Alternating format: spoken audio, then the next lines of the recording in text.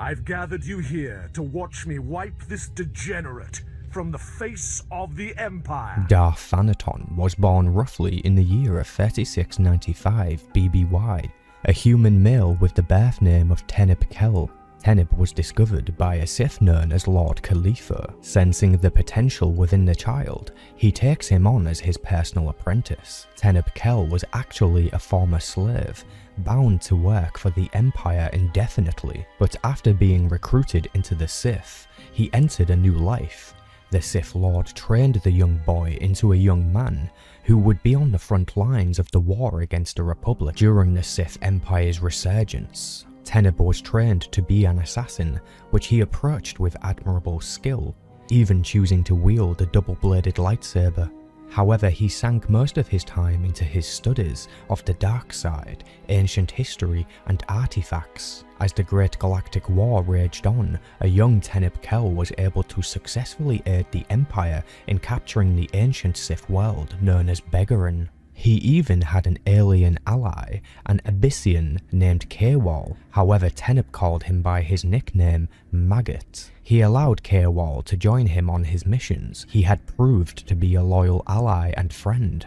The young Sith also had a connection with his master that was similar to father and son.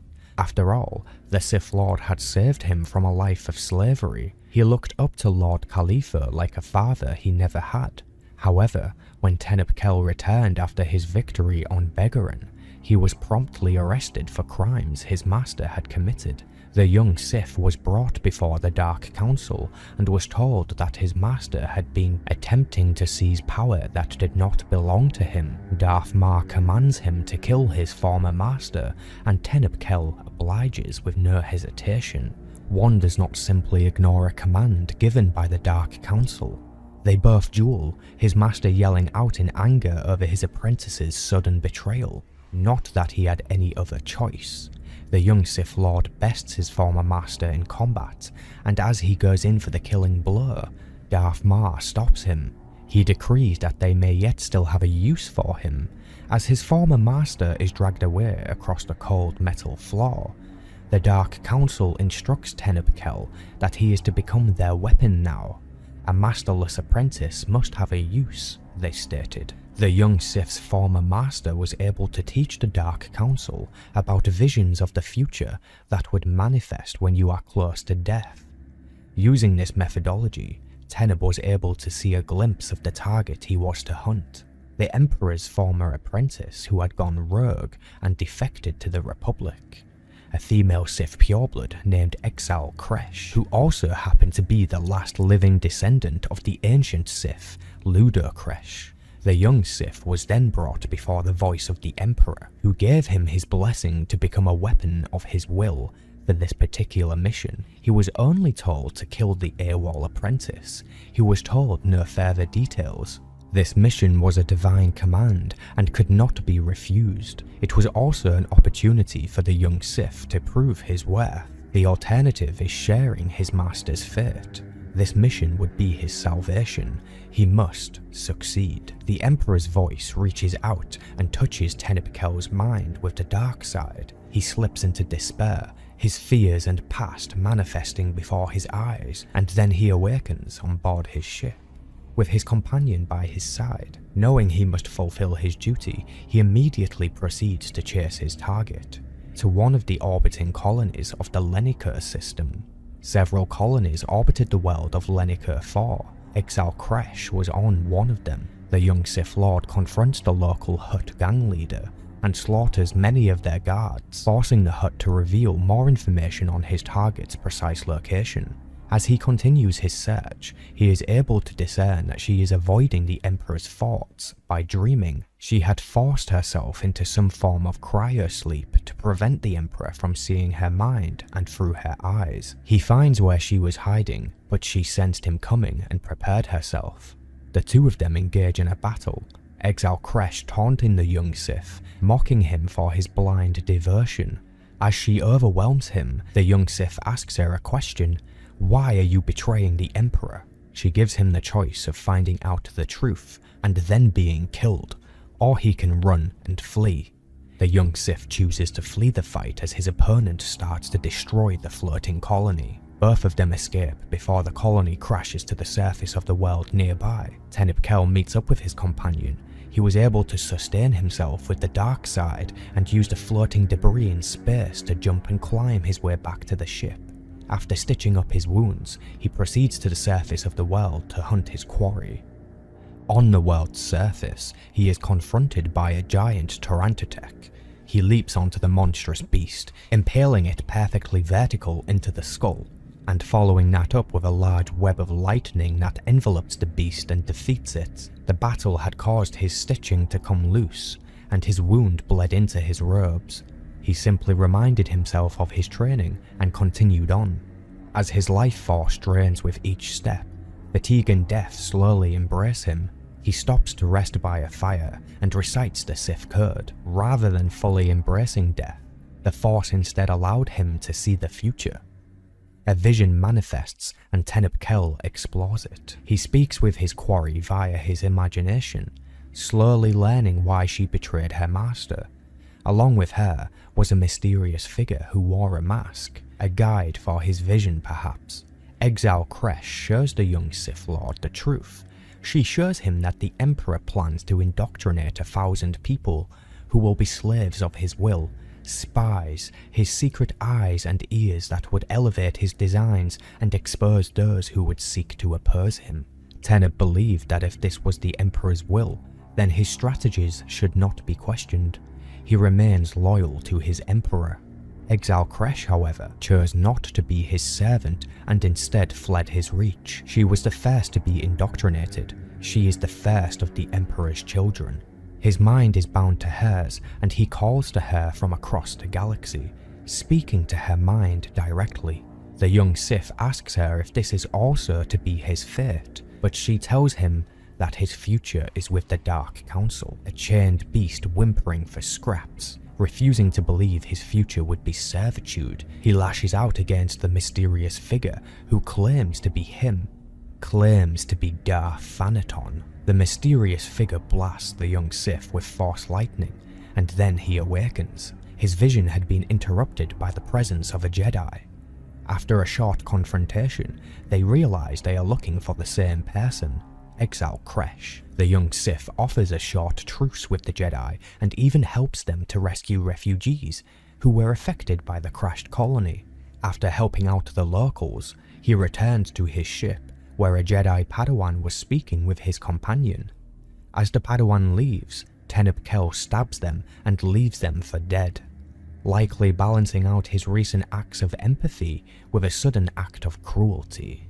He had learned that his quarry was on Korriban and that she had instigated the Republic into attacking the world. When he arrives, orbit is in chaos, cruisers firing upon each other at every angle. However, Tenebrae knows that Xalek was using this as a distraction while she fulfilled her real mission on the surface. He follows her into the tombs of Korriban, a place he swore he would never return to after being a slave of this world, forced to work hard labor. Deep in the tombs, he is able to confront Xalek once again. Here, he learns the full extent of her motivation. She is angry that the Emperor chose to make her his slave, rather than successor. She feels wronged after everything she had sacrificed already, so now she would end his plans to make his children and destroy his holocrons and other valuable artifacts on Korriban, also intending to destroy the tombs and perhaps even the Academy. The young Sith is barely able to hold his own against his opponent. Her power was huge and her will was unrelenting, but he was able to catch her off guard by impaling her with a lightsaber from behind, using the Force. He was victorious. His companion had followed him and overheard many of the details.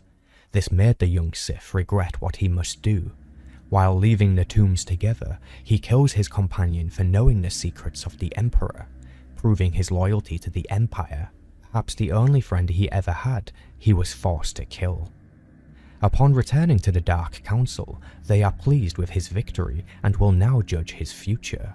However, when told to kneel, the young Sith Lord refused. Darth Maul stepped forward and began teasing a Force lightning attack, but Teneb explains that he is no longer afraid of death, and that he knows the Emperor's secret, and if they wish to find out what it was, they would give him more power and the respect he deserves. He proclaims in the chamber that he must be granted the title of Darth Thanaton. The council approved this decision, and the newly appointed Darth begins building his power base. Over the next many years, Darth Thanaton is able to recruit many allies and become a powerful figurehead within the Empire, recruiting the likes of Darth Scotia to his cause.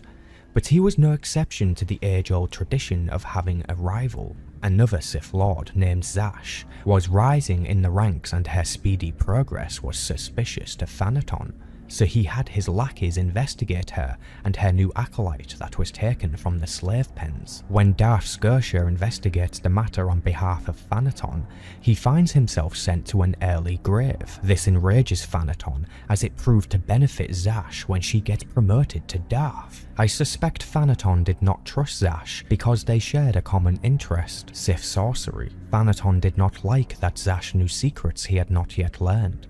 Over the years, he had become obsessed with Sith history and tradition, believing only those who are worthy should study the secrets of the dark side. He did not believe Darth Zash to be worthy of this. A year or so later, Darth Thanaton is able to finally claim his seat on the Dark Council and burden the responsibility of the sphere of knowledge for the Empire, ensuring the secrets of the dark side are well guarded from prying eyes. This was the position he sought for many years. But his power base would not last.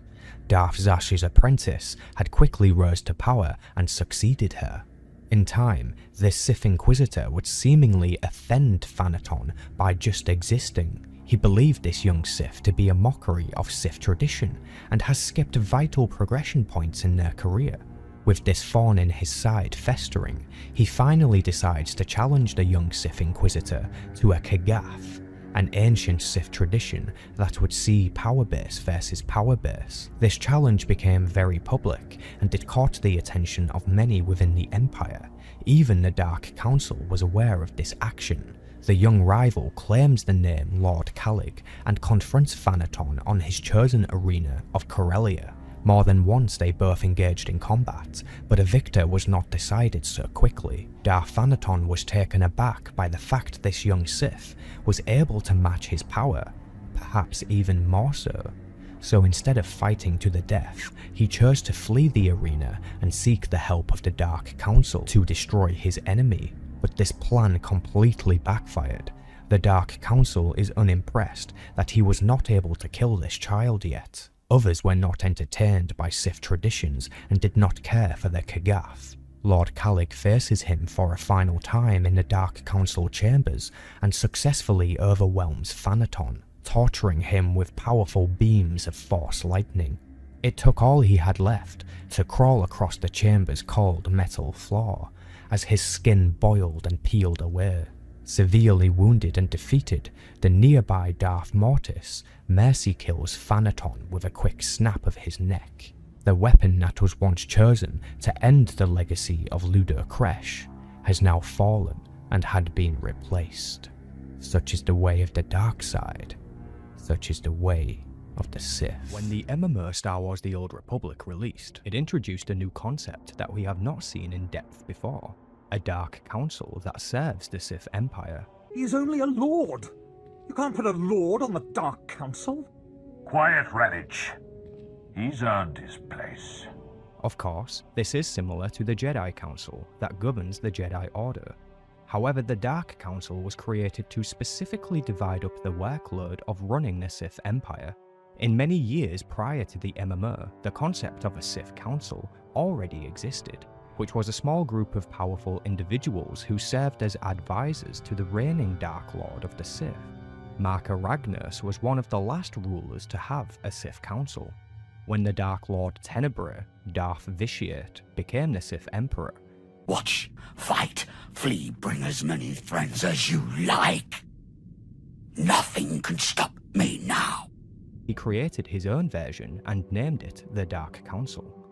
The council was made up of 12 different seats, and each seat on the council would represent a different aspect of the Empire through what we now know as spheres of influence. Each of these spheres would work in tandem to effectively operate the Empire. We have the sphere of military offense, the sphere of technology, the sphere of mysteries, the sphere of ancient knowledge, the sphere of biotic science, the sphere of defense of the Empire, the sphere of expansion and diplomacy, the sphere of military strategy, the sphere of imperial intelligence, the sphere of Sith philosophy, the sphere of productions and logistics, and the sphere of laws and justice. Starting with the sphere of military offense, this was created to lead the Sith Armada against its enemies. The one who holds power with this sphere will control the Empire's teeth. Darth Vengeance, who is the former master of Darth Baras, originally held this position. However, he was killed by Baras's apprentice and swiftly replaced with Darth Baras himself. When Darth Baras the Wide is killed by the Emperor's wrath, Darth Arher takes his position as successor, who is a Sith Lord you encounter through the Republic story on Ilum. Darth Arher was betrayed by Darth Malgus, who helped the Jedi lead an assault against him. Malgus intended to take Arher's position, and he succeeded, which does in fact spark the Imperial story on Ilum, in where the player must stop Malgus from declaring a new empire. Once Malgus is stopped, he is replaced with Darth Arcus. This Sith pureblood was in league with the Revanites and betrayed his empire when Revan Reborn returned to the galaxy. There was no replacement for the seat after Darth Arcus was killed. The sphere of technology was used to herald new inventions that would assist the Empire overall. For example, the person to originally hold this position is Darth Mekis, and she herself created starships such as the Fury-class Interceptor. But she was eventually killed by Theron Shan, and Darth Hadra succeeded her. However, when Darth Hadra fights for the Empire on Corellia, she is killed by the Republic. At this time, Malgus' apprentice became the new head of technology, meaning that Malgus and his apprentice Darth Carid were on the Dark Council at roughly the same time. However, it was only brief, as once again, Theron Shan strikes and Carid is killed. Her death happens within the novel Annihilation. Fun fact for you, Theron Shan actually killed Darth Carid while in his underwear. Is it possible to learn this power? The Sphere of Mysteries is responsible for protecting the Empire's most closest secrets, especially concerning their great history. They would even take in Sith artifacts that were to be confidential and perhaps even dangerous to the Empire. The original leader of this sphere is Darth Rictus, who created a division of Sith Lords specifically to hunt and kill the Dreadmasters after they turned on the Empire. He called this division Dread Executioners, confirming that his sphere would also use Sith Lords as weapons against the Empire's enemies. Not much else is known about Darth Rictus, and he does not appear in the game at all, which leads us to believe he is another one of the Council members who died during the Eternal Raids.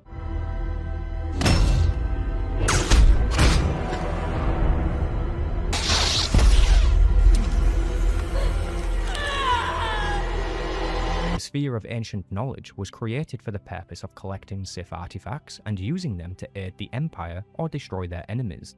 While this is seemingly contradicting the Sphere of Mystery's jurisdiction, the Sphere of Ancient Knowledge specifically garnered and expanded on what they discover. For example, the Sphere of Ancient Knowledge would be responsible for the preservation and maintenance of Sith culture. They would also protect the secrets of the Empire. This sphere was originally led by Darth Arctis, who does not appear in the game. This Sith Lord supported Lord Zash and her ascension, which made Darth Thanaton his enemy. It is suspected that Thanaton killed Arctis to gain his position. The next leader is, of course, Darth Thanaton. However, his reign is brief as the player character soon kills them and takes his place. This is Darth Nox, Imperius, or Oculus. The player remains the head of this seat until the Eternal Raids happen. The Sphere of Biotic Science was created for the purpose of experimentation and augmentation. It also oversaw the advancement of Sith alchemy. Originally, this sphere was led by Darth Acheron. However, Acheron was killed by the Republic during the Battle of Corellia. There was no replacement for his position. The Sphere of Defense of the Empire was made specifically for defending the Empire from enemies outside and within. This sphere worked closely with military offense and strategy. The head of this sphere was none other than the infamous Darth Marr, who is the only person to hold this position, as after his death, no replacement was made. The sphere of expansions and diplomacy served a great purpose. It was created to expand the Sith into new territories and oversee all negotiations and diplomacy with third parties. This sphere was led by Darth Ravage until he went missing during the Eternal Raids. He later returned to the galaxy but had betrayed the Empire and colluded with the Heralds of Xildrog. No replacement was made. The sphere of military strategy worked very closely with the spheres of offense and defense. The leader served as an advisor to all conflict, whether it was an attack or a reaction. Originally, this was led by Darth Azamin. However, he was killed when Decimus and Vowrawn conspired against him. Darth Decimus replaced him on the Dark Council. It was not until the Battle of Corellia when Darth Decimus was finally killed by the Republic, leaving the position open. However, no replacement is documented. The sphere of Imperial intelligence is a base of operations that spies on the galaxy and informs the Emperor of external threats or conspiracies. This sphere works closely with Imperial officers, saboteurs, and double agents. Originally led by Darth Jadus, one of the most cunning Sith to ever exist. Jadus had faked his own death though to escape the eyes of his enemies. The Empire replaced him with his daughter, who was also a Sith Lord, Darth Zorid. Under Zorid, Imperial intelligence was reformed into Sith intelligence. However, when her father Jadus was discovered to be alive, Dark Council member Darth Marr removes her from the position and grants it to Lana Beniko. But the position no longer came with a seat on the Dark Council. This was likely due to Jadus's plans that later would hurt the Empire's security. Lana Beniko remained in this position until the formation of the Alliance faction. The sphere of Sith philosophy was created to enforce Sith teachings and weed out Jedi sympathizers. The leader of this sphere would be charged with ensuring all Sith uphold their ideals accurately. They would also eliminate any individual who spoke against Sith teachings or encourage light side practices. Leading this sphere was Darth Aruk, who does not appear in the game at all. He also holds this position until he goes missing after the Eternal Raids. He is suspected to be dead. The sphere of production and logistics would handle the day-to-day operations of the entire Empire, essentially a glorified secretary workload that works with administration and resources. It's also quite likely this sphere handled financial assets and was the body of funding. This sphere was led by Darth Vowrawn, who was a Sith who enjoyed the finer things in life: alcohol, debauchery, and more. Only Vowrawn held this position as one of the oldest members of the Dark Council. Later, his position changes depending on a few things. He will either end up dead, or the Emperor of the Sith, or a Dark Council member of the reconstituted Sith Empire run by Empress Acina. The sphere of laws and justice was created specifically to handle crime within the Empire and dish out punishment. Members of this sphere would be judge, jury, and executioner to the Empire's criminals. This sphere was led by Darth Mortis, who is another council member that went missing during the Eternal Raids, only to reappear the same time as the Heralds of Xildrog. This cult was able to use Darth Mortis and manipulate him into helping their cause. Mortis was killed when the Xildrog story ended. These are all the Dark Council members that were documented and confirmed to be working with their relative spheres of influence. However, the game did have a few Sith Lords who were indeed Dark Council members, but we do not discover which sphere of influence they led. Therefore, they will be included in this video as an honourable mention. These Sith are Darth Ekage, who is the older Sifter to Darth Baras, and allegedly more powerful than him as well. Darth Howl, who made his appearance in the Fatal Alliance novel as a Dark Council member. Darth Sajar, who was once a Dark Council member but was redeemed by Jedi Master Tol Braga. Darth Cerberus, who was the Sith Lord you killed during the end of the Korriban incursion flashpoint. Darth Gorgos, who was the Sith Lord that ordered the creation of this monument on Dromund Kaas, known as the Spires. These Sith are confirmed Dark Council members, but again, we do not know which sphere they were part of. After the peace treaty was formed with Zakul and the Sith Emperor Vitiate abandons his people, the Sith Empire went under reform under new leadership. Either Vowrawn or Acina will be the reigning Dark Lord. With a new leader of the Sith Empire, a new Dark Council was created to replace the old one. Rather than keeping the total of 12 spheres, Darth Acina will opt to dilute and merge them into just 5 seats on the council. The 5 new seats are as follows: Sith Doctrine, which is the merged version of ancient knowledge, mysteries, and Sith philosophy. Leading this new sphere was Darth Anafel, but his right to sit in the chair can be challenged by the player character if they are a Sith Inquisitor, essentially reclaiming their old seat on the Dark Council. Military Command was the merged version of Defense of the Empire, Military Offense, and Military Strategy. Leading this new sphere of influence is Darth Kruvos, who is an accomplished Sith Lord that was respected by the likes of Darth Malgus and Darth Marr. Scientific advancement would be the merged version of technology and biotic science, led by Darth Malora, who was an apprentice on Korriban, the same time the player character was. This position is governed by 2 Sith Lords if Vowrawn is the Emperor and not Acina. In that case, Darth Savik will join Kruvos on this position.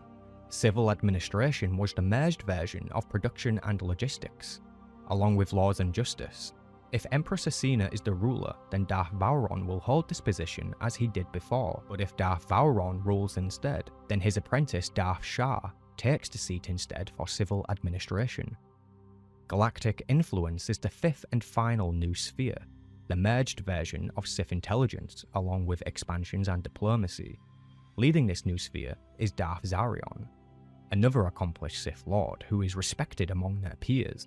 The new Dark Council was in attendance when Darth Malgus was arrested on Elon, with either Vowrawn or Acina delivering the final apprehension. With this new Dark Council also came a new council chambers on both Dromund Kars and also Viken Space Dock, aka the Imperial Fleet. This Dark Council still operates to this day within the game Star Wars The Old Republic. To learn even more about these members, please check out my other Explained videos, such as Darth Vowrawn Explained or even Darth Baras Explained. A huge thank you to all of my channel members who help keep this channel going. Thanks for watching this video, and may the Force be with you. Blind, deaf, comatose, lobotomy patient could feel my anger! Okay, I'm officially scared. Darth Baras was one of the younger Sith Lords who rose to power during and after the Great Galactic War. In his time, he managed to manipulate the Dark Council into believing he was the voice of the Emperor, when in fact, he had trapped the Emperor on Voss so he could usurp the Empire from within. Let's dive in. Don't mock me, fop! Your patron just ensured your suffering will be epic, youngster! Baras was a human male born roughly in the year of 3697 BBY, making him about 3 years younger than Darth Malgus and about 16 years old by the time the Sith Empire retakes Korriban. Welcome home.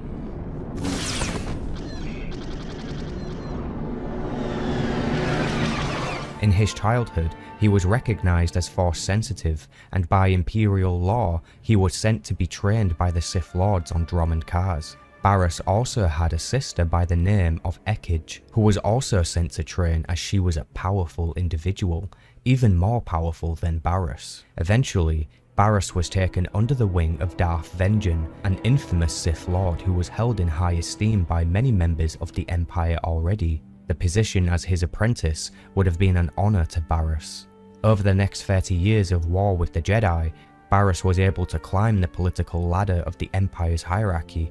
He preferred to employ spies and sabotage the enemy through misdirection and subterfuge. But he did not just use his skills to assault the Republic. He also conspired against his enemies and rivals from within the Sith Empire, seeking to undermine them and manipulate them, without them ever knowing Baras was involved. One notable rival is Darth Angral, a Sith Lord that conflicted with many of Baras's ideals and methods.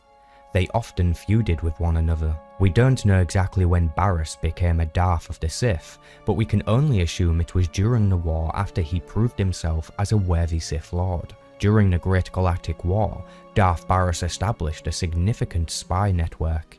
He had spies planted in the Republic's domain throughout the entire galaxy, solidifying himself as the Spy Master for the Empire, Master of Whispers across the galaxy. His sister, Darth Ekage, had helped him achieve this. However, she was captured by the Jedi and sent to an unknown prison. While further building his spy network, he came across a like-minded Sith Lord by the name of Lord Retrost. After earning Baras's trust, the Sith Lord would betray him and send information to the Republic on his dealings. As it would turn out, this Sith Lord was actually a Republic spy and also a Jedi, whose true name was Norman Karr. This betrayal enraged Darth Baras, so he confronts the Jedi on the world of Hutta, where they both duel for a long time. Eventually, no victor is decided and both combatants escape. Baras had vowed to never let this happen again, strengthening his grip across his network and assuring his master, Darth Vengeance, was confident in Baras's continued ability to work as a spy master for the Empire. The Jedi Norman Karr seemingly vanished and could not be found, so Baras diverts his attention back to his own ambitions. As the war came to an end, it was Baras that was responsible for overseeing the signing of the peace treaty on Alderaan. During the peace conference, Baras revealed to the Jedi delegates that they had just captured Coruscant, and this was proven when a holo communication came through from the Chancellor, who seemingly had Sith Lord visitors. Satele Shan, who was present at the meeting, ignites her saber and attacks Lord Baras over this betrayal. However, the Dark Lord reminds them all that the purpose of this meeting is peace and not conflict, so they should stand down. The Grand Master of the Jedi Order, Master Darnala, was also present. She ordered Satele to stand down so the talks may be completed. Baras walks away from this meeting successful in claiming victory through the treaty. This achievement brought Baras much prestige and even prompted the Dark Council to offer him more power, perhaps even a seat. However, Baras declined this offer as his long-term plans did not require his ascension to Dark Council just yet. His ambitions were aimed higher. Baras's long-term rival, Darth Angral, confronts the Sith Lord and claims that had he held the peace negotiations out even longer, then he would have had enough time to kill every Jedi on the planet Coruscant. Angral was displeased that he could not achieve this goal and asserted that he would not hesitate the next time. Baras verified his words by saying the need to hesitate will not be necessary the next time. The feud between these rivals would escalate when Baras begins to suspect that Darth Angral intends to break the peace treaty quietly, so he can return to war. However, this couldn't be further from the truth. Darth Angral learns of this false lie and lashes out against Baras with an assassin that is able to find him and stab him in the back. But Baras is able to survive this encounter and alerts the Dark Council to Angral's suspicious behaviour. The truth was that actually, Baras himself was the one causing chaos that could risk the peace treaty. He was just smart enough to blame someone else that suits the agenda. Darth Angral figures this out and confronts Darth Baras about his illicit behaviour. But the conversation would see the two rivals finally coming to terms with one another. Baras had attempted to convince Angral to join him, be part of his plans. No formal partnership was made, but they did seek to benefit from each other. At this point in time, Darth Baras ventures to the world of Dantooine in search of a crystal cave. Accompanying him is none other than Darth Angral himself. While in the cave, the Sith Lords were attacked by the Jedi, including the likes of Grand Master Darnala, even Satele Shan. Darth Baras successfully discerned that Satele is the descendant of Darth Revan, and he wanted to have such a powerful individual working for the Sith, so he attempts to corrupt her by revealing her former masters in. Baras exposes the Jedi Grand Master for attacking the Sith in quiet strikes, wanting to cause the peace treaty to break. Darth Baras pushed Darnala so much with his words that she falls to the dark side before her peers' very eyes. She was then killed by the Wookiee. After failing to corrupt Satele Shan, Baras allows her and her friends to leave. It might have been a smarter decision to kill them now, but he lets them leave nonetheless. In the aftermath of the peace treaty, the galaxy entered what we know as the Cold War. which was silent assaults against one another while tiptoeing around the peace treaty to prevent the galaxy from breaking out in war again. There was also still many worlds that rejected imperial control and assembled a resistance. Over his years, Baras's facade changed and morphed as the dark side took hold of his appearance. In time, he would choose to wear a mask that represents his position as Master of Whispers across the galaxy. The mask itself was calm and content visually, but this was an intentional design. Those who look upon him will see something calm and perhaps friendly, not knowing the Sith underneath is ready to channel an infinite amount of rage. Within the next few years, Baras decides to take on another apprentice in the form of a successful acolyte on Korriban. He already had 2 apprentices, however one of them was planted within Lord Graffin's estate on Dromund Kaas as a spy. This apprentice was named Drykill Baal, probably the weakest apprentice to Baras, but still quite useful. And the other is Lord Drag. Baras had actually taken on Lord Drag for the sole purpose of spying on his master, Darth Vengeance. Baras believed Vengeance kept secrets, so he suggested that he take Drag as apprentice, when in fact he will remain loyal to Baras. He successfully plants Drag as Vengeance's new apprentice, when in reality he would be sending information back to his true master, Darth Baras. Lord Drag was actually quite powerful and was told to hold back his power so those around him did not suspect his position. While on the world of Korriban, Baras is reminded of an old rival named Overseer Tremel. This Overseer was training a new acolyte who had arrived, but Tremel's intentions was to raise this acolyte to power so they may take the position of Baras's apprentice. After being sent on some trials, this acolyte returns victorious and earns a place to compete for Baras's apprenticeship.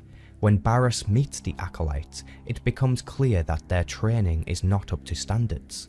The acolyte did not even know the Sith code yet. The first month of trials should be dedicated to philosophy, conceptual tactics, understanding of the Sith code. Recite the Sith code for me, acolyte, and explain its meaning in battle, war, and politics. I don't recall learning a Sith code, my lord. Your ability is undeniable, but your readiness and your understanding of the Sith way is woefully lacking. Because of this, Baras accuses Overseer Tremel of sullying the traditions of Sith training within the Academy. Therefore, he sends the acolyte back to the Overseer to kill them. When they are successful, they return and are allowed to compete in the trials. When these trials are completed, it became evident that the acolyte in question is a prodigal Sith warrior, one who needs to be trained and could be very useful to Baras. The acolyte had proved themselves by retrieving Tulak Horde's writings and even claiming an ancient lightsaber from within Naga Sedau's tomb. The group of acolytes that Baras came to evaluate had whittled down to just one, the Sith warrior. Baras claims them as his new apprentice and new tool to see his ambitions through. Darth Baras instructs the acolyte to meet him on the Sith capital of Dromund Kaas within the Citadel. There he would be given instruction for the acolyte to go and retrieve a Republic agent who Baras had a vision about. This agent was seemingly investigating part of Baras's spy network, so he had the agent captured and frozen in carbonite so he may interrogate them. I cannot break him! However, the mind of the agent was protected by the Force, so Baras had the idea of using a dark side device known as the Ravager, a device that was created by the Sith Emperor, capable of dragging out any person's secrets and lies, while turning their brain to liquid. The device was locked away by the Emperor within the Dark Temple, but Baras's new apprentice succeeds in retrieving it. He was surprised to see his new apprentice still alive. The mission to retrieve the Ravager was essentially suicide, but he sees now that the Sith warrior is truly capable. His apprentice had even met his rival apprentice within Lord Graffin's estate. The Sith warrior proved to be the better of the two after a fight to the death, leaving Baras with just 2 apprentices left now, the same as what he started with. Darth Baras went on to gift his latest apprentice a Fury-class starship, which they would be using to see out his missions. His old nemesis, Okarr, was back within the galaxy causing trouble for Baras. Using the Ravager on the agent had revealed to Baras that his spy network was in danger of being exposed by Okarr, and that he had a Padawan capable of reading people's true intentions like an empath. The Jedi are using this ability to discover who Baras's spies are across the galaxy, putting his ever-essential network at risk. Baras knew it was too risky to withdraw his spies that were vulnerable, so he instead opted to execute them using his apprentice. They would do so quietly and without making any connections to Baras. The two targets that needed to be dealt with were on the worlds of Nar Shaddaa and Balmorra. After the matters were dealt with, Baras informed his apprentice that Okarr had a space station that was tracking the Sith warriors' movements and dealings. They were being spied on, so the apprentice visits the station and kills everyone on board. The apprentice also speaks with the Jedi Okarr, where they threaten them and warn them about being more in the know than they might think, such as they know about his new Padawan. This puts Okarr into protection mode for his Padawan, who is named Jace Wilson. After this, Darth Baras declares that the Padawan must die in order to protect his spy network from being exposed any further, so he once again sends his apprentice to hunt down and lure them out. They did so by attacking the Padawan's loved ones. Firstly, the apprentice visits her former master, a Jedi named Yonlak, who was on Tatooine. Turns out the Padawan used to be a servant of a noble house before she was recruited into the Jedi, so the apprentice seeks out her parents and kills them. This act draws the Padawan out of hiding, and eventually Okarr becomes frustrated by the exploits of Baras's new apprentice. In an act of desperation and rage, the Jedi reaches out to Darth Baras, offering him a final confrontation on the world of Hutta, where they last met. However, Baras had grown bored of this feud with Okarr, so rather than accepting the challenge, he sends his apprentice instead, who finds him and kills him, but not before being able to corrupt the Padawan Jace, who becomes the apprentice of the apprentice. Darth Baras was incredibly proud that his apprentice had not only killed Okarr, but had also recruited his Padawan, a task that is usually difficult for even Sith masters. Baras rewards his apprentice by naming them a Lord of the Sith. With his spy network safe from exposure and his power base stronger than ever, Baras and his master, Darth Vengeance, decide it is time to begin Plan Zero. This plan was essentially a hit list of high-value targets that block the Empire from conquering new territories. Baras and Vengeance had secretly plotted for years to eventually break the Treaty of Coruscant and reignite the war. Plan Zero was the precursor for this. Firstly, Darth Baras sends his apprentice to kill a war trust on the world of Taris. This would stop the Republic from fending off attacks on the fringe worlds, meaning the Empire could make progress once again. After this was completed, Darth Baras sends his apprentice to aid his master Darth Vengeance, who is currently at battle within the orbit of Quesh. Unknown to the apprentice, Baras was actually the person who set up the battle and caused the need for help. The Republic ship that attacked Vengeance was under the control of one of Baras's spies. His plan was to make it look like Darth Vengeance alone was responsible for breaking the Treaty of Coruscant. This way, Baras can't be blamed by the Dark Council, and it would also destroy Vengeance's reputation. The battle over Quesh had successfully broken the Treaty of Coruscant and reignited the war. With war breaking out, Baras sends his apprentice after the final target for Plan Zero, a Jedi named Zerenda on the world of Hoth. As it would turn out, an old Jedi Master who Baras had fought before was still alive on Hoth. This Jedi's name was Master Wilet. He had actually stolen Baras's lightsaber from his youth after failing to redeem the Sith Lord. The apprentice hunts down Zerenda and even finds Master Wilet, murdering both of them. The apprentice even returns Baras's old weapon to its rightful owner. Baras was most pleased about this. With Plan Zero now fully complete, Baras moves to the next part of his grand plan, Now that the Dark Council looked upon Darth Vengeance unfavourably, an attack on his power base would be met with support. But rather than face his master himself, he instead opted to send his apprentice, because if they succeeded, the Dark Council would shudder in speculation of how powerful Baras must be if his apprentice was capable of killing Vengeance. Before Baras could strike, however, Vengeance had discovered that Lord Drag was actually working for Baras, so it was the duty of the Sith warrior to free Drag and work together with him to kill Darth Vengeance.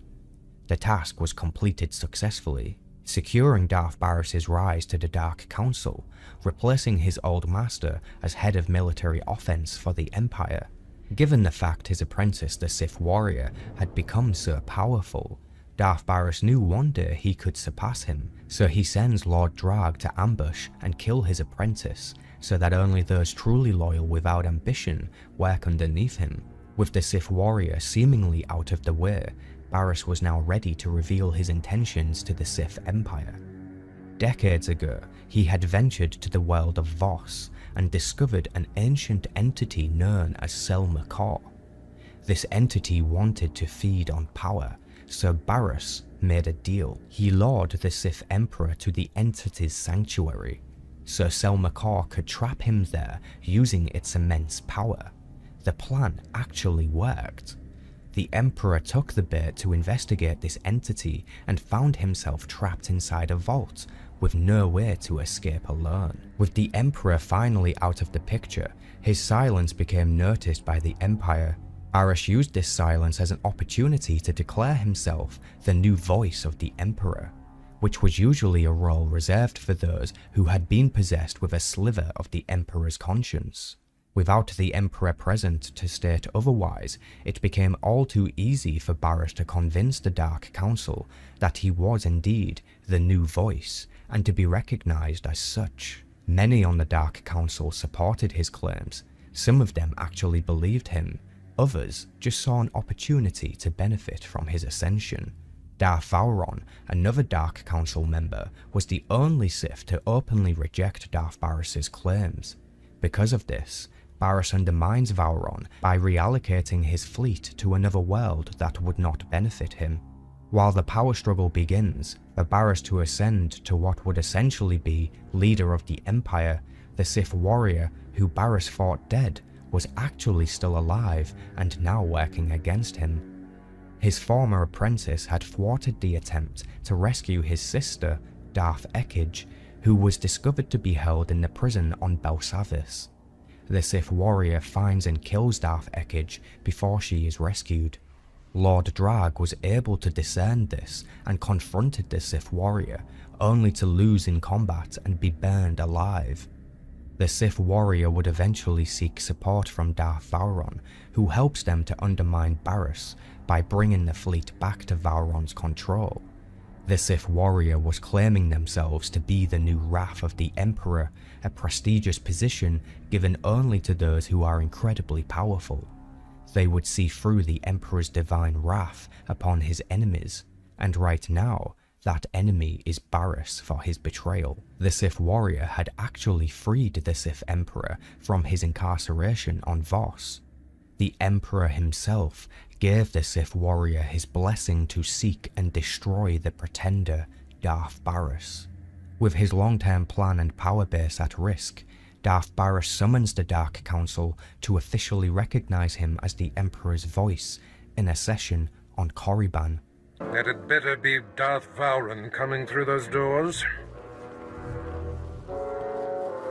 Today, your reign ends. Interesting. However, Vowrawn had helped the Sith warrior join and attend the meeting, calling Baras out in front of the entire Dark Council.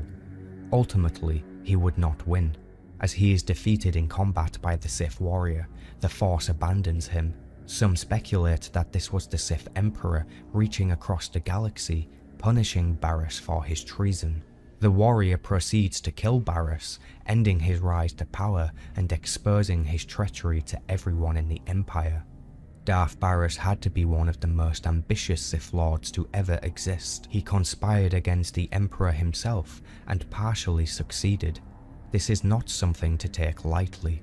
Perhaps Baras was the smartest, most devious Sith of them all. Get your holocam ready. Preserve it for posterity. Ha! If only we could sell tickets!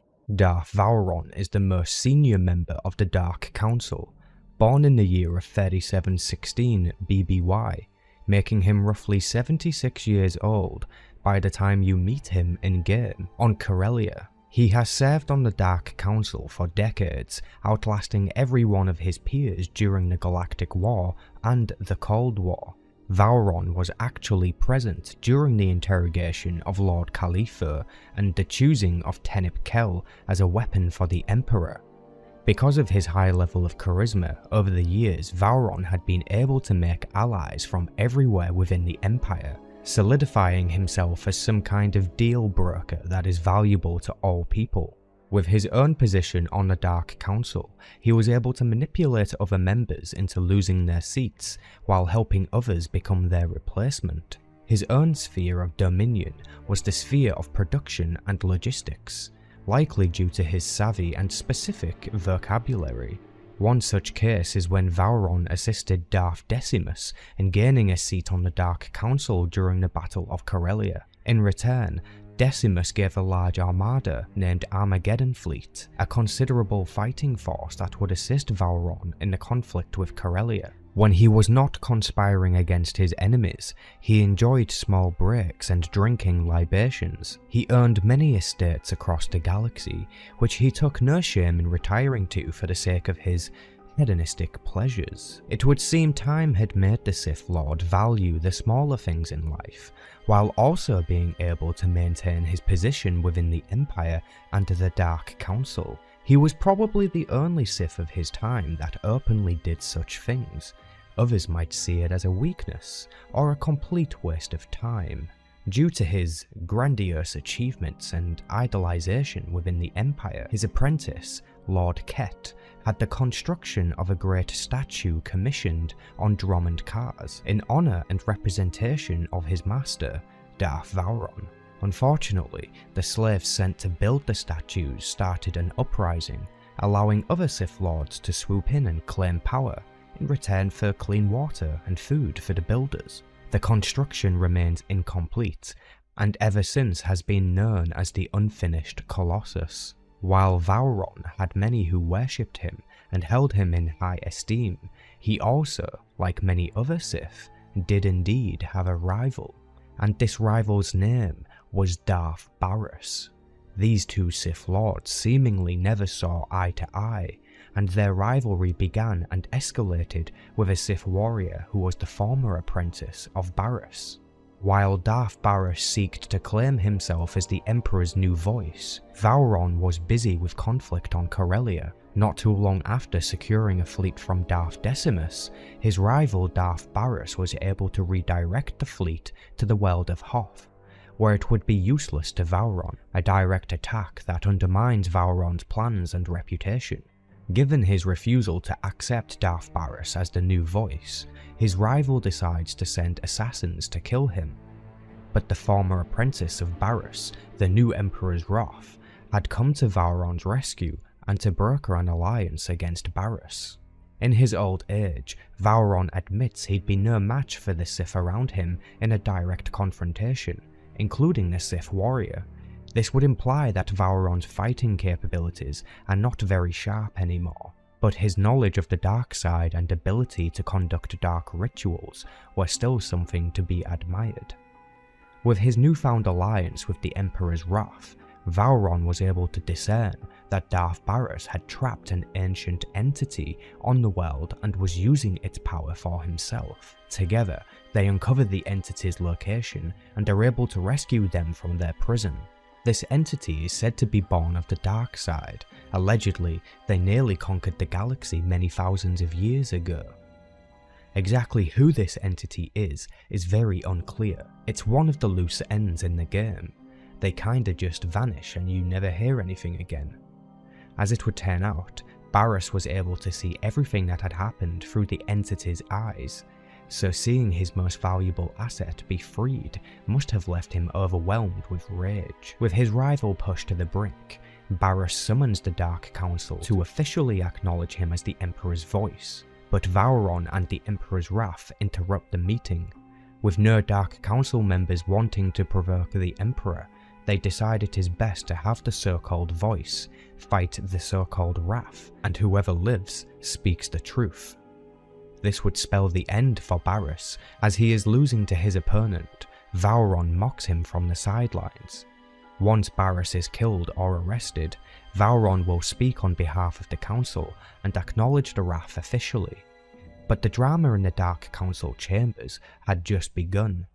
Shortly after Baras's demise, Darth Thanaton found himself on the receiving end of a thrashing. Vowrawn himself was present to see his downfall and his replacement. After this, Vowrawn was included in deliberations for choosing a successor of Darth Hadra. However, after the two nominated Sith Lords face off and one dies, the choice becomes clear. But then immediately after, the other Sith Lord was killed, so a third nominee was handpicked by the Emperor himself, and their name was Darth Acina. This is actually in reference to the story of Annihilation, which is the Theron Shan novel. Vowrawn would not appear again for many years. Roughly 4 years later, in fact, Vowrawn summons the Emperor's wrath to meet with him on the world of Rishi, where he informs the wrath that there are spy probes on the planet that need taking care of. He also confesses that he himself must be careful, as he has been interrogating members of the Emperor's Hand to discern details of his whereabouts or plans. At that moment in time, the Empire was under the impression a Jedi Knight had killed the Emperor on Dromund Kars, but Vowrawn wanted to find out the truth. So he interrogated members of the Emperor's Hand, which has drawn attention to him. Once again, we do not see Vowrawn for many years after this. Another 6 years later is when the Eternal Raids begin, and the Empire and Republic were forced to submit to the Eternal Fleet. Vowrawn was one of the only surviving Dark Council members in the next few years because of the conflict. He was personally sent to offer tribute to their new galactic authority. But when the Outlander and Alliance got involved, the tides of war began to change and all factions were able to start recovering and push back. With the Sith Emperor abandoning his empire and the galaxy in turmoil, a new ruler was able to seize the empire for themselves. This was Darth Acina. Under her rule, she merged many of the spheres of influence and brought the empire back to order. It's likely that Vowrawn did not want this position and or helped Darth Acina to attain it. Over the next many years, Darth Vowrawn serves under Empress Acina and helps to see her plans fulfilled. During the war for Iokath, if Empress Acina is killed, then Vowrawn will succeed her and become the default choice to become the next Emperor. He was still the longest serving Dark Council member for many decades. His seniority was unquestionable. If Acina does not die, then of course Vowrawn will remain under her rule. In fact, Vowrawn can be killed for not favouring the player character of the game. It's possible for him to be beheaded by Lana Beniko. However, if he is the current Emperor, then this option will not be possible for obvious reasons. I quite like to think of the canon story being that Vowrawn takes Acina's place and rules as Emperor.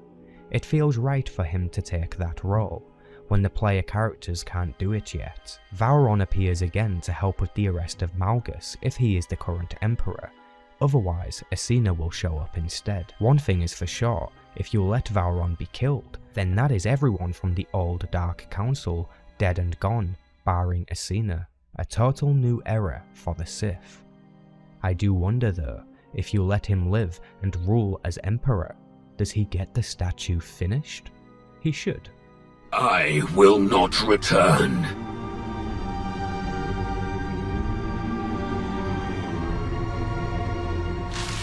I will not return. I will not.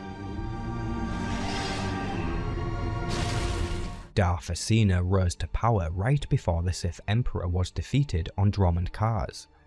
She was handpicked by the Emperor himself to be seated on the Dark Council and lead the sphere of technology. Originally, Darth Grievous and Darth Corrid were nominated for this seat on the Council, but their lives ended shortly after the deliberations began, so seemingly the Emperor took action himself and handpicked his new guard for his secret technology and super weapons. This might have been one of the last actions the Emperor made before his silence began and his rebirth on Yavin 4. Nonetheless, Darth Acina seemingly chose to believe her Emperor still lives, and her duty is still required, as when the Dreadmasters hear of the Emperor's defeat by the Jedi Knights, they decide to take over the galaxy in his stead. The secret base where artifacts and technologies were kept was named Arcann, a space station that is well guarded. It was actually designed and built by the Dreadmasters themselves, and because of this, they feel like anything inside belongs to them. This Arcann was under Darth Acina's jurisdiction and protection. She was unable to prevent the Dreadmasters from breaking in and taking the Seeds of Rage and a relic known as the Dark Staff, all capable of unimaginable horrors. Darth Acina employs the aid of another Sith Lord to help recover the seeds for the Empire.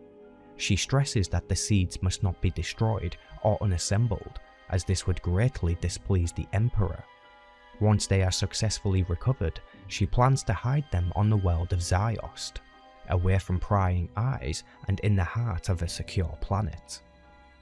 Darth Acina is not seen again until the time of the Eternal Raids and the Zakuul Empire Treaty. When the Sith Emperor abandons his empire, the Eternal Fleet show up on the galaxy's doorstep and set up blockades, including a blockade of the world Dromund Kaas, the Sith capital. The Empire was beaten into submission, but managed to end the conflict with a treaty that would have the Empire pay large tributes to their new galactic authority. They also had to agree to disarm many of their weapons, which of course they did not oblige and kept quiet. With all other members of the Council missing or dead, it was up to Acina to claim the mantle of Empress and rule the Sith Empire to restore order. Vowrawn was also present, but likely passed up the opportunity in favour for Acina. When the Outlander and the Alliance arrive on the scene, the Sith Empire breaks their treaty with Zakuul and returns to war. When the war for Iokath approaches, it is possible for Empress Acina to be killed when she attempts to take control of the superweapon. If this happens, then Darth Vowrawn will replace her as Emperor and ruler of the Sith. Otherwise, it will be Jace Malcolm who dies, and Empress Acina will live on to see another day. She continues to rule the Empire, seemingly quite effectively and with majority support from the population. She does not mind if the Alliance remain independent, or if they choose to merge with the Empire, although she probably prefers the latter deep down. When the threat of the Eternal Empire is ended, Empress Acina unleashes her empire onto the Republic, even going as far as to reveal that Darth Malgus was still alive and under her control. She had been able to implant him with loyalty augments and use some kind of force power to indoctrinate his mind. She can even be seen torturing Malgus when he dreams. When he escapes the Empire's clutches, Empress Acina shows up personally on the world of Elob to arrest him and bring him in. She then placed him in a stasis chair prison that was once used to hold the deadly assassins of Tulak Horde. If you choose to keep her alive, then she will still rule the Sith Empire to this day. I'm interested in what Boneface here hopes to prove. Xalek. My name is Xalek.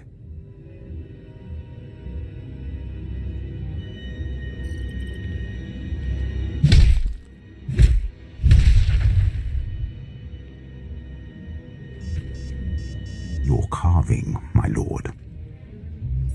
Z. Caloranic was born roughly the year of 3665 BBY, making him about 24 years old by the time he becomes apprentice to the Sith Inquisitor, also known as Lord Calig. He is a Kaleesh warrior born on his species' homeworld of Kali. He was raised by his father alongside his 7 brothers. There is no mention of his mother within this story. Her fate is unknown.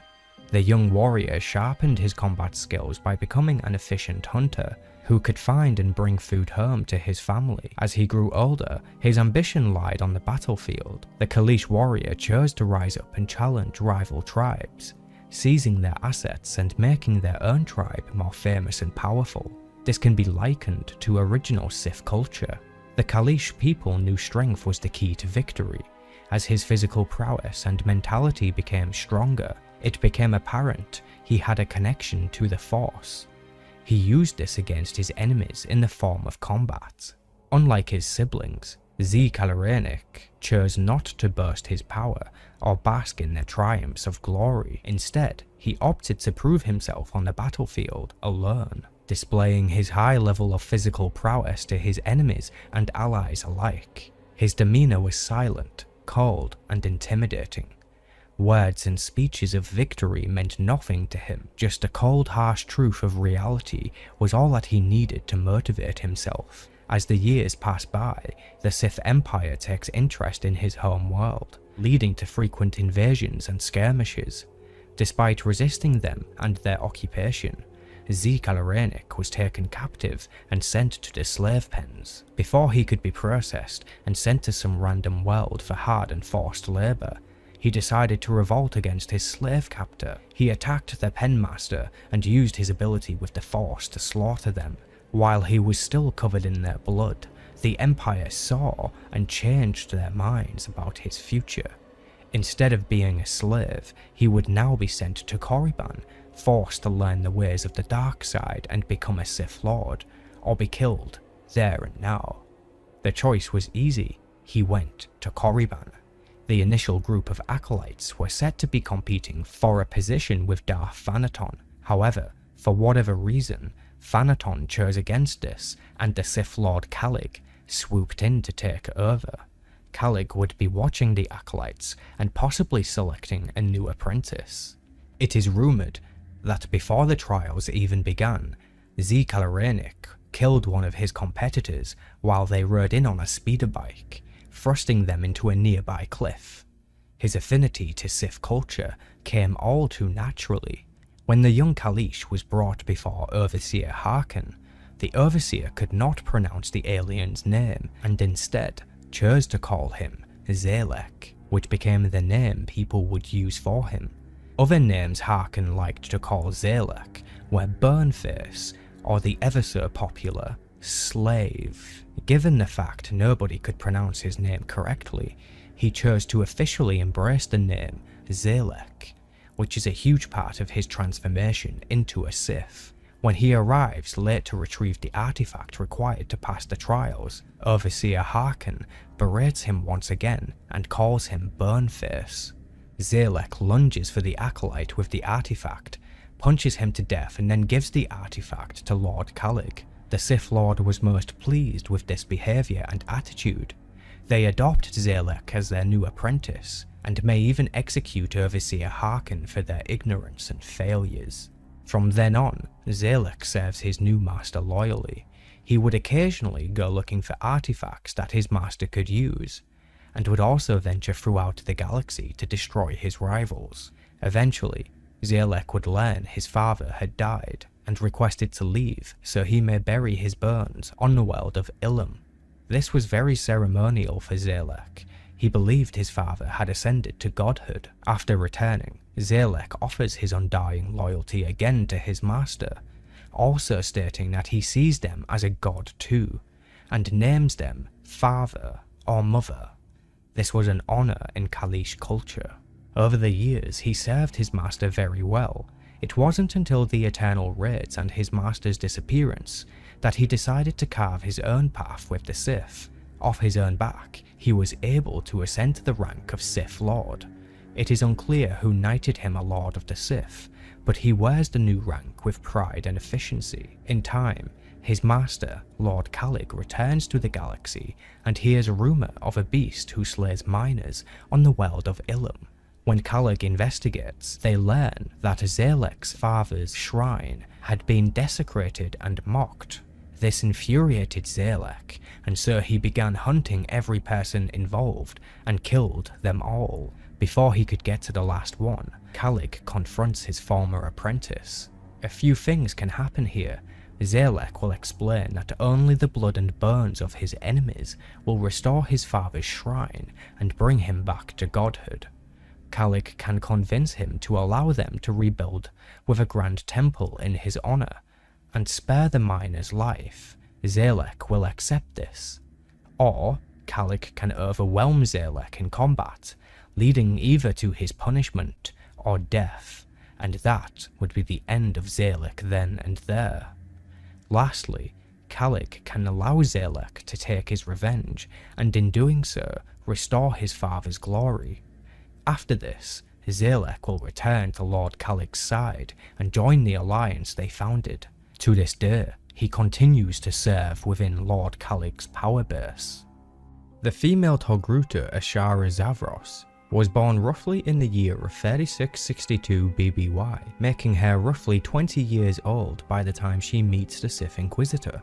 Ashara was born on the capital world Coruscant. Her parents were both Jedi who clearly disobeyed the Jedi Code to have a child. Due to the ongoing Great Galactic War, during and after the birth, her parents had neglected the small girl because their presence was needed with the Jedi Order. Unfortunately, her parents were killed in the sacking of Coruscant when she was just 9 years old. The Jedi Masters, Ryan and Osera, adopted Ashara after her parents' death, mostly due to the fact she showed signs of being Force sensitive. They felt it was best to take her in to be trained as a Jedi.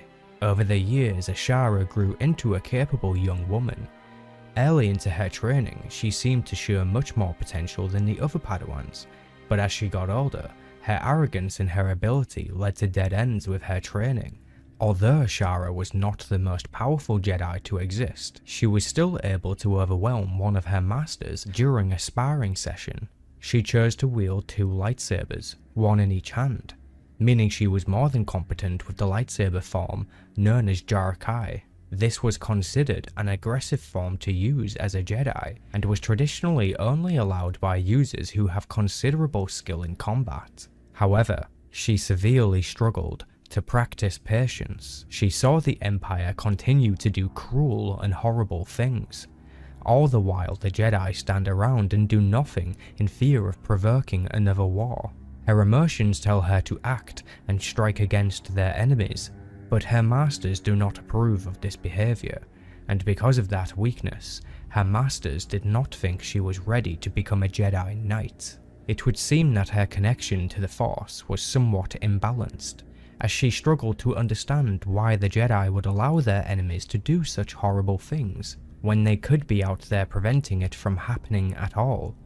This would affect her training and her ability to complete tasks set out by her Jedi Masters. In an effort to teach Ashara about patience, along with seeing hope in a place that was completely destroyed, her masters sent her to the world of Taris, which was decimated by Darth Malak's bombardment some 300 years ago. In coming to this world, she would witness the people and Republic rebuilding new outposts, and starting a new thriving civilization, a light in the darkness. There was also another motive in bringing her here, as it would seem she had an ancestor who had died during the bombardment, a 300-year-old fallen Jedi who once served Revan and Malak, who turned into a Sith Lord. Their name was Kalatosh Zavros. The Jedi had discovered the ghost of Kalatosh in the graveyard of the city that fell. It was trapped within the perimeter of an old Jedi enclave. They intended to put the ghost to rest and make the area safe for others to explore. When they brought Ashara to its location, it became apparent that she was linked with her ancestor, as she was able to call out to him and summon his presence. Although each time she did this, the ghost grew frustrated and angry at her. The ghost said if she summoned him again, he would kill her. While the Jedi attempted to figure out the mystery of how to bring the ghost peace, a dark shadow loomed over Ashara. A Sith Lord by the name of Xalek was seeking to consume the ghost and its power, and to get it to reveal itself, the Sith needed Ashara's help. They stalk her, gather intel, then confront her. Given what they had learned, they found it easy to manipulate the young girl into betraying her masters. It is possible for Ashara to be corrupted using words alone, which can eventually lead to a romance and marriage. But if the Sith Inquisitor chooses to torture her into submission, then the romance will not be possible, despite the fact she does relent and see that she has no option but to join the Sith. She still holds true to her Jedi teachings and the Jedi Code. She refuses to embrace the dark side fully, instead believing that her and her new master could reform the Empire from within, making it more rational and willing to listen to reason. Despite agreeing to help the Sith Lord with the Ghost, Ashara went back on her word and told her Jedi Masters that a Sith had come to the Jedi Enclave. If the Sith chooses peace, the Jedi will not trust them and attack. If the Sith offers violence, then the Jedi still attack. Either way, both Ashara's Jedi Masters end up dead. They were not strong enough to challenge Lord Xalek. Ashara witnessed the Sith's immense power and began to wonder which side she should be on. The Jedi claim to have power, but to do nothing with it. The Sith prove they have power, and they are more willing to use it. This mindset was the final straw that pushed Ashara into believing the Empire would be a better galactic authority. She just needed to be on the inside and prove that being more reasonable and resourceful and resisting discrimination were the way forward. This would make a new empire that would rule with a strong fist, while still being fair to its citizens. Her master consumes the Ghost as they intended to do, and Ashara begins serving her new Sith mentor. She remains loyal to the Sith Inquisitor and supports them as they rise to power. A neutral-aligned Sith Lord fits very well with Ashara Zavros. Together, they make a great team that was able to tackle any threat that faced them. While travelling together, Ashara attempted to recruit more Jedi to their cause of reforming the Empire from within, essentially creating a splinter rogue Jedi group. Although her first attempt with a Jedi Master on Alderaan had failed, she attempted again with others and successfully won their loyalty, including a Jedi Master.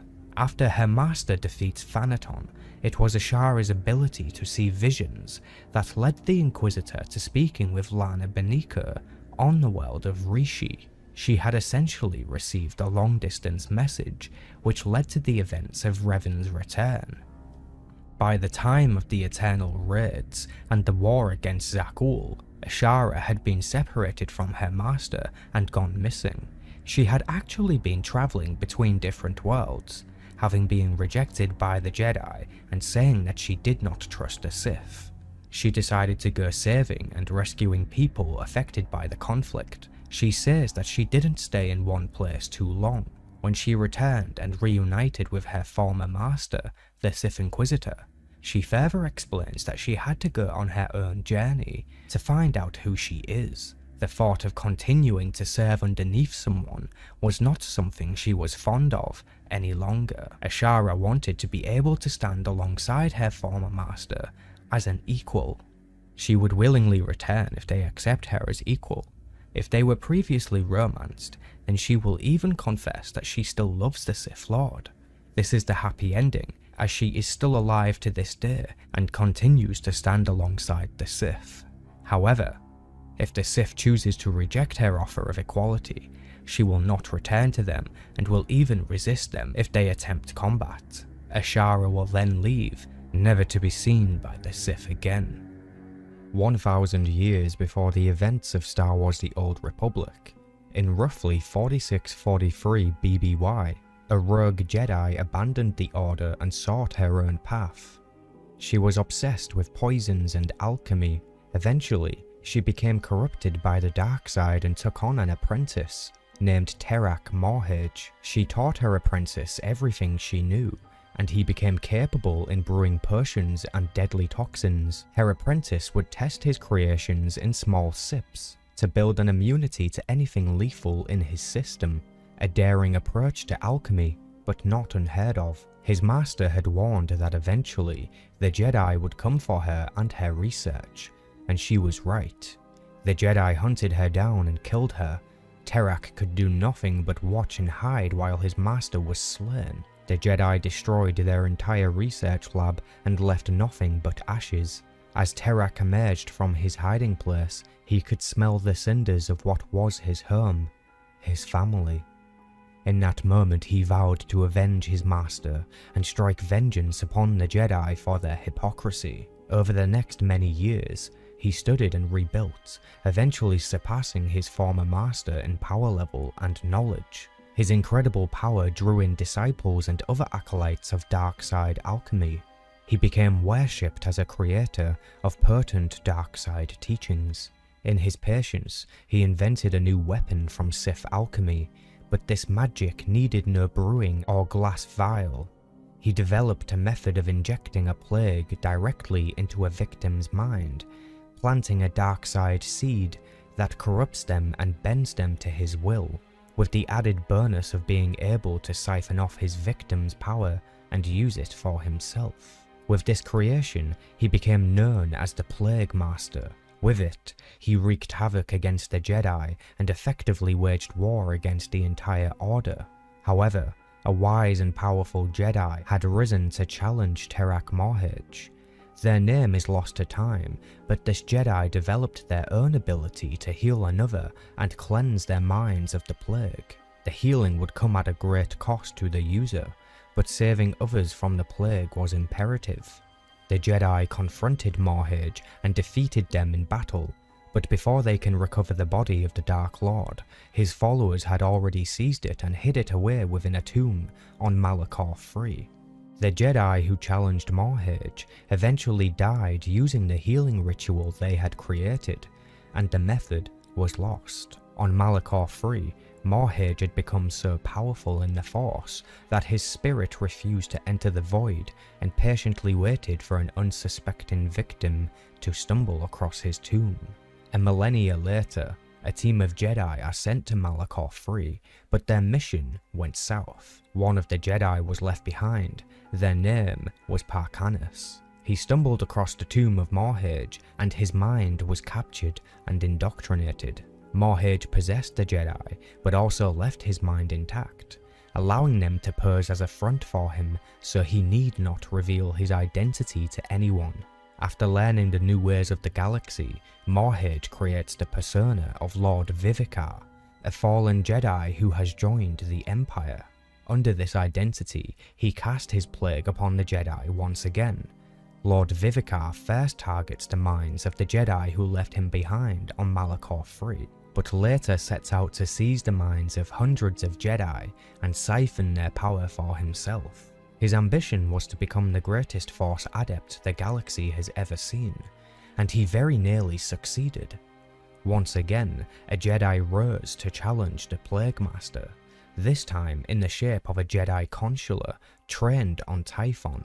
The Jedi consular somehow learned of the healing ritual and used it against the Plague Master, as it was used against him before. The Jedi consular can choose to use the healing ritual on Lord Vivicar and rescue the mind of Parkanus, or they can choose to kill Terrak Morrhage once he reveals himself, putting an end to his plague once and for all. If the former is chosen, then Morrhage will survive and vow vengeance upon the Jedi consular, meaning he's still out there even now for some of you, watching, waiting. People of Zakul, the unthinkable has happened. Our beloved Emperor, Valkorion, is dead, murdered by an outlander who sought to shake the foundations of our great society. The assassin will receive swift and just punishment. And this act of unprovoked aggression will be answered. As your new Emperor, I can promise you this. Zakul's enemies will face the full power of the eternal throne. They will answer for their war-mongering ways. And every last one of the core worlds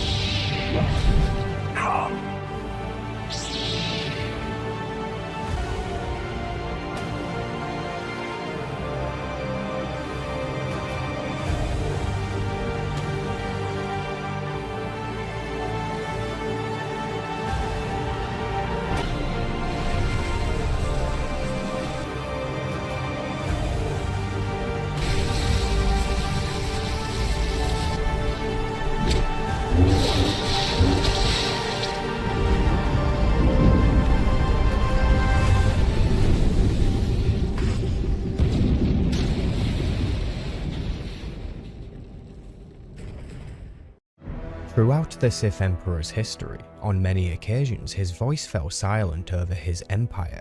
This was because he had intentions to explore beyond the galaxy and known stars. Within wild space, the Emperor discovered the human-inhabited world of Zakuul, along with the technological power of the Eternal Fleet. After raising a new empire in secret, he eventually decided to marry one of his own royal guards, Senya Taral. Together, they had 3 children. This is the story of Arcann, the would-be emperor. It is assumed that the Eternal Twins, Arcann and Phexen, were born somewhere between 3960 and 70 BBY, making them anywhere between 25 and 35 years old during the time you encounter Arcann in Star Wars The Old Republic. As we know, the Sith Emperor is a ruthless and cruel being of immense power. While under the guise of Valkorion, this was no different. When his twin sons were born, the Emperor was displeased. It was his intention to groom one of his children until he was ready to take their body for himself, or just consume their power as he did in the end with his daughter Vaylin. He knew that the 2 brothers would form a bond of love and respect, which would inevitably become a weakness. Valkorion started training both brothers from a young age, pitting them against his own royal guard and knights. Rather than channeling individual power, the brothers would often work together and help each other up. This once again would displease Valkorion. He would not simply tell them to fight to the death, or compete. This lesson had to be learned of their own accord. In time, the twins' sister was sent away to Nathima. You can learn her full story by watching this video here, the full story of Empress Vaylin Explained. After seeing the cruel way Valkorion would treat the children, their mother Senya tried to intervene, but the children had grown to despise her, mostly due to Valkorion's manipulations. Because of this, Senya exiled herself from the family and stayed distant for many years. While Vaylin was imprisoned on Nathima, Phexen would send her gifts, but when the children had grown older and it was time to bring Vaylin home, it was Arcann who was sent rather than Phexen. This was because their father knew Vaylin was closer to Phexen and he disapproved of the family bonding. Not too long after Vaylin's return, Arcann had the idea to attack the Empire and Republic to test their strength. However, when this idea was brought to Valkorion, he approved only Phexen to lead the attack and forbid Arcann from going with him. Arcann disobeyed these orders and went with Phexen regardless. During the attacks, Arcann was injured twice. His face was severely burned from an explosion and his arm had been blown off. He learned he wasn't invincible, but this did not stop his aggressive assault.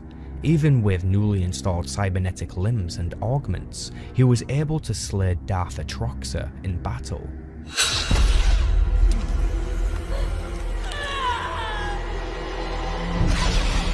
The numerous victories had not brought any gratification to the Emperor, so when the twins returned, with trophies in hand, he once again turned away from them. Arcann's immense rage boiled over, a rage that Phexen did not share with his brother. So when Arcann lashed out against his father, Phexen tried to stop him from making a bad choice, but in his rage, he saw only the need for blood and in his anger struck down his own brother. Although the lesson was hard, it was a lesson Valkorion was pleased Arcann had learned, and for the first time showing him praise for making real progress, but it would not last. Phexen's death filled Arcann with guilt and jealousy. He knew deep down his father favoured Phexen. He could just never admit it. Now that he was dead, Arcann found blame in his father, growing to despise him even more. Not too long after this, Darth Maul and the Outlander discovered the Eternal Fleet and are captured. When brought before Valkorion as prisoners, Arcann offers the Outlander the opportunity to strike at Valkorion. A few different things can happen here. The Outlander can kneel and share power, or they can choose to attack. For the purpose of this story, we will assume the Outlander is the one who dealt the critical blow to Valkorion.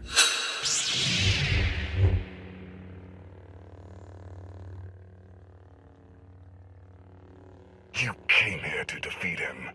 This is your chance.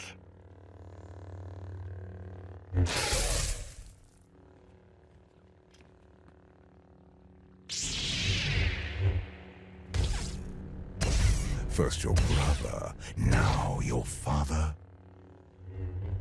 Does my ambition truly surprise you? You do not have ambition, only jealousy.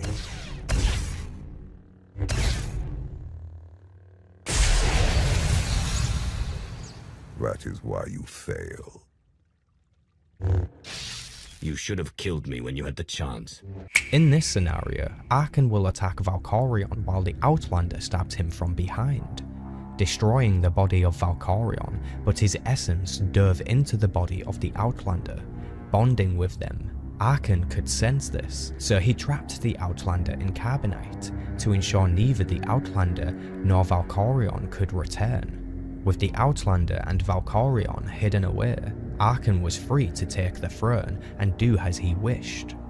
And that he did. He declared himself Emperor of Zakuul and appointed Valen the High Justice. Arcann then blamed the death of the Emperor on the Outlander, using this as the reason they would attack the Republic and Empire. Within 12 months, the Eternal Fleet had beaten the galaxy into submission, forcing the Empire and Republic to recognize Zakuul as the superior power in the galaxy. Arcann also forces the other factions to pay tribute to them every year, bringing them riches and other various things of intrinsic value. The galaxy stayed this way for 5 years. Only small pockets of rebellion existed, but they were usually quelled quickly. In time, a former Sith intelligence agent known as Lana Beniko was able to rescue the Outlander from the clutches of Arcann and Zakuul, igniting a new rebellion and alliance between Imperial and Republic military. The Outlander leads the way with this new faction, named the Alliance, that will rise to challenge Arcann and his Eternal Fleet. Arcann was furious about this, leading him into a chase for the Outlander and to vanquish them along with his father's spirit once and for all. He successfully chased the Outlander to a secret location known as Asylum, a refuge for those looking to escape the tyranny of the Eternal Empire. When Arcann faces the Outlander, one of two things will happen. Either the Outlander will accept Valkorion's help and use his power to overwhelm Arcann,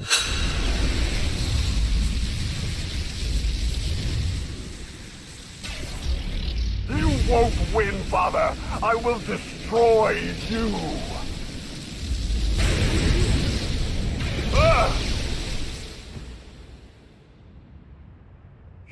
or the Outlander will refuse Valkorion's help, meaning that this time Arcann will win the fight. Either way, both Arcann and the Outlander survive. For the first time since the Eternal Empire had risen, they were being challenged. The conflict finds its way across the galaxy, even on his homeworld of Zakuul, where the Outlander infiltrated. Enraged by the resistance, Arcann goes on the full offensive and attacks the Alliance at their base on the world of Odessen. He had every intention to level the planet and leave no survivors. However, when the Outlander confronts Arcann again, his skills were outmatched. The Outlander had overcome the barriers between light and dark. The Force was their full ally now, in a sense that was all too familiar. Arcann's ship is attacked by the Gravestone superweapon, causing massive damage to the ship and the fleet, also causing the ship's bridge to collapse, leaving a wounded and defeated Arcann trapped.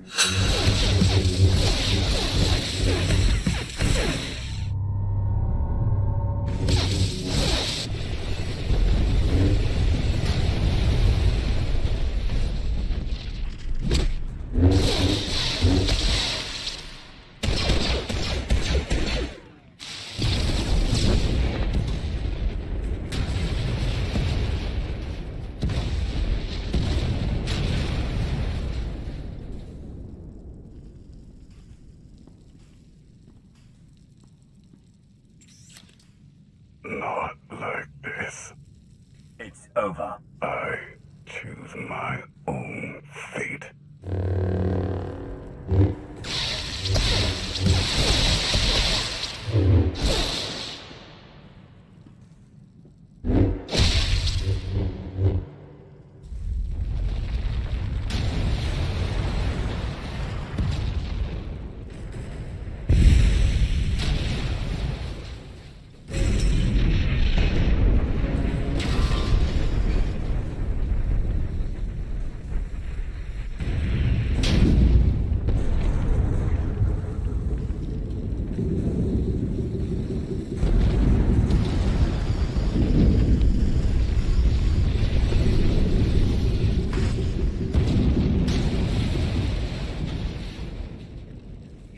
His own mother, Senya, who had previously allied with the Outlander, had arrived to rescue Arcann.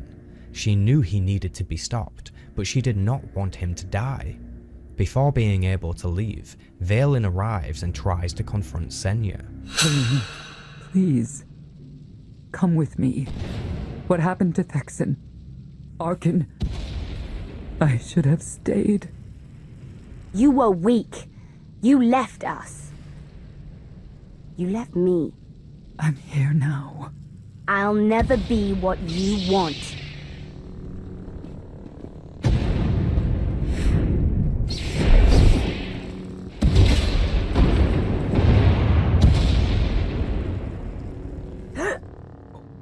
Why?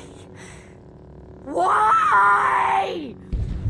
Vaelin, there's hope for you. For both of you. Come with me.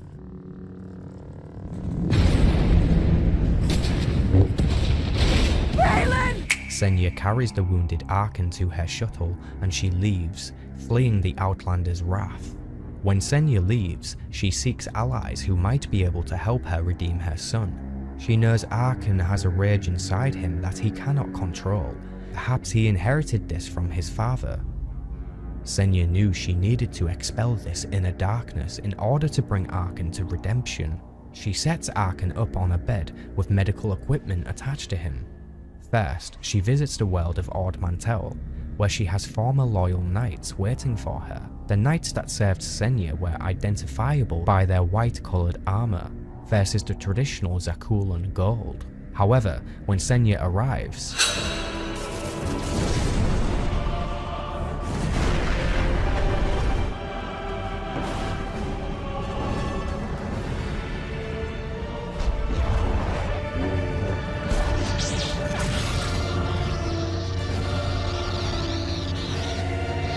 this cinematic actually has an entire short story that goes with it. I covered it in a video which I'll link in the description. Now might also be a good time to mention that the Sacrifice trailer also has a short story that goes with it. I'll also leave a link to that video we made. I highly recommend both of them. They are great stories that help to understand the cinematic trailers in more depth. After a brief battle with Vaelin, Senya escapes on her shuttle with an unknown location. What we do know is that Senya learned the people of Voss may be able to help her son with a cleansing ritual. Such rituals were seen during the Sith Inquisitor storyline and other places. By the time Senya arrives to Voss with her son, the Outlander and Vaelin with the Eternal Fleet all show up at once. To briefly explain, when Arcann was defeated, his sister Vaelin assumed the throne in his place, making her Empress Vaelin now. And after she saw Senya save Arcann, she became very upset, chasing them down and relentlessly attacking. Vaelin sets the Eternal Fleet to bombard the world, but Senya is able to complete the healing ritual if the Outlander chooses to give them enough time. But it's also possible for the Outlander to refuse and instead fight Senya to get to Arcann. If the healing ritual completes, then Arcann can be redeemed. Senya sacrifices part of her life essence to make it so. But if the ritual fails, this will doom Arcann to a dark side ending. Arcann escapes the world of Voss regardless of the outcome here. He proceeds to find remnants of his empire and rally loyal soldiers. He makes his next appearance on his homeworld Zakul, where he will confront his sister and challenge her for the right to rule. A redeemed Arcann will arrive with no mask installed, but a dark side Arcann will come equipped with it. Not wearing the mask is a sign of his redemption and acceptance of his past. Arcann will face Vaelin, but ultimately she will escape. Sister.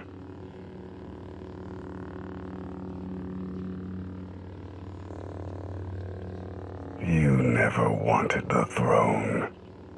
Return it to me, and we'll destroy the Outlander and Father together. Father planted this disease in my brain. Did you know? He never shared his secrets. Liar!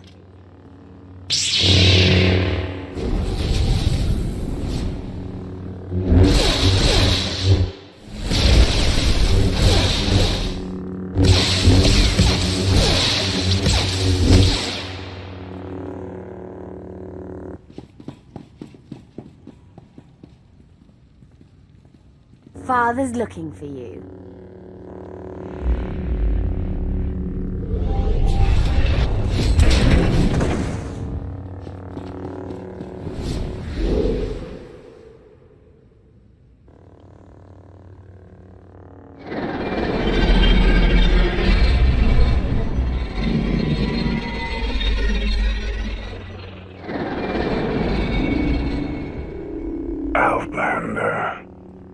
What happens next all depends on the Outlander's choices.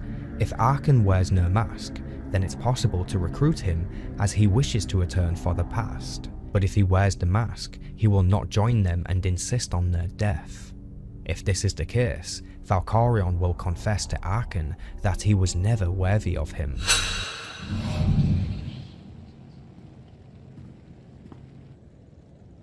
Your time is over, son. You and Father deserve each other. He destroys everything he touches. His home, his family, and soon, even you. Valkorion chose me because his own son is a weakling. A failure. Lies. The throne is mine. You were never worthy of my affection, nor my empire. You're a monster. And you are a child.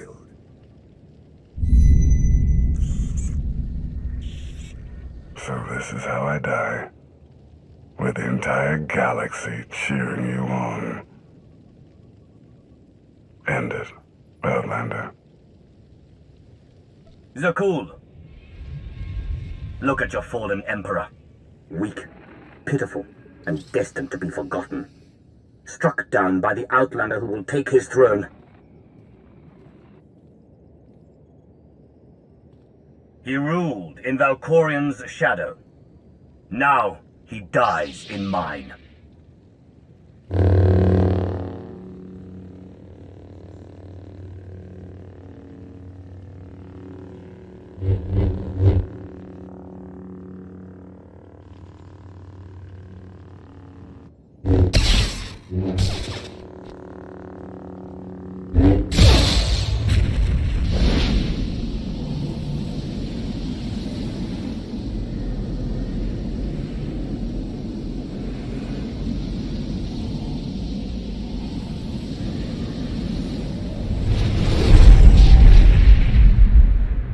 That would be the death of Darkside-attuned Arcann. He would later make an appearance in the final battles with Valkorion and Tenebrae. However, if you recruit Arcann, he proves to be of incredible value much later. Once Vaylin is defeated and Valkorion is vanquished, Arcann will seek forgiveness for his past.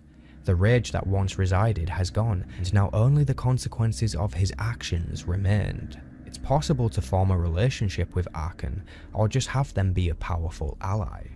Arcann would later help to unravel the Darth Malgus plot. He helped discover crucial clues surrounding the identity of Darth Nul and what powers she used to possess. Arcann was able to attain some of this information from a vision. Arcann explains that after his ritual on Voss, he has since been experiencing elements of Voss mystic powers, almost as if he is now attuned to them. Arcann also discerns that his father had a lot to do with Darth Nul and her weapons, giving him an uneasy feeling of what's to come, and a sense of how much the galaxy his father affected during his reign. Upon this reflection, Arcann seeks to ensure a better future, no matter the cost. If he didn't do it for himself, he had to do it for Fexin, his brother. He would live a life that he would be proud of.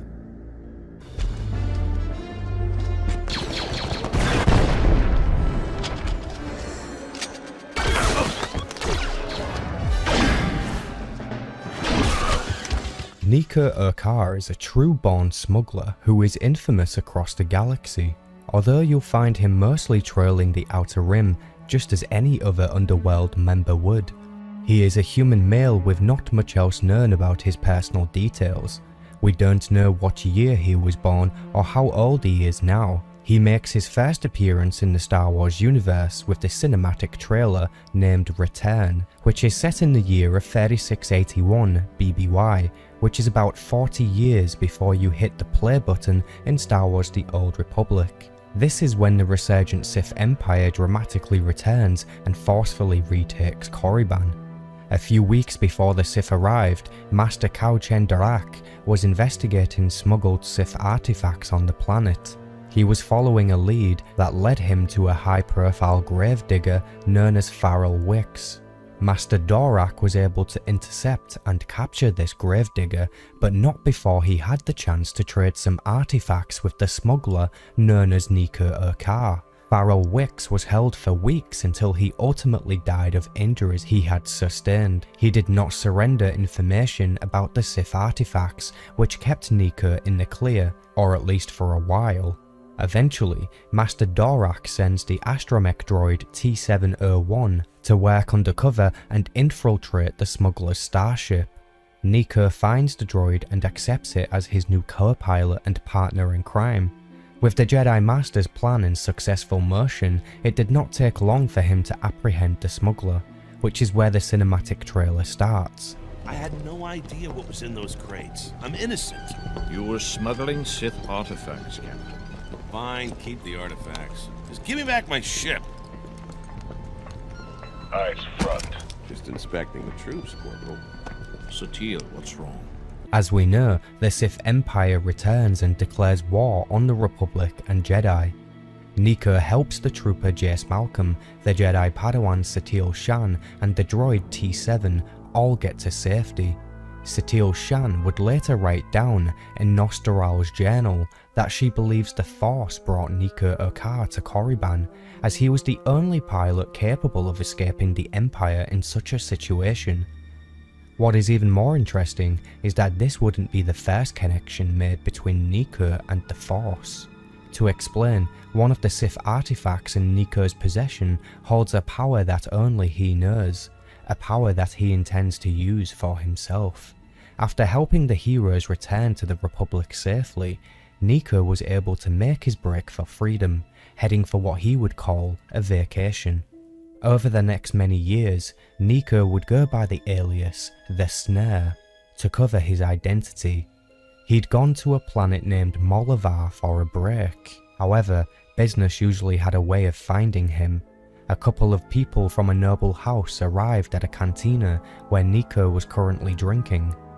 They were searching for the Snare so they could hire him, ironically, to find Nico Okarr. The noble had some prior discretion.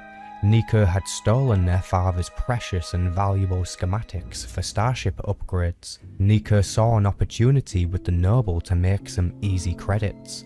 He agrees to bring Nico to him, get paid, then leave. He then reveals his identity and demands to be paid, so he can leave after presenting himself. A very cocky move in a dire situation perhaps. The two nobles try to apprehend Nico, but they utterly fail. The smuggler introduces them to the sandy floor with his blasters set to stun. After leaving the scene and paying off the bartender, Nico was not really seen or heard of again. That is until during the years of the Eternal Empire and the conflict with the Alliance. Hylo Viz, another smuggler, had heard rumours that the legendary Nico Okarr was attending the Spire. Located on Zakul, it would later turn out that Nico influenced these rumours to reach Hylo Viz's ears. The player character of the game will locate Nico on Zakul, where he is helping himself to the bar. Well, if it isn't Lord...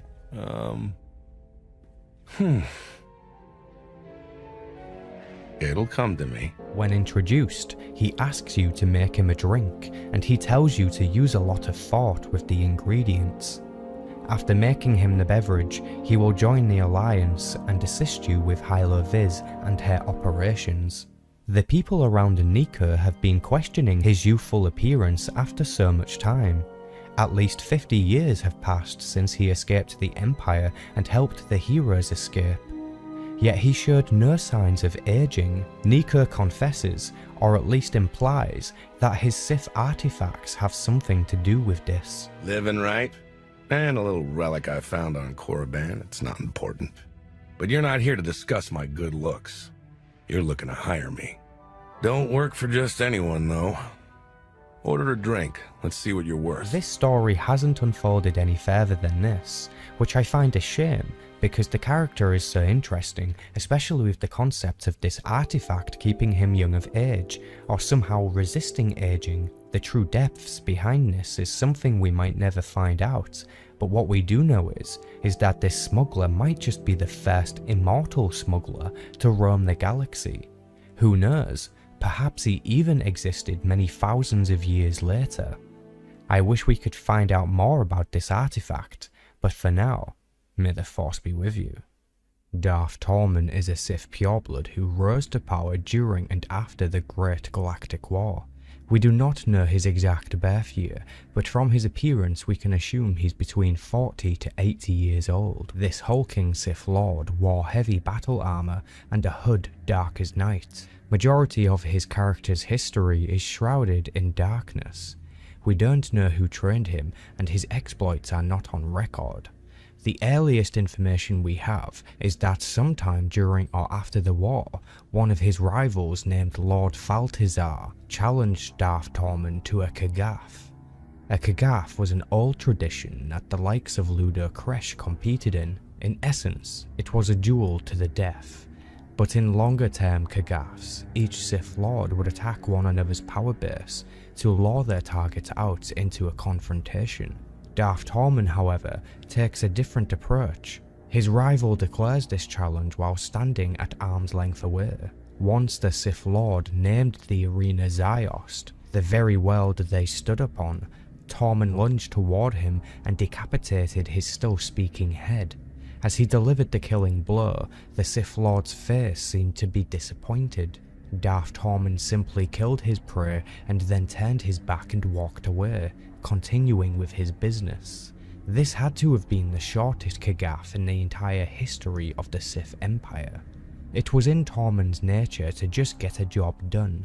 He did not approve of those who use their words to seek power. Instead, he opted to allow his actions to gain power for him, preferring to simply hit targets head-on, without hesitation or mercy. He was the true embodiment of a Sith warrior, fueled by rage and driven by passion. Before the Treaty of Coruscant was broken by Darth Vengeance, Darth Tormen seeks to hire the assistance of the Bounty Hunter class. The Bounty Hunter in question had recently won the Great Hunt, a prestigious event that highlights the best hunters in the galaxy. Tormen knew this Bounty Hunter was being set up by Republic delegates and a Jedi Battlemaster named June Seros, so the Dark Lord offers the Bounty Hunter vengeance and salvation in return for their loyalty and services. It's entirely possible for Darth Tormen to force-choke this bounty hunter in an act of dominance if they do not use their words wisely. Choose your words as if your life depends on them pleasing me.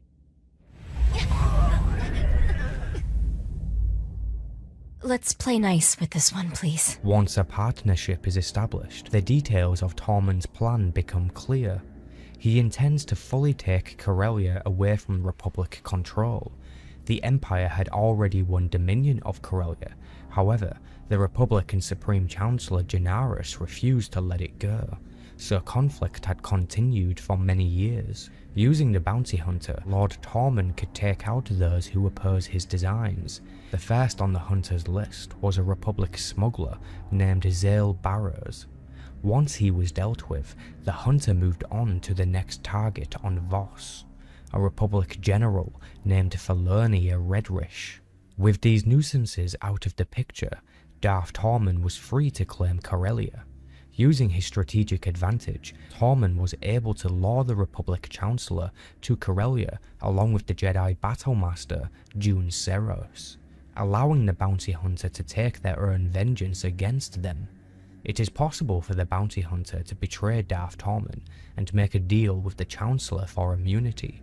But the more canon ending for this is that the Chancellor is either captured or killed and Tormen gets his happy ending. With his success in solidifying the Empire's hold on Corellia, it is likely he received great praise from the Dark Council.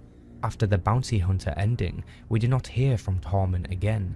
Some speculate he died on the front lines when Vexen and Arcann raided the galaxy. Others believe he has survived and remains in the shadows. Perhaps he could return as an ally to Malgus in the future. What we know for certain is that this Sith Lord was not to be taken lightly. How old is the Sith Emperor of the Old Republic? We aim to answer this very question along with a lot more as we go over the complete timeline of the Emperor's life. The version of me that you knew became too complacent, too distracted by mortal concerns, empires, wars, even a family. I have seen where that path led. I'm not so easily distracted now. Our Dark Lord was born on the world of Medrias in the year 5113 BBY, with the name Tenebrae. 6 years later, his force potential awakened. It was at this time that the young Sith pureblood had overheard his father arguing with his mother over her infidelity. The young boy's reaction was to murder his so-called father and torture his mother to death. By the time he was 10 years old, he learned his true father was the Sith Lord known as Dramuth, ruler of his homeworld. However, Tenebrae had grown far more powerful than Dramuth already, so he forces him into submission and takes his place as ruler of Medrias. It was also in this year that Tenebrae adventured to Korriban and met with the current reigning Dark Lord of the Sith Empire, Marka Ragnos. He was recognized as a Sith Lord and granted the name Vitiate. Over the next 100 years, Vitiate strengthened his knowledge of the Force and even inspired many followers. Being one of the only Sith Lords to embrace hatred exclusively as the fueling factor of power. A traditional Sith would draw upon all of their emotions to gain power, such as fear, anger, jealousy. Vitiate believed in the full brute power of hatred alone. By the time of the Great Hyperspace War, Vitiate decided to stand back and not take part in their downfall. When the Sith lost a battle a year later, he summoned the most powerful Sith Lords to his homeworld, where he would betray them with a dark side ritual named the Taking. Along with slaughtering the former Sith Council, Vitiate had consumed all life on his homeworld, causing the most devastating dark-side nexus the galaxy has ever seen. He consumed more than 8,000 Sith Lords that day, extending his life for centuries or even longer. Almost 20 years later, Vitiate discovers Dromund Kaas and begins to rebuild the Sith Empire in exile. Here, he creates a new Dark Council, and this is possibly where the title Darth was created in Legends. For just over a millennia, the Sith Emperor remained in hiding, but for the first time he decided to probe the Republic's defenses. Rather than attack with his own army, he manipulated the Mandalorians into attacking the Republic, sparking the Mandalorian Wars. 16 years later, the Mandalorians are defeated by Revan and his followers. After their victory, Revan and Malak sought out a dark disturbance which eventually led them to the Sith Emperor on Dromund Kaas. He had called to them from across the galaxy, sensing their strength. Revan and Malak discover the Emperor, but he corrupts them and makes them Dark Lords. He then sends them back to attack the Republic, with information on Rakatan technology, which then leads to the events of Knights of the Old Republic 1. 10 years later brings us to the events of the Revan novel. Revan once again confronts the Emperor alongside Mitra Surik the Exile and Lord Scourge. However, due to a vision Lord Scourge had, he decided to betray Revan, leading to his capture and imprisonment. The Emperor kept Revan in a stasis field within the Maelstrom prison for the next 300 years. Its location was top secret, known only to the Emperor's loyal servants. Now, the Sith Emperor is a mysterious individual. We know now that he inscribed a powerful ritual into his flesh, which would allow him to retreat into his original body, like a backup save file if he should ever be defeated.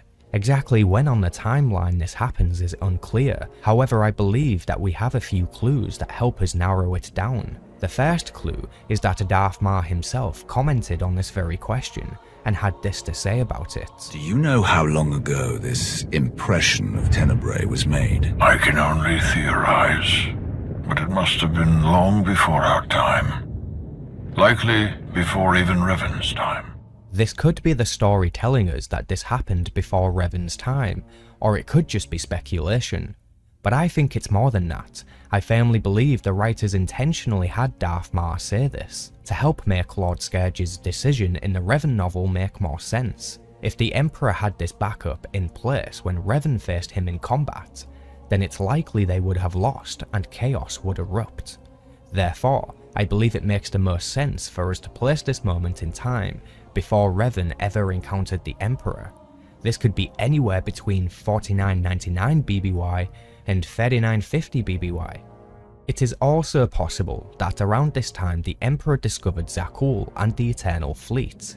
He spends an unknown amount of time building a new civilization and conquering many worlds within wild space. He does this with a new human host named Valkorion. Due to the superior technology salvaged from Iokath, they were able to avoid detection from the larger galaxy. Within the game's lore, we discover that the Eternal Fleet has been active for at least 100 years since it's been in Valkorion's possession, meaning he discovered Zakuul and split himself into Valkorion at the very earliest of 3736 BBY. In the year of 3681 BBY, the Sith Emperor and the resurgent Sith Empire attack the Republic and Jedi for revenge, as seen in the Return trailer. 28 years later, the Empire wins the war and the peace treaty is signed. Did you know that while Revan was in prison, he had a mental link and bond with the Emperor? Using this link, Revan was able to manipulate the Emperor into accepting a peace treaty, essentially bringing an end to the war without even being there. 10 years or so later, the Emperor is trapped on Vos due to Darth Baras' lies. After being freed, the Emperor sends a Sith to infiltrate the entity Selmakor and cause another world's end as revenge, but the attack was stopped by the Jedi Knight storyline. 1 year later, the Emperor is defeated on Dromund Kaas by the Jedi Knight and Scourge's vision begins to come true. The Emperor did not die here. The body he possessed was merely destroyed while his essence fled to Yavin 4 to recuperate. For 3 years, the galaxy believes the Emperor to be dead, until Revan and his followers knowingly fueled his return. His presence makes itself known on Yavin 4 and then immediately leaves. The next year, the Emperor's presence became known again as he takes over Ziost and eventually consumes it. In this same year, Darth Maul and the player character find the Eternal Fleet and are brought before Valkorion. This is where his secret empire becomes a secret no longer. 6 years later, after great struggle and conflict, Valkorion is finally defeated within the holocron found within his own personal vault on Nathema. Another fun fact for you, the world of Medrias, the Emperor's homeworld, was actually renamed to Nathema after his ritual. Moving on. 3 years later, Lord Scourge reveals that the Emperor had an original body in stasis. This is the backup save file he made many years ago. Tenebrae's return and final defeat happen within the mindscape of Satil Shan, meaning the Emperor died, officially and for good, at the age of 1486 years old, making him the longest reigning Sith Lord to ever exist. If you want to learn even more about the Sith Emperor, then be sure to check out this video right here. Thank you very much for watching this one. Remember to subscribe, and may the Force be with you. How much time has passed in Star Wars The Old Republic from the moment you hit play?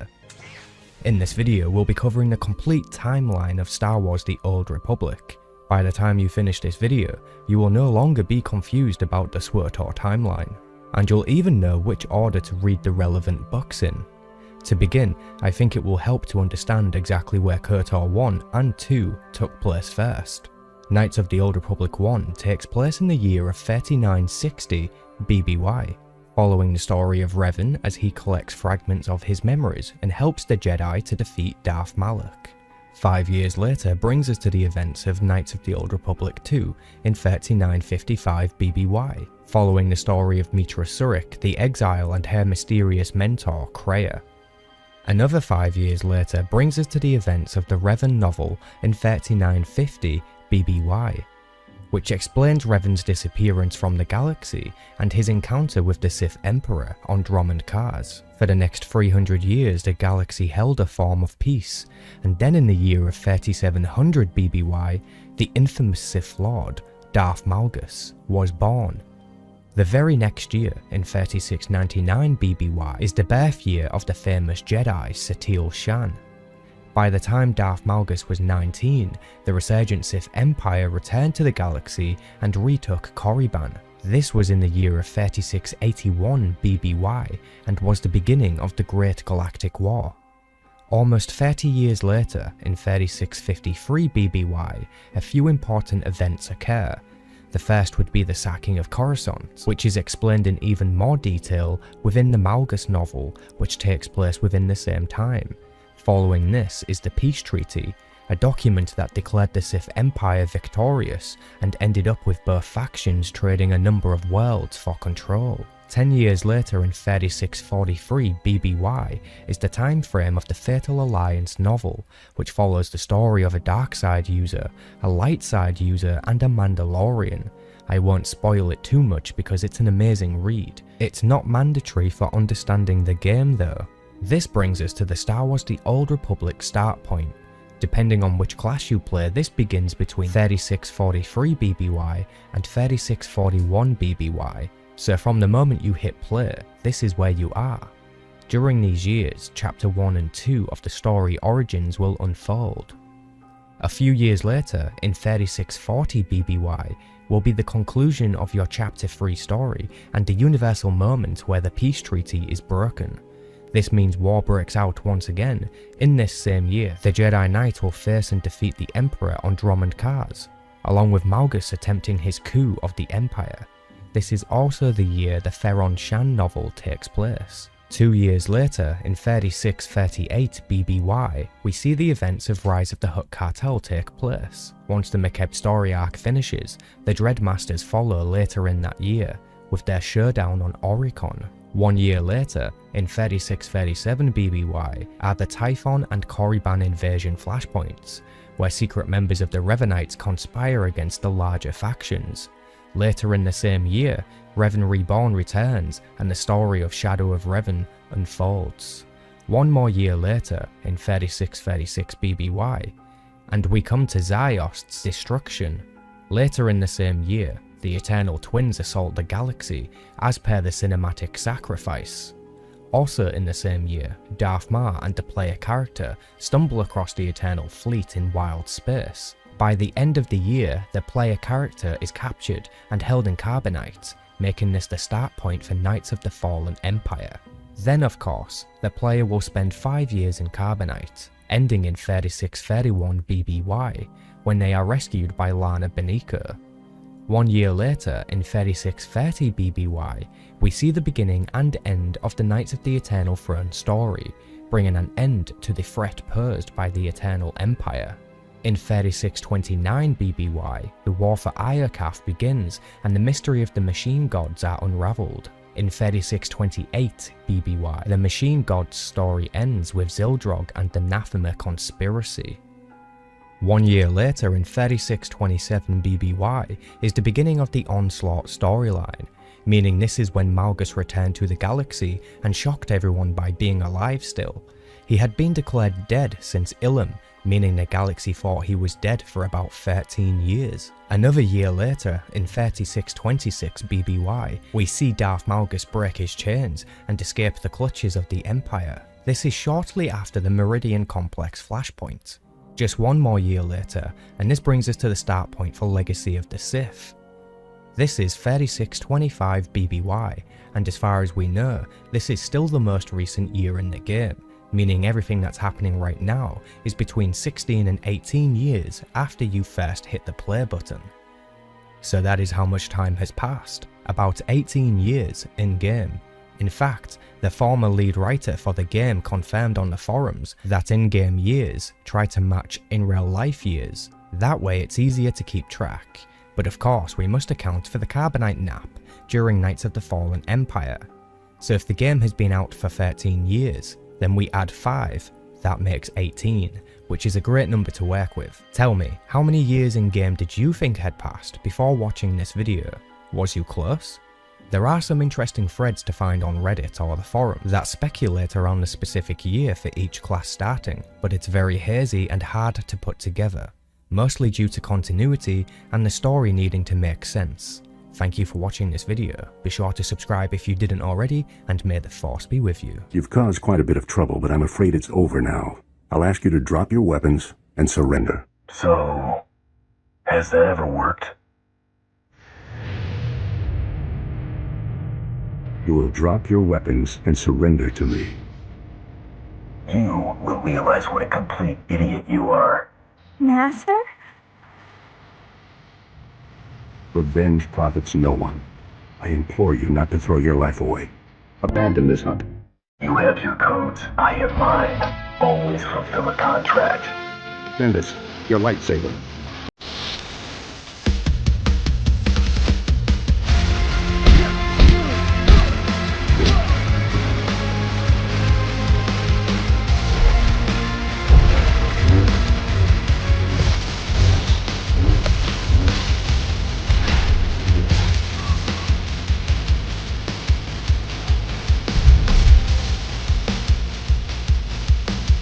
The attack claimed the lives of a delegation, Jedi and Republic officials, on Ashara.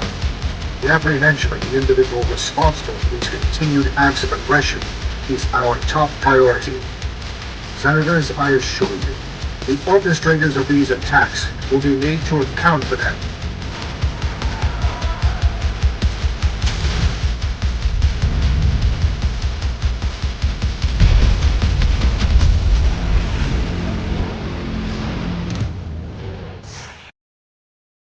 The Republic just placed you at the top of its most wanted list. The list of charges is a kilometer long. Half of this stuff we didn't even do. Mom would be proud.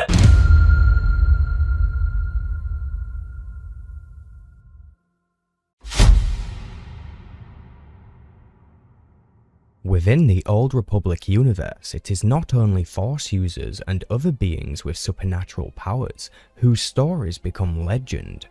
Unlike the tales of Revan or even the Emperor himself, often even bounty hunters have their legacy become one of legends. This is the story of the bounty hunter from Star Wars: The Old Republic.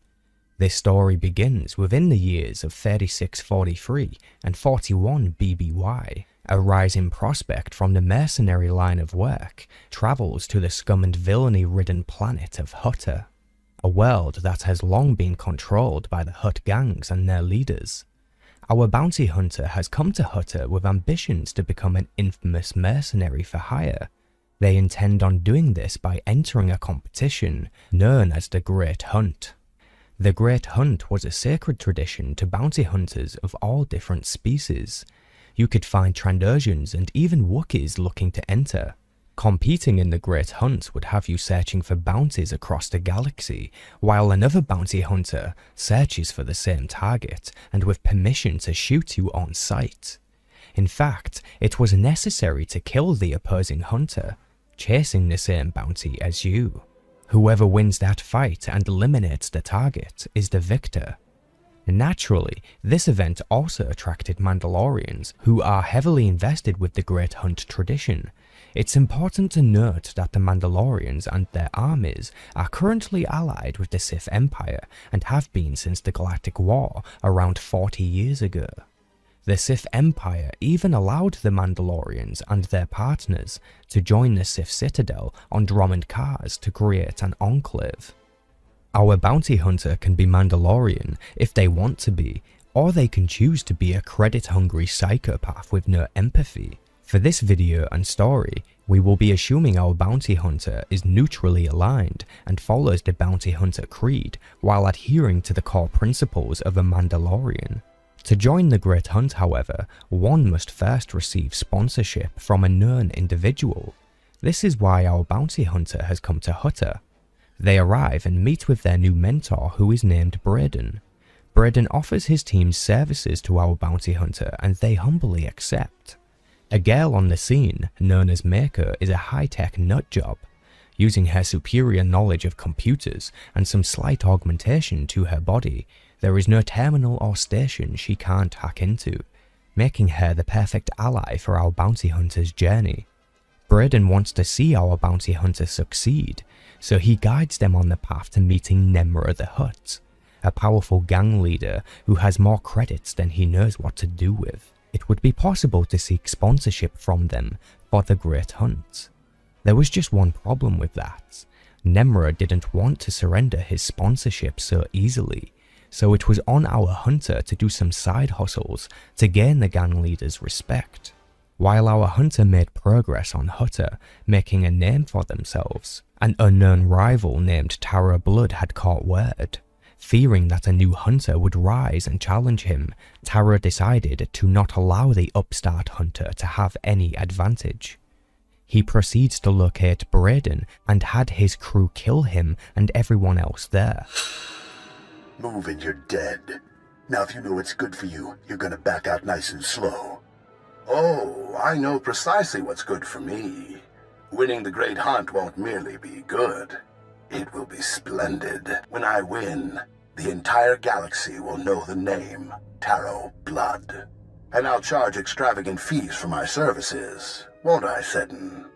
The highest in the galaxy. Only the filthy rich will be able to afford you. Tarot Blood. I've heard of you. Nearly got crippled by the other Mandalorians at the Great Hunt 10 years back. Ah, yes, that. An unfortunate bit of history. This time, I plan to win. Of course, that will be simpler if my competition doesn't include rivals beyond my fellow Mandalorians. The Twi'lek Vibroblade Master from Ord Mantell? Gone. The Chiss droid builder fond of explosives? Gone. That just leaves your protege to remove. Kunta chuta, kasuya likulira, kanki kum. You misunderstand. The rules forbid killing competitors before the allotted hour. Thus, the promising up-and-comers I mentioned are very much alive. I simply eliminated them as threats. And how does one slow a charging Gundark, Seddon? Blast his legs out from under him. Destroy the upstart's so-called crew. I'll be outside, innocently unaware. Sorry, shoot to kill! Too late, old man. Luckily, Mako had joined our hunter earlier and avoided this fate. When our hunter and Mako learn of this through a security holovid, they both vow to take vengeance against Tara Blood and his crew. They saw one of Tara's cronies shoot and kill Braden. Naturally, another problem arises right after this. Nemra had already pledged a sponsorship to someone else, a Trandoshan hunter named Rask. There was only one option: kill Rask and take his place. After all, entering the competition now was personal. After finding and eliminating Rask, the hunter is able to return to Nemra and claim their sponsorship for entry to the Great Hunt. With a successful sponsorship, our hunter travels to the capital world of the Empire, Dromund Kars. Here they will venture to the Enclave within the Sith Citadel. Upon arrival, our bounty hunter learns that there is just one place left in the Great Hunt. There's one spot left open in the Great Hunt, and over 36 hunters who got sponsorships. It's okay. I brought over 36 rounds of ammo. After speaking with the woman named Krista, our hunter is directed to a meeting with the other hunters and the Huntmaster himself, who oversaw the event. The Huntmaster's meeting explains that each hunter will have to complete 3 unique bounties to earn a spot in the final melee, which will decide who enters the Great Hunt. The notion of hunting bounties on Dromund Kars, a Sith-ruled world with murder at every corner, was enough to turn some of the hunters away.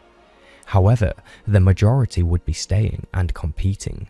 Our hunter returns to Krista, who is now their appointed handler. After completing the bounties successfully, our hunter returns to the Enclave ready to enter the melee arena. However, Tara Blood was able to sabotage them by convincing the officials our hunter had died already. So when they arrived, the melee arena was about to start, but Krista was able to still help our hunter make it just in the nick of time. Naturally, our hunter succeeds in the melee arena and is the only one left standing after a fight to the death, earning and securing their place in the Great Hunt. Just after their admission was made official, Tara Blood barges in and objects to the hunter's participation. This is a place of honor, a competition of elites. Mandalore will hear of this. I sure hope you're not gonna cry. With Tara Blood being unable to object, our hunter joins the Great Hunt finally, now able to compete against Tara as he was also a member of the Great Hunt. The female human Krista remains our hunter's handler and point of contact. Their first new order was to steal a starship from the spaceport. Now, about your ship, there's a tradition for new hunters. You gotta steal one for yourself. I can already tell this is gonna be a blast. Once aboard their new fancy stolen starship, our hunter proceeds to the world of Balmorra, where they will receive the information on their first target for the Great Hunt. Admiral Ivanus, an Imperial military staff, one of high rank for that matter too. This admiral was responsible for the initial Imperial invasion of Balmorra, which was quite successful and has granted the Empire majority control of the planet in the ongoing conflict. It was our hunter's duty to track this admiral down and lure them out to be eliminated. Mako was able to discern a possible weak link in the admiral's chain of command, a lowly Imperial who seeks the aid of a bounty hunter and their discretion. Our hunter invests their time in this lead and is ultimately rewarded when their target comes to the surface to confront the Imperial our hunter had been working with. Warned Colonel Sartius there were many problems with his strategies. Silence, you pathetic excuse for an officer. I've come all the way here just to see you executed in person. No, sir. I can explain. I just... You, bounty hunter, help the Admiral understand. Explain it to him. Keep talking, Perel. I'm really enjoying this. You brought a bounty hunter with you, Perel? What were you thinking? Thinking is not one of Perel's strengths, Admiral. What in the Emperor's name is that? Morrhage. What? The name's Morrhage, Admiral Ivanus. I'm a bounty hunter on the Great Hunt, and I am here to kill you. In a rather fortunate turn of events, the opposing hunter who was also given this bounty had also infiltrated the Imperial's team and made their own way to this final meeting. However, our hunter was able to kill two birds with one stone without too much difficulty, guaranteeing success for the first bounty. The second bounty was located on Nar Shaddaa. Krista informs our hunter that they are to track and eliminate a deadly assassin named the Eidolon. This assassin used to work with the Hutt cartel and now has a power base on Nar Shaddaa where he claims to be unkillable. Our hunter is sent to capture the target so they can be brought back to the Hutt cartel. No one simply runs from that kind of life without consequence. After attacking his companies and exposing his secrets to the HoloNet, our hunter was able to lure the Eidolon into a confrontation. Once defeating them, the hunter may choose to mercy kill them, take them alive, or allow Maker to choose their fate. In this case, our hunter chose to mercy kill them, sparing them torture at the hands of the Hutts, while still accepting the glory of a complete contract. The rival bounty hunter who also had this contract had prior forfeit against our hunter. Fear got the best of them. Before taking on their third contract, our hunter is requested to take on a high-value mission. The Huntmaster's assistant explains to us that someone has sold the list of bounties from the Great Hunt to a slicer on Hutter.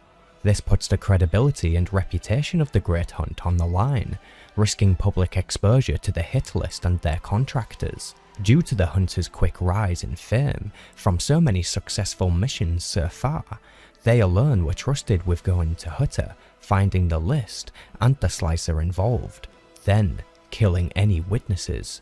It was rumoured that an auction was going down for the list of names. Everyone in attendance was now a target. Our hunter ventures to Hutter and discerns that Tara Blood had given the information to the slicer, leaving only his own contracts out of the leak, meaning he was trying to cheat his way to winning the Great Hunt by exposing all other hunters and their contracts. After putting an end to the plot, our hunter retrieves the data and returns to the Huntmaster's assistant. Glad to see you in one piece, Hunter. Is that auction dead and buried? What auction? I don't know of any auction. That's what I want to hear. Seems the Huntmaster was right about you. Talk to me. This was more than a grab and shoot. Did you find out how that slicer got the list? All signs point to blood. His targets were the only ones not on the list. If that's your only proof, it's fairly circumstantial. Best keep those accusations to yourself. Taro's pretty influential among my people. The next order of business was to report to the holocom and speak with Krista about the next target.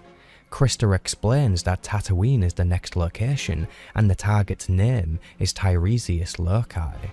However, due to the hunter's list being leaked on Hutter, some names made it through and Tiresias is one of them who got a tip-off that he's a wanted man. So tracking him down could be difficult. After chasing a few leads through the spaceport, our hunter is led to the cantina where they find their rival hunter. However, the rival hunter, a Rhodian named Vibu, decided to quit the Great Hunt and leave Tiresias alive. But that's not how things work. A fight started and Vibu met with his makers. Our hunter did find out from Vibu that the target is currently trying to work with a Ratataki female known as the Lady of Pain, who is also the crime lord with a base of operations on Tatooine. The crime lord negotiates with our hunter over the ownership of Tiresias. She asks the hunter to fight in her gladiator ring against her champion. If the hunter succeeds, they may take Tiresias with them. After facing the Gamorrean champion, the Lady of Pain keeps her word. However, Tiresias managed to escape during the gladiator fight and took a swoop bike with him. But that didn't stop the hunter from tracking him down in the Dune Sea, where he was attempting to repair his ship and escape. 2 weeks before, the rival hunter on this mission had found Tiresias and shot his ship down. No one knew where it landed, but now our hunter does. After many attempts of negotiating by Tiresias, our hunter accepts a new deal. Tiresias will join the hunter's crew under the alias of Galt Renner and pledge their services, expertise and contacts to the Great Hunt. A very enticing offer that our hunter accepts. Luckily for the newly named Galt Renner, he just so happened to have a quote-unquote copy of himself that can be used as his body double for the Hutts. After all, he was required to be brought back in dead. The plan works and the Huntmaster's assistant accepts the fake body for completion of the third contract. The next contract takes us to the world of Alderaan, which is currently plagued with civil war between the noble houses. The target is an Alderaan noble by the name and title of Duke Corwin. However, it would seem there was more to this mission than meets the eye. After a few short meetings with beneficiaries and a few haymakers later... You're a slow learner.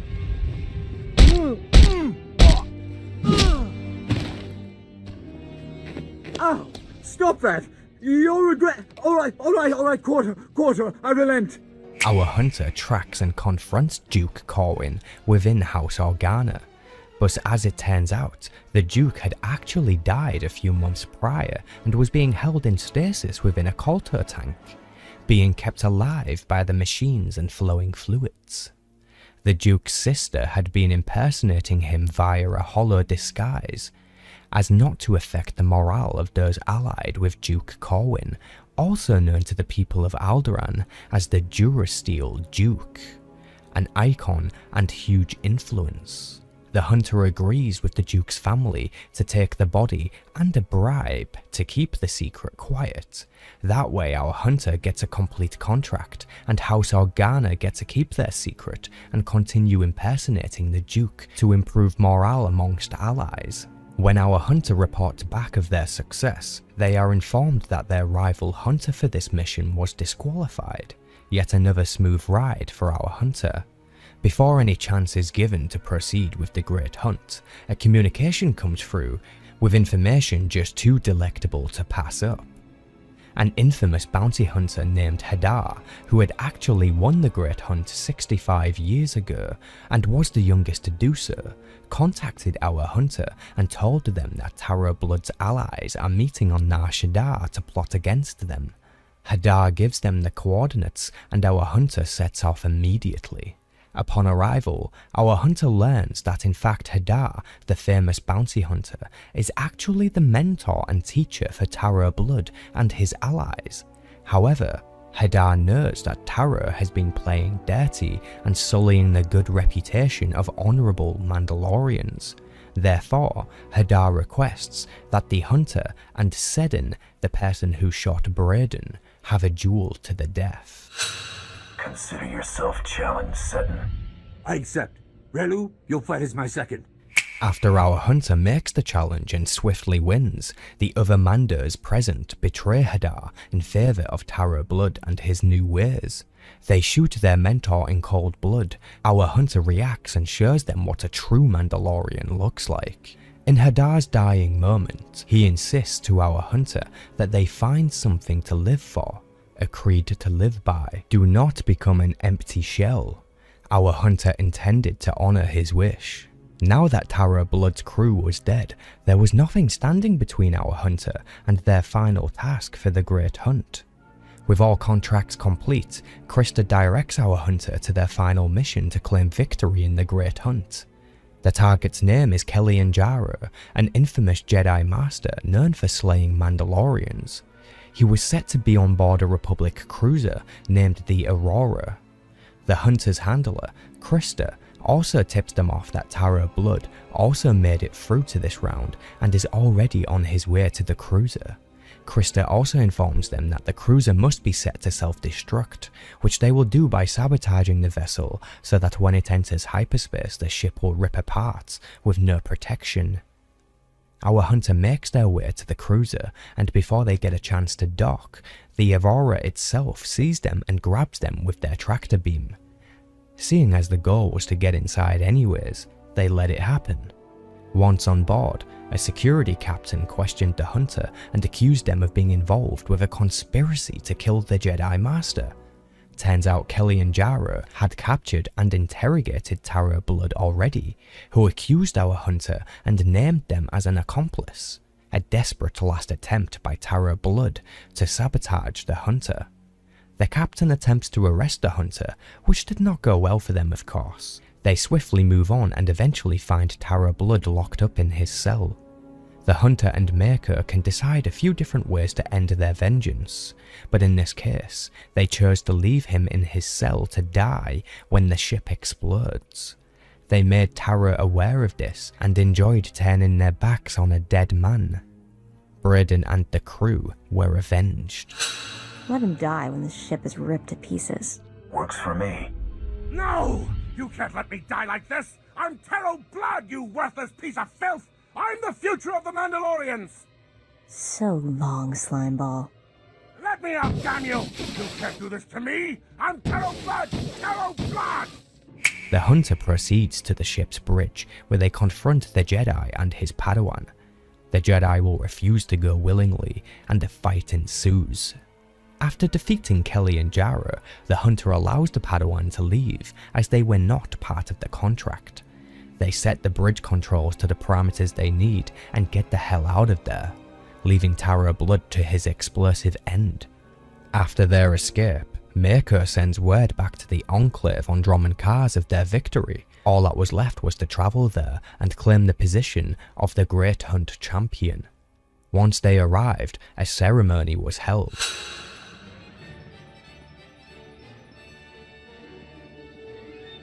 The Huntmaster's assistant had informed the hunter that Mandalore himself wished to meet with them, so after the celebrations, the next stop was Mandalore's flagship, the Spirit of Vengeance.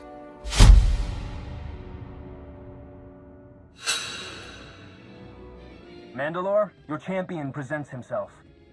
Glad a little war wasn't enough to keep you from meeting me, champion. I like a man who's not afraid to get his knuckles bloody. Meeting Mandalore meant new opportunities for glory, fame, and credits. Mandalore instructs our hunter to go to Dromund Kaas and participate in a Mandalorian blooded tradition. They must enter the depths of Dromund Kaas' horrific caverns, slay a monstrous beast and come back with a trophy. If our hunter succeeds, then perhaps Mandalore will offer them a grand opportunity. When our hunter arrives to the caverns, many Mandalorians had already set up camp. This is where you are introduced to Taurian Kadira. The Mandos tell our hunter that the beast inside has slayed everyone who entered, none have returned. However, this just served to stoke the ambition within the hunter as they proceed to enter the caverns. When inside, it's evident that many Mandalorians had been killed, crushed, and even mutilated. Deep inside the complex tunnels, the mighty beast reveals itself, and our hunter and his companion live to seek credits another day. The beast is slayed and the trophy is taken, its heart.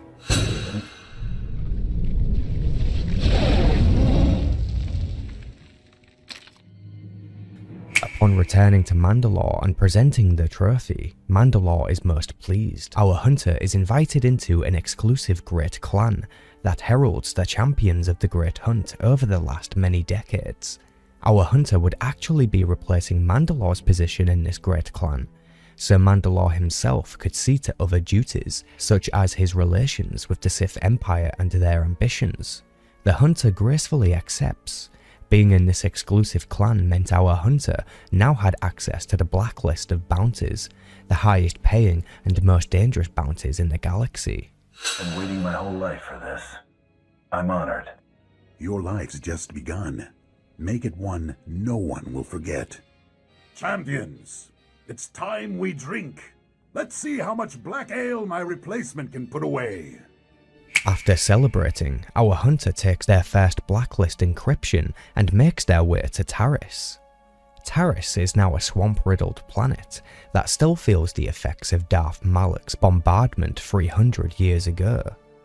Once arrived, another Great Hunt champion named Bloodworthy contacts the hunter to give them the details. Turns out that this particular contract is more of a first-timers tradition for the blacklist. The target is a rogue Mandalorian named Xalek Kadira. He also happens to be the father of Taurian Kadira. Over the past 10 years or so, many bounty hunters have tried and failed to bring Xalek in. So now there is a long-lasting bet that no one can complete it, so our hunter must pay an ante and attempt to complete the impossible contract. On the surface of Taris, the hunter is able to follow leads through another Mandalorian he meets, named Commander Fett. As it would turn out, Taurian Kadira was also on Taris and looking to restore honor to his family name by taking out his father. Bad idea, kid.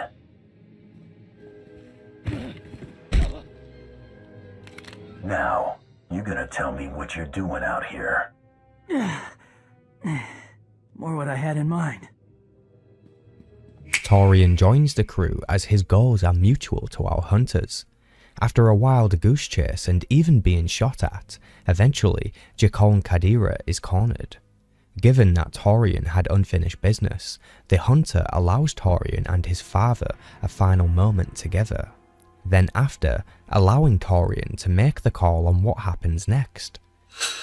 Kartaldin, Nija Onnish, Karsabui, O Rewa Dasla. I'll do our name proud.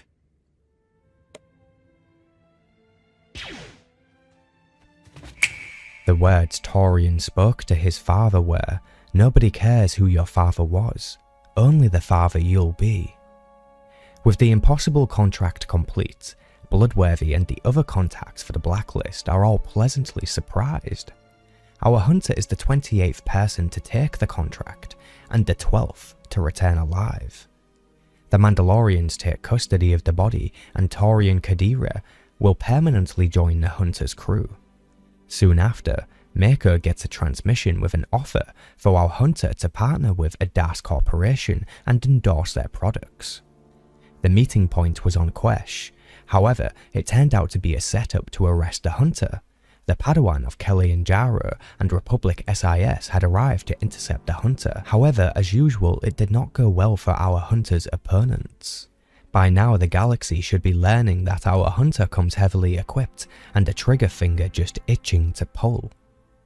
With the ambush dealt with, the hunter returns to their ship and receives word from Bloodworthy of their next blacklist contract. The client was a member of the Chiss Ascendancy and required help with a pirate lord on Hoth, a Trandoshan pirate named Voss. On the surface of Hoth, our hunter is able to interrogate a Jawa named Blizz, who has useful information about the pirates. Blizz is compliant enough though for the most part and seems to win over the hunter's favour. Using Blizz's information, the hunter tracks Voss and his allies down. Our hunter had to deal with many pirates, but eventually the pirate lord began to take this new threat seriously. After a beatdown, the hunter takes Voss alive and returns him to the client in a carbonite bath.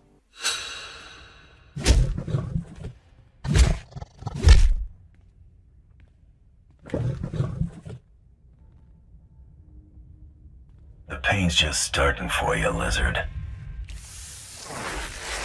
With the Jawa proving to be so useful and hands-on with engineering, the hunter decides to adopt them into the crew as their latest member. After yet another successful blacklist bounty complete, the other Great Hunt champions arrange a celebration for our hunter on Nar Shaddaa.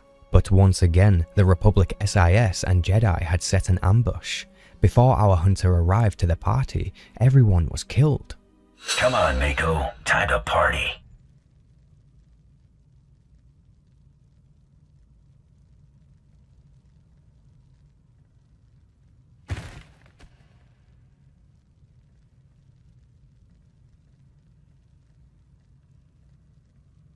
I'm sorry.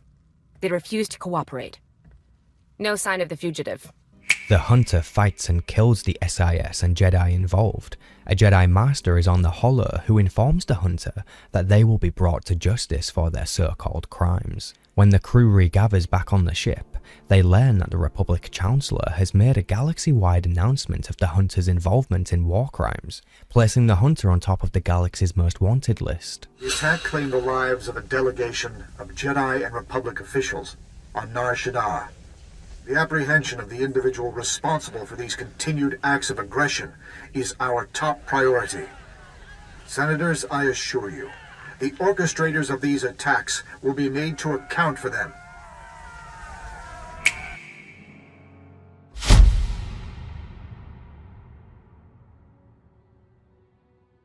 With Mandalore away and busy, along with the other Great Hunt champions being dead and gone, it was up to just the hunter to clear their own name and or fight their way to freedom.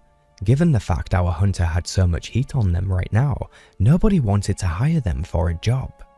Except one Sith, named Darth Tormen. Choose your words as if your life depends on them pleasing me.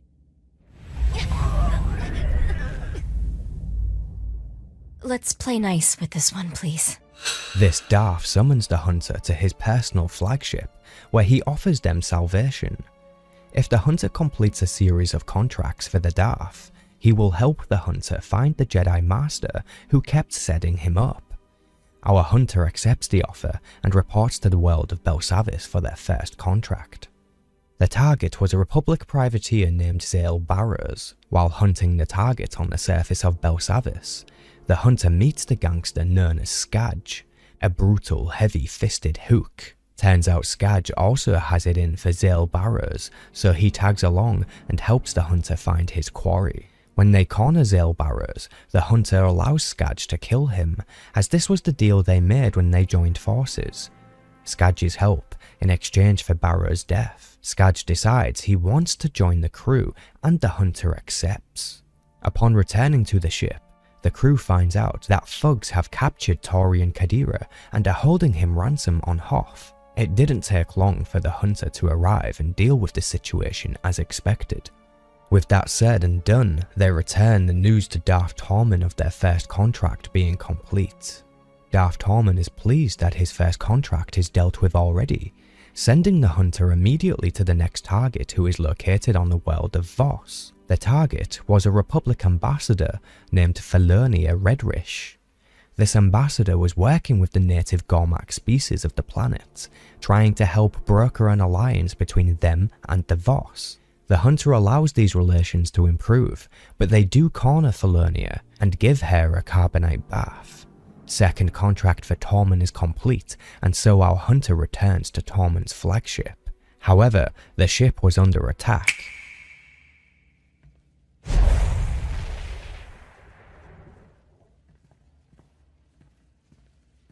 My lord, it's a relief to see you unscathed. After retaking the ship with Darth Tormen's help, the Sith Lord explains the plan for vengeance and the third contract. The world of Corellia is currently at conflict, and neither Empire nor Republic hold total dominance yet. It would be the hunter's task to locate and capture the leading figures of Corellia, to force them into signing a treaty that benefits Darth Tormen's agenda. Once this was complete, it would force the Republic Chancellor to arrive into Corellia's orbit. Darth Tormen also explains that the Jedi Master who kept setting up the hunter before was named June Seros, and he would be arriving with the Republic's Supreme Chancellor. An intruder!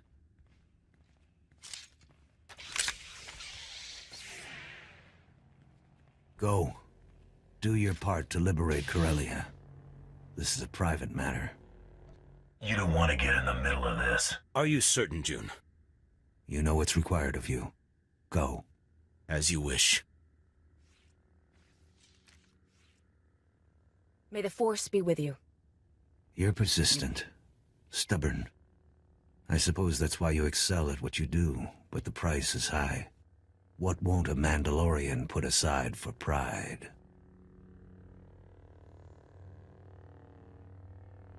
I'd meet death head-on for a comrade.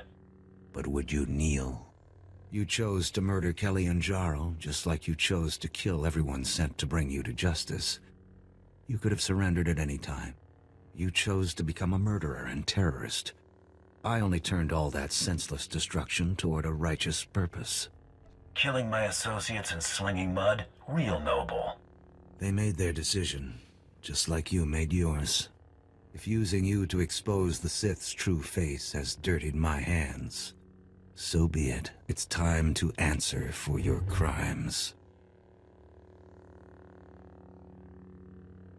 When I'm finished, you'll be glad no one was here to watch you die.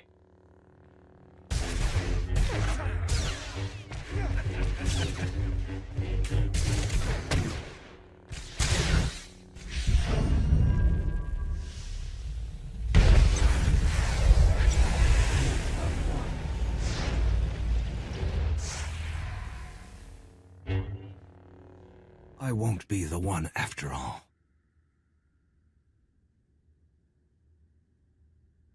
Now whose pride's getting them into trouble? Savor your vengeance. It's a small victory. You've denied me nothing here. In failure, I've undone all your accomplishments. In death, I return to the Force. What are you playing at, Seros? I've lost the battle, but won the war. By now, my peers are well on their way to rescuing your captives and tearing up your sham treaty. With the Jedi Master dead and gone, no longer posing a problem, it was time to move on to the big fish. The hunter makes their way to the Republic Chancellor's flagship. Darth Tormen had instructed them to capture the Chancellor, which also gives the hunter the opportunity to clear their own name of the things they did not do. When confronting the Chancellor, it's possible to broker a deal in which you must betray Darth Tormen, or it's possible to stay true to the contract and not burn any bridges within the Sith Empire. In this case, our hunter decides to play by the rules.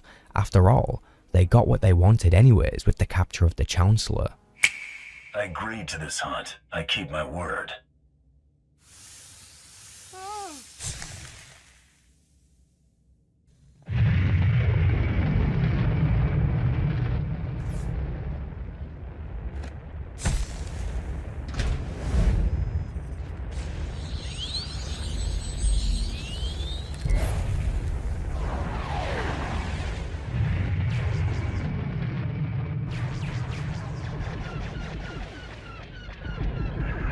After escaping the flagship like a complete legend, the Hunter returns to Darth Tormen with the Chancellor captured.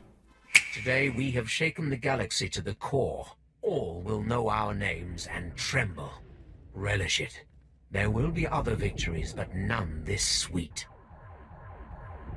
You should have seen him beg. I will see the Dark Council bow their heads to me in veneration. The bounty hunter's efforts on Corellia placed Darth Tormen in high esteem with the Dark Council, and the hunter's actions are noticed by the likes of Darth Mar, who in future will look to employ their services. The hunter has achieved the pinnacle of glory and fame within the Empire and Mandalorians. Their name is cleared of all charges they didn't commit, and a new day is just waiting around the corner. Now when their name is uttered, scum and villainy runs and hides. By now, the Treaty of Coruscant is broken, and war has begun to rise across all systems. Now the most famous and skilled hunter in the galaxy, and their crew, await the next contract, whoever the client may be. Decades or perhaps even centuries before the events of the Great Galactic War, the Republic discovered a world in the Outer Rim that was seemingly unremarkable. At first glance, the world was of little interest and was currently experiencing an ice age. The surface was covered in nothing but ice domes and shelves. However, they soon realized that hidden beneath the ice, the depths were safeguarding a secret construction. When the Republic investigated further, they found evidence of the ancient civilization known as the Rakata. Other remnants of this society have been found before, such as the Starforge which was used by Darth Revan. Yet finding them on this world meant that their reach truly spanned the entire galaxy, for this world's name is Belsavis. The Republic discovered many Rakatan devices used for communication around the planet, but deciphering them was difficult and was a task that continued forever. Eventually, they stumble upon a prison. The size of the prison was incomprehensible. It seemingly went on as far as the planet stretched, all constructed in what we now know as vaults. Each vault of the prison was unique and had defensive capabilities suited to the one occupying the prison cells. The ancient Rakata had even left behind droids to maintain the prisons and their energy cells, although not all the droids were functioning. Even mind trap devices were found. These devices were used to trap powerful individuals who were too dangerous to be left in the material realm. When inside a mind trap, you experience only a white nothingness. Like a man-made void, suicide is not possible within a mind trap. The one trapped within must endure their time, being kept alive in perpetuity. Perhaps it is a fate worse than death. As time goes on, the Republic begin to use the prison themselves, using it to keep their own dangerous tenants held in maximum security. The Republic tried to avoid tampering with the cells and vaults that were already occupied. Even after thousands of years, who knows who or what might have survived, but they would soon learn. If we fast forward now to the time of Star Wars The Old Republic the game, we learn a lot more. During this time, the Empire also discovers Belsavis and learns of its secret Rakatan prison. Rather than seek to take this from the Republic, the Empire instead opted to free many of the prisoners to cause chaos among the Republic. Not to mention that the Sith Empire was interested in freeing the Dreadmasters, who were captured during the war and sent to this prison world. After freeing the Dreadmasters, the Empire seeks to acquire the blueprints needed to replicate the prison world of Belsavis. The Empire was essentially planning to build an entire copy of the prison world so they could have one for themselves. To do this, they needed to know how the ancient Rakata built it. The Empire successfully obtains the information they need by looting the droid memory cores of the builder droids the Rakata left behind to maintain the prison. Retrieving the data was difficult, but the task was completed. We have yet to know if the Empire succeeded in building a copy. Seems like a loose end in the story. If the prison was constructed in secret, I wonder if people like Darth Baras and Darth Jadis were taken to this prison if they are chosen to be spared in someone's class story ending. Just something to think about. The Empire was able to free an ancient Rakatan alien from a mind trap known as Subject 13. It's believed the Republic had a hand in cloning Rakatan aliens, but the Empire takes the opportunity to corrupt one and recruit it. The fate of Subject 13 is unknown. What is cool about that character is the fact that it was able to use essence transfer like a casual Monday routine. Essence transfer was truly a gift the Rakata had mastered. During the same time period, the Republic would make a new discovery about the prison that they've now been using. While exploring the depths, the Republic opened some of the cells that were preoccupied. Most of them had dead occupants, aged to dust. Others had dark side beasts and beings of power. One such being was accidentally discovered and seeked to bargain with those who would grant its freedom. This being, or entity, was known as the World Razor.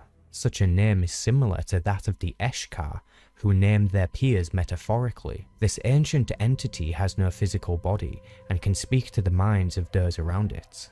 Such a being has been seen before on the world of Voss, known as Selmakar, who was essentially a Force nexus that had gained consciousness due to the imbalance in the Force. Although we don't know much about the World Razor's origin, we know enough about Selmakar to make some educated guesses. It's likely that the World Razor entity is actually another Force nexus that gained consciousness due to the imbalance of power during the era of the ancient Rakatan Empire. The Rakata created the Eshkar species along with other species such as Twi'lek, so they would be their servants and slaves. According to the warning on the prison walls, the World Razor once led the Eshkar and was able to conquer half the galaxy. The entity is also said to have consumed 1,000 worlds to sustain its ever-growing hunger. Perhaps this calamity is a little bit more similar to Darth Nihilus. It took the combined might of the Rakatan Infinite Empire to subdue the World Razor and trap it within the prison on Belsavis. In fact, it's believed that this prison was built originally for this purpose alone. More writings allude to this fact, that the World Razor was the first occupant of this prison. There is more to this story. The Republic can choose to silence the World Razor and make them slumber again, or they can release them. Either way, nothing more is heard from this being. Perhaps if you free it, it simply just leaves and finds a new home, far, far away. However, what if the Rakata had another prisoner, one of their own? After a bombing run on the surface of Belsavis, another vault was revealed. This vault had been sealed for more than 20,000 years, dating back to before the creation of the Republic. Inside was the ancient Rakatan Lord, known as the Infernal One to his enemies, and known as Soa to his peers. This Rakatan Lord was exiled by his own people and sent to suffer in prison where he would be chained for eternity. In his own time, Soa was able to conquer 1,000 worlds and bring the known galaxy to its knees. It's entirely possible that Soa is the one who spearheaded the galaxy-wide assault that inspired the creation of the Republic. This malevolent being forced all worlds into slavery and forced them to pay tribute to his grand cause. Any who were not Rakata were his inferiors. He practiced the dark side of the Force, mastering lightning and even levitation. He also had the power to sustain his own life force. Soa actually had a lightsaber during his time, affirming the notion that the Rakata are the original creators of such weapons. He adorned a ruby crimson blade.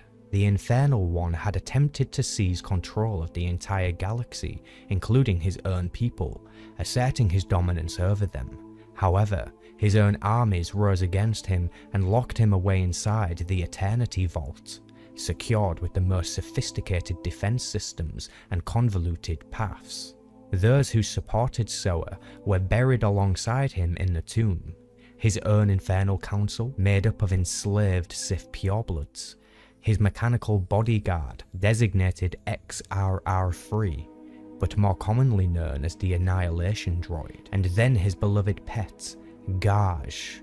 The monstrous beast Gage is said to be the first ever successful alchemist darkside creation, meaning he is the first Sith spawn, or Rakata spawn if you will. Soa claims that no other has replicated his success with the creation of Gage. To keep Soa locked away indefinitely, his personal holding vault was sealed with an ancient pylon puzzle that would take the minds of those who understood the Rakata to disarm it. Before Soa and his army was able to escape, a powerful strike team was assembled that confronted the malevolent being and stopped him before he had the chance to gather his power. The threat of Soa's return is no more. I find it odd that Soa and the Worldraiser have similar backgrounds. A part of me believes they could be the same entity. However, it's more than possible they are separate beings. But the question remains, was the prison built for Soa or the Worldraiser first?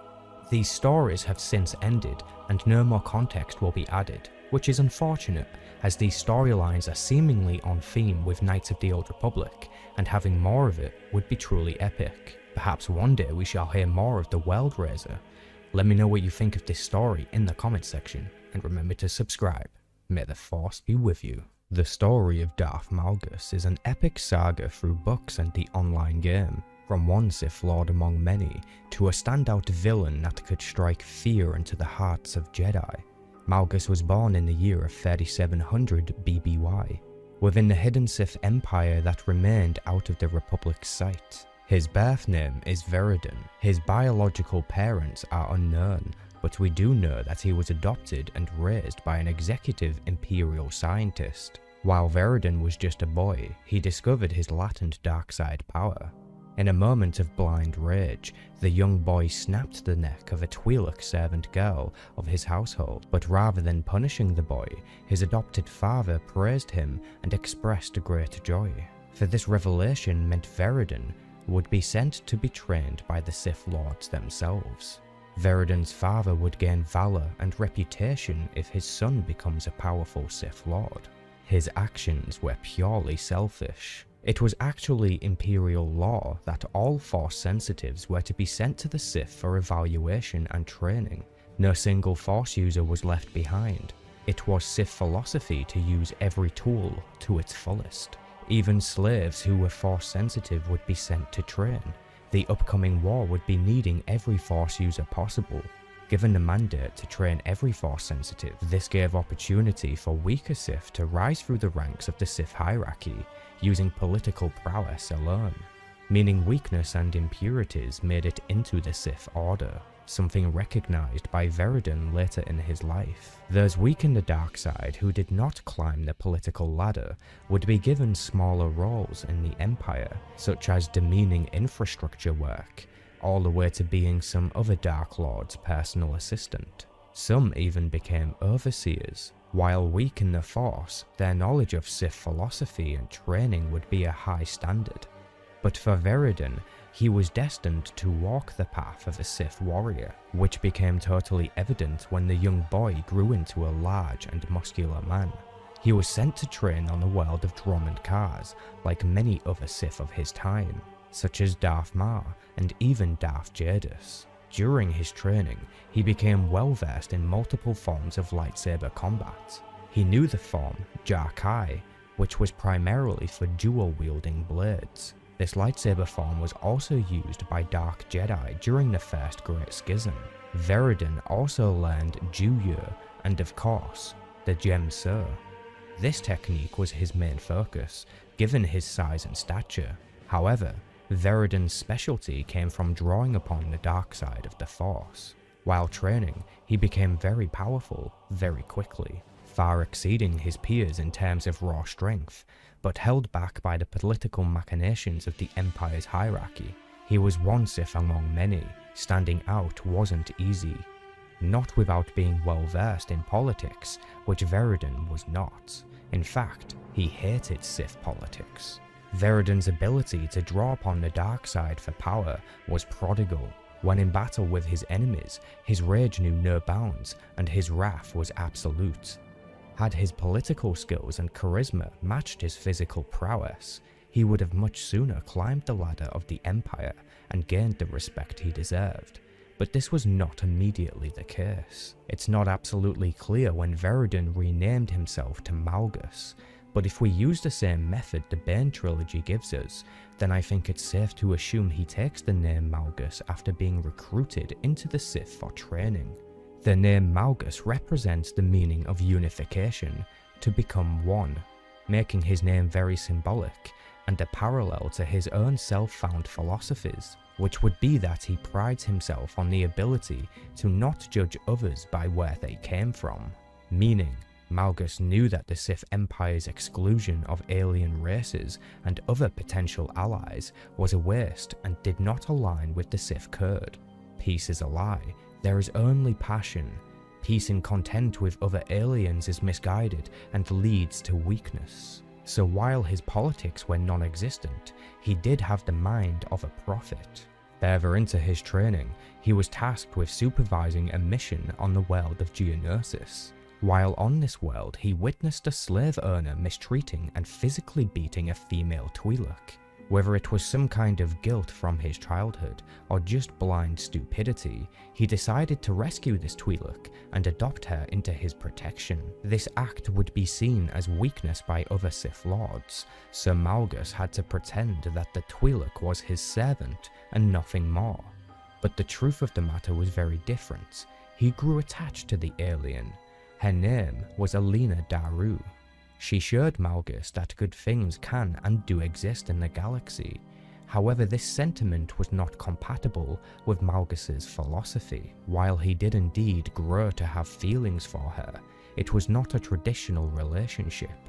They did not hold hands or sneak away for childish pleasures. Malgus simply held her at arm's length and saw something he could never have. For now, he would protect her and keep her around.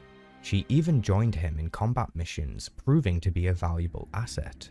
Alina herself was devoted to Malgus. She saw him as a hero, her rescuer. Perhaps she saw the good in him and believed he could ultimately be changed. In time, she would learn the dark side has held Malgus for too long to simply turn back. So she accepts this truth and becomes a loyal servant to the eyes of those around, and a secret romance when his peers could not see. Eventually, Malgus was assigned to a Sith master named Darth Vindican, a Sith pureblood who came equipped with a double-bladed lightsaber. Darth Vindican trains Malgus for a short time until the time finally comes the Sith Empire returns.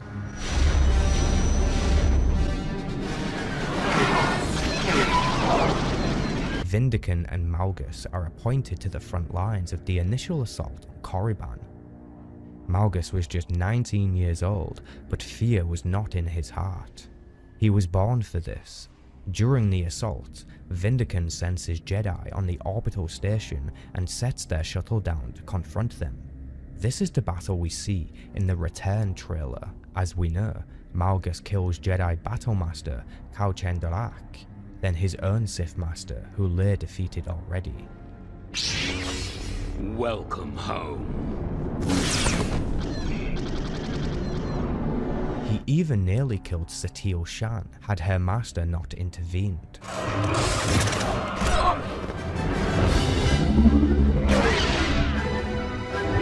After striking down his master, this is the most probable moment Malgus acquired the title of Darth. The reason Malgus overpowered the Jedi Battlemaster so easily is because of the sheer amount of power Malgus was able to draw upon from the dark side. As the Sith Empire returned in mass and his homeworld watches the fight, Malgus's dark side power boils over and overwhelms his opponent. Retaking Korriban was swift and calculated, an easy victory for the Sith Empire. After the battle, Darth Malgus walks the surface of Korriban, his ancient forebear's homeworld. During his pilgrimage to the Valley of the Dark Lords, the Force had showed him a vision.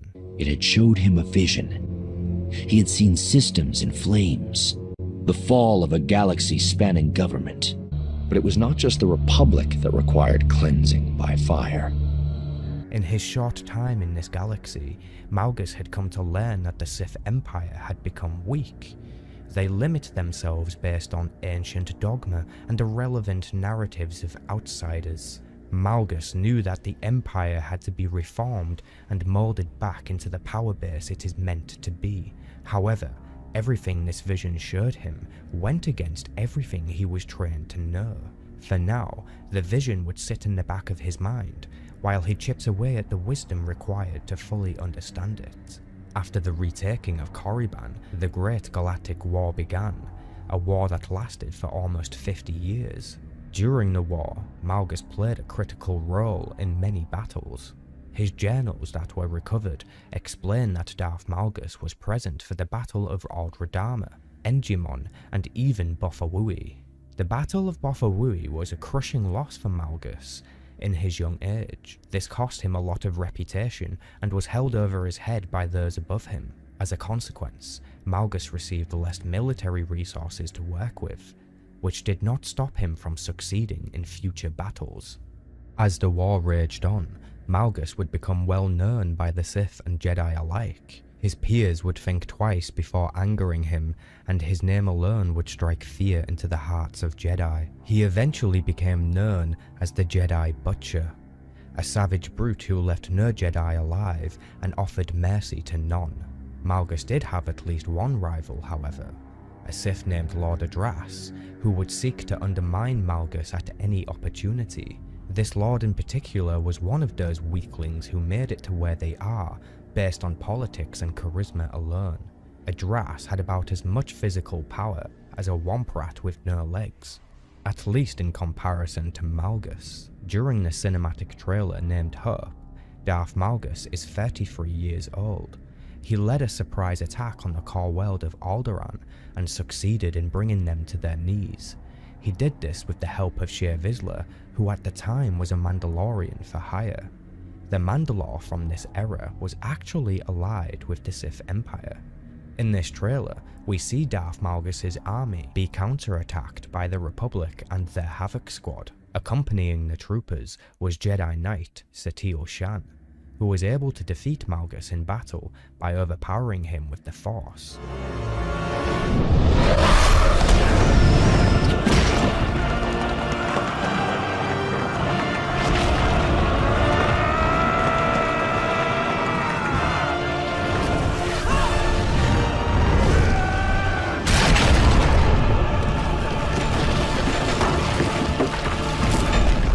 Malgus was injured greatly by the blast, not only from Satele, but also from the thermal detonator that exploded in his face.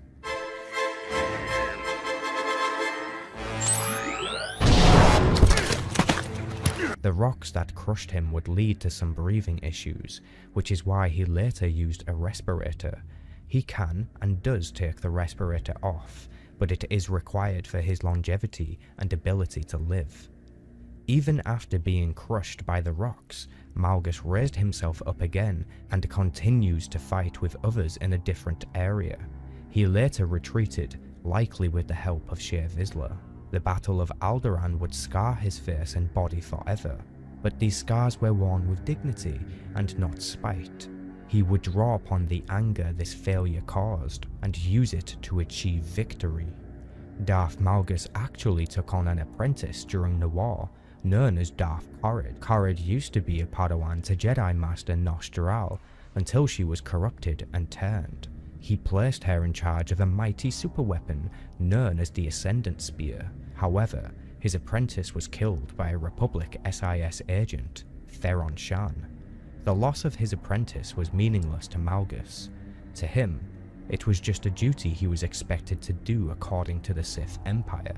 Although he approved of Korrid and taught her his own philosophy, he did not mourn her loss. Almost 15 years later, Darth Angral recruits Malgus to lead an assault on the Jedi Temple on Coruscant.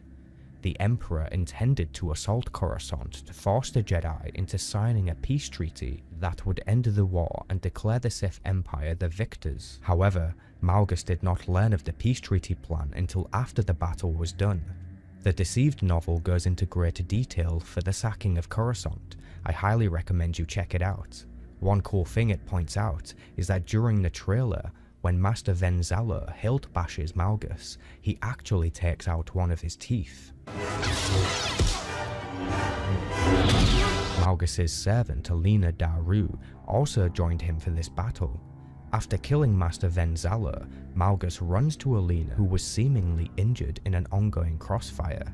With many of his peers as witness, he let his guard down and showed Alina affection. He publicly embraced her and tried to make sure she was okay.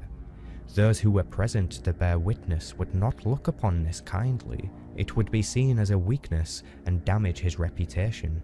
When embracing her, Alina publicly called Malgus Veridon, his birth name. He later warned her that if she ever did so again publicly, he would kill her. The sacking of Coruscant was a major success, and the Emperor's plan with the peace treaty worked. When Darth Malgus learned of the treaty, he punched a dent into a Durasteel shuttle cabin, then proceeded to have a fit of rage, destroying everything around him. Have you heard the news from Alderaan, my lord?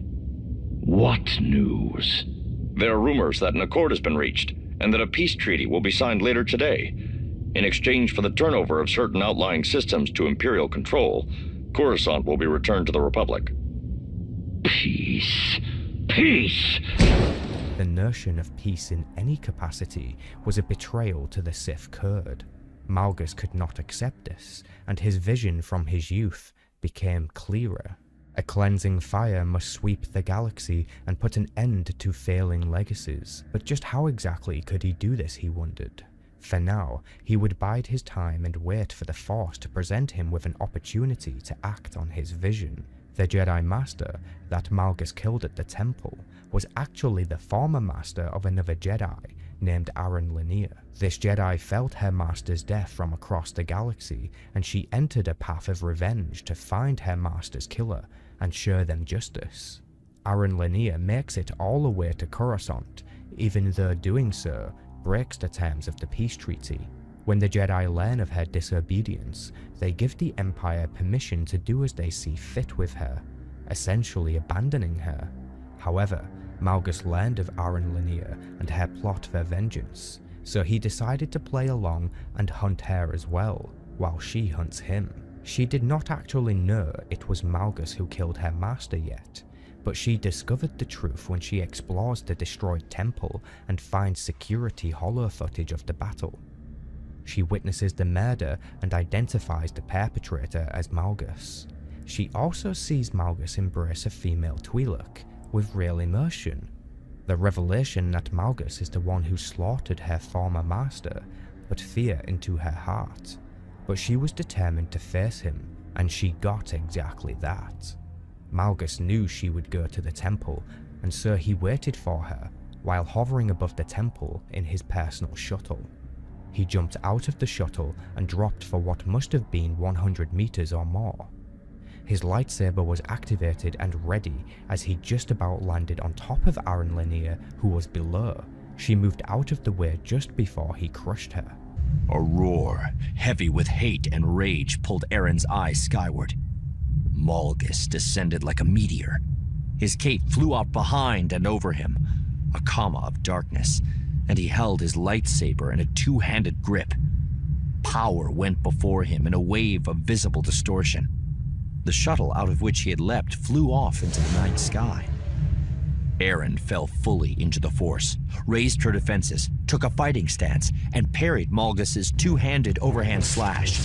Still, he landed in a cocoon of power, hitting the ground in an explosion of might that shattered the stones around them and turned them into a hail of shrapnel. Unflinching, Aaron deflected them with the Force as she parried another slash from Malgus. The force of the Sith's blow made her arms quiver. Malgus taunts the Jedi, exposing her blind loyalty to her master. He even equips and activates her master's green lightsaber to mock her even more. By the end of the confrontation, Arcann Lanier had barely escaped with her life. She was able to retrieve the lightsaber away from Malgus after he attempted to kill her by throwing it at her. Before she retreated, she told Malgus she would hurt him, but he did not take this threat seriously. At first, Malgus discerned that Arcann Lanier must have seen some security footage of the sacking of Coruscant. This is how she knew Malgus personally killed her former master. This revelation made him proud that a Jedi had witnessed his greatest achievement. He came back to thinking about the Jedi's threat. She said clearly that she would find a way to hurt him, but then the realization came all too sudden. If Arcann Lanier had seen security footage of the battle, then it's possible she saw Malgus with Alina Daru. Would this Jedi really target Alina? It was not a risk he was willing to take. He realized in this moment that he felt fear for the first time. He tried to reach out to Alina, but failed to contact her. Malgus immediately ordered his men to go to her location and make sure she is safe. By the time Malgus arrives, the Jedi had already taken her captive. The fury that raged within him boiled over. The Jedi Arcann Lanier forced Malgus to allow her friends to leave the planet unharmed, or she would kill the Twi'lek. Malgus obeyed her and gave her friends safe passage. The Jedi seemingly was going to kill the Twi'lek anyways, but she stopped. But Malgus did not stop. He engaged with Arcann Lanier again and showed her his true power. After besting her physically again, he ends the fight with a decisive blast of Force lightning that sweeps her off her feet and leaves her skin bubbling. The Jedi blacks out. When she awakens, Malgus stands over her and thanks her. He explained that today she showed him his own weakness, and had their positions been reversed, he would not have hesitated to kill someone that she loves. Malgus allows the Jedi to leave, but promises that the next time that they meet, he will kill her. As Malgus embraces Alina, he finally confesses to her that he loves her. Saying the words aloud brought tears to his eyes, and the acceptance of what he must do. She had become a chain around his neck, one that needed to be broken. His feelings for her would compromise his ability to ensure his vision. He had to take action. Malgus stood, activated his lightsaber, and ran it through her heart. She gasped as the blade entered her flesh. Then her body fell lifeless in his arms, silent and at peace. An instant death for her was the only mercy he ever showed. In the moments after her death, Darth Malgus confronts his rival, Lord Dras, who named his servant a mongrel to his face in a prior meeting. Malgus slaughters his rival in an act of ventilation, securing the fact that his former weakness would never be used against him again. Lord Dras would not be missed by the Sith Empire. Malgus's vision was now in total clarity. He could see that the Emperor and his lackeys had adopted a peace with the Jedi and Republic. This went against everything Malgus knew. A war overshadowed with no true victor, a conflict that ended in peace. He said to himself, there can be no peace with the Jedi, no truce. There can be no peace at all, not ever. Over the next 10 years, he would bide his time and increase his own power base. With the fame that came from the sacking of Coruscant, Malgus finally became a high authority figure within the Sith Empire.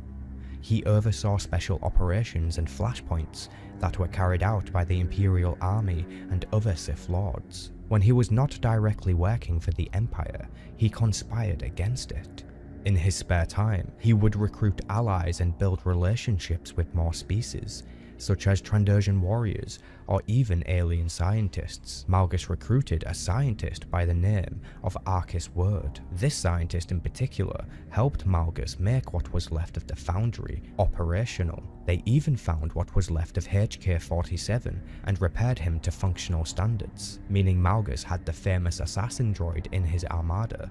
Eventually, a rumor spreads that a Jedi faced the Emperor on Dromund Kars and defeated him. The Emperor's silence reinforced the rumor's truth, With the Sith Emperor seemingly out of the way, Malgus knew his time to strike was now.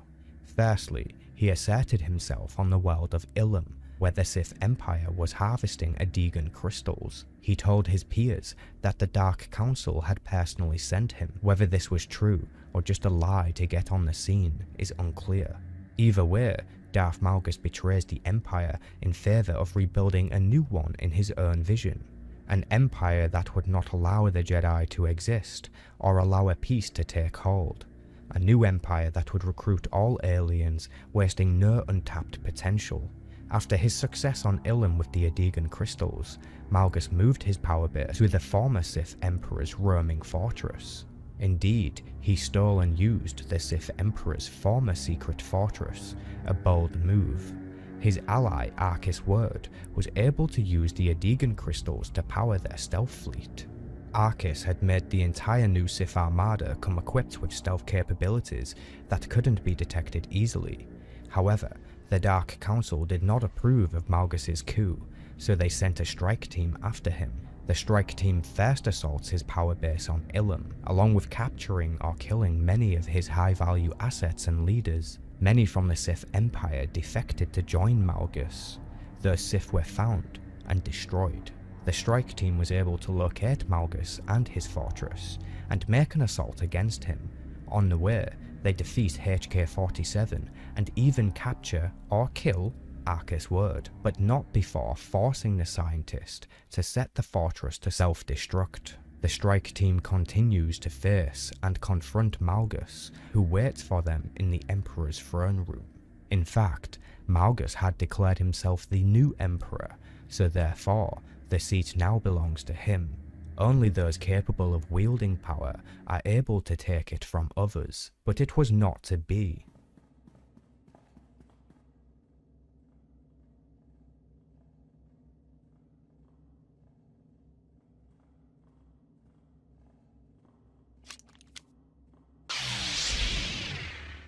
The Emperor's wrath.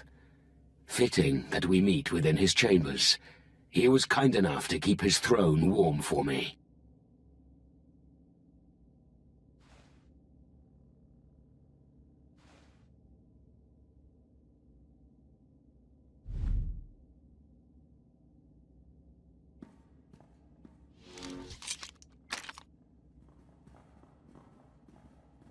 Welcome to my throne room.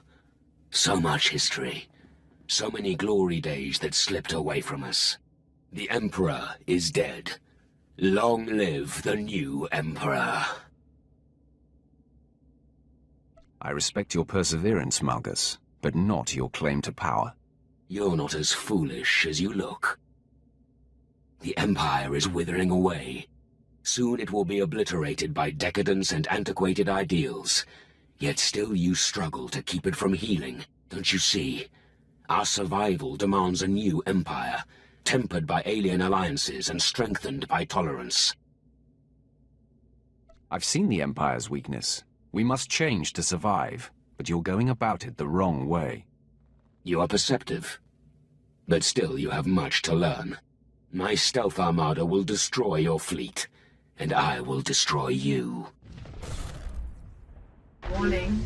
Critical explosions detected on the foundry level. Generators manually overloaded by user ID Arcus Wode.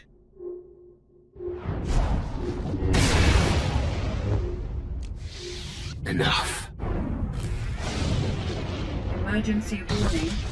Power core overrides engaged. Self-destruct initiated. You must be desperate to sacrifice your entire station. This palace is a monument to the old Empire's failures. Its sacrifice was inevitable. The blast will wipe out your fleet, and only I can deactivate the destruction cycle.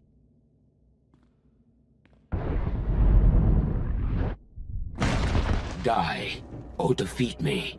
Either way, the Empire is reborn.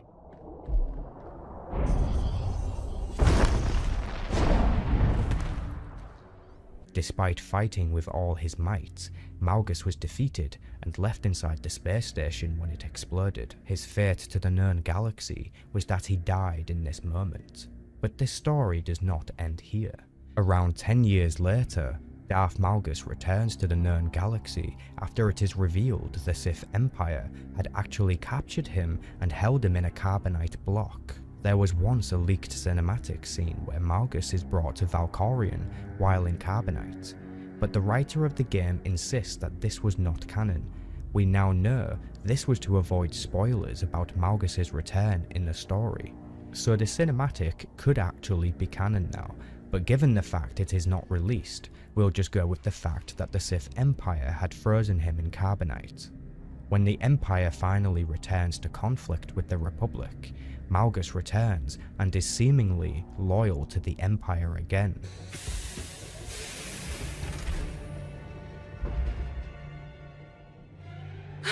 No! Impossible! You died!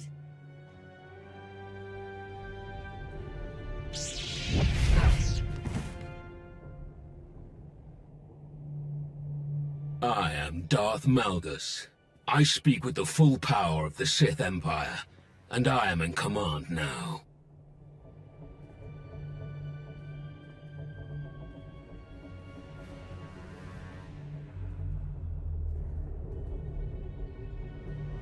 You. I wasn't expecting you to be a part of this operation. However, we would soon learn that in fact, the current Empress or Emperor was controlling Malgus through torture and cybernetic loyalty augments. They put a leash on him so they can use him as an attack dog against the Jedi. While under their control, Malgus was sent to Ursus and was responsible for helping to kill Jedi Master Nosh Dural. Terrak, Van Zalo, Nomen Karr, Darth Baras, Tenebrae. It seems I'll be meeting my fate in distinguished company. Left to me, this library will be your grave, Jedi. But your fate is in the Commander's hands. I'd say you have the right idea.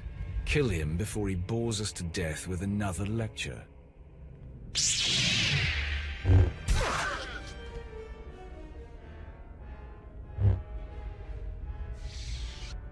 In time, the Empire would learn that keeping Malgus alive was a bad call.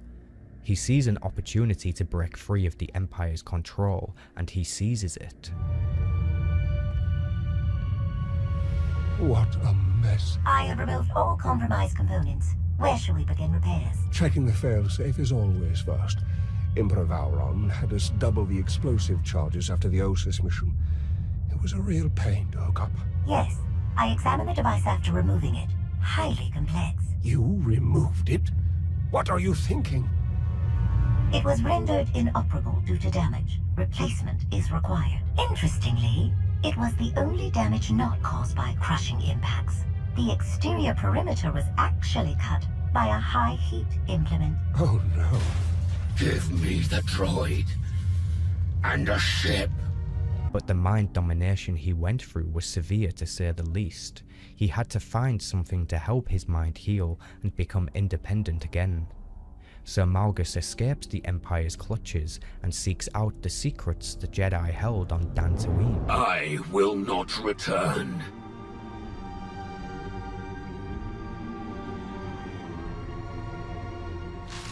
I will not return. I will not.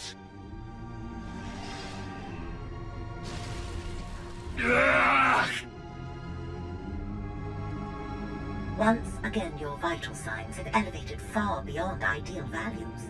I am concerned that these episodes pose a risk of permanent damage. Then stop them. I have already removed all physical modifications related to your loyalty assurance protocols. These hallucinations are the result of psychological manipulation.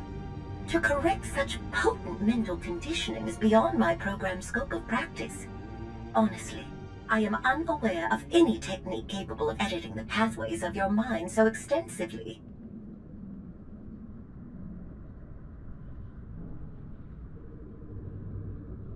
I have heard of one possibility. Set course for Dantooine. This is related to the powers the Jedi Council used to rearrange Revan's mind back in Knights of the Old Republic 1. Malgus sought this knowledge to help him break free. He succeeded in his findings and finally broke his chains to the Empire. I have done what so many Sith pretend to do but never really achieve. I have broken my chains. I will never again have a master. I will never let another rule over me. I will never return to the Empire. His presence in the galaxy at this point in time became loose and rare. Over the next few years, he would secretly search for the former Sith Emperor's weapons of mass destruction. He used to have an entire army follow him, but now he was just a lone Sith Lord. He had vowed to never serve another, to always serve the dark side and nothing more. The war that should have claimed victory for his empire was stolen away by a tainted order that believed in peace with their enemies. Malgus knew he had to do something big to reorganize the structure of power throughout the galaxy. Eventually, he is tracked down to the world of Elon, where a hidden fortress safeguards the former Emperor's greatest secret. The secret to creating an entire army of loyalists by reaching out with the Force to indoctrinate the minds of others. Vitiate had done this to create his so-called Emperor's children, but Malgus would use it to cleanse the galaxy by fire instead. In the latest cinematic trailer, we see Malgus venture to the fortress and do battle with Sith and Jedi alike. He's actually 75 years old in this cinematic and still kicking ass. Malgus takes the holocron within the fortress, but immediately loses it when he leaves. This is because the player character shows up with their allies and overpowers him, leading to his arrest and capture.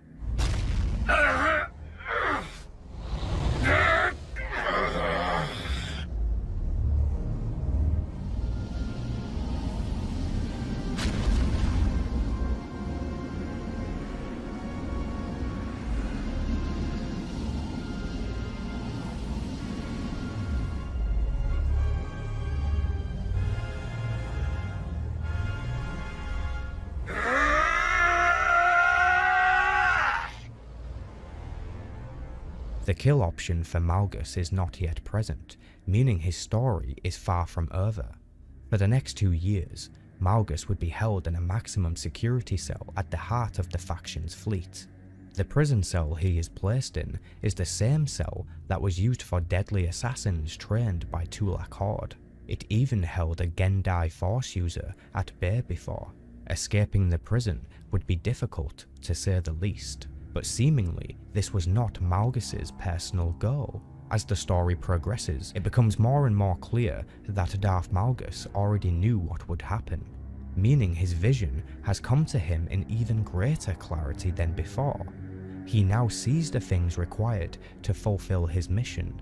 He even openly states that there is nothing that can be done to stop this, and that his plans are already in motion. This notion is further reinforced by the alien Voss species, who are capable of powerful Force visions through their mystics. The Voss Council, known as the Free, informs the player character that a vision has been seen that aligns with Malgus's words. However, the Voss do not trust outsiders and will not reveal the total extent of the wisdom. The only thing they reveal is that Malgus's plans will come to pass more quickly if he is to be killed, and as he dreams, he awakens a great power. Confirming that his plans must already be in motion, this also implies he's working with someone else, but that's a prediction for another time. There has been a vision. Its contents are disturbing. Life will be reshaped. Scales unbalanced. A wave of change rises and falls, beyond the reach of Darth Malgus. And as he dreams, he awakens a great power, one that will tear the galaxy apart. While Malgus is incarcerated, an ongoing civil war between the Mandalorian clans ignites, prompting Shae Vizsla, the current Mandalore, to confront Malgus and ask him what he knows. Shae Vizsla did not get the information she wanted, but Malgus did deliver a solid statement. Shae Vizsla.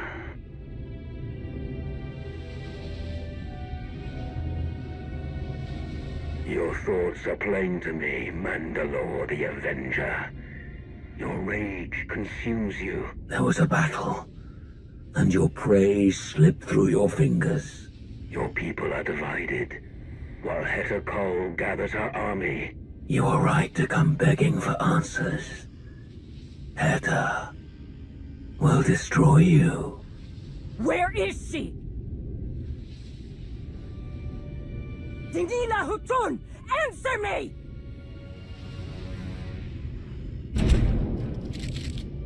Shae Vizsla, who has worked with Malgus before now, including during the Battle of Alderaan and Coruscant many years ago, decides it is in her people's best interests to recruit Malgus and have him lead them to a victory.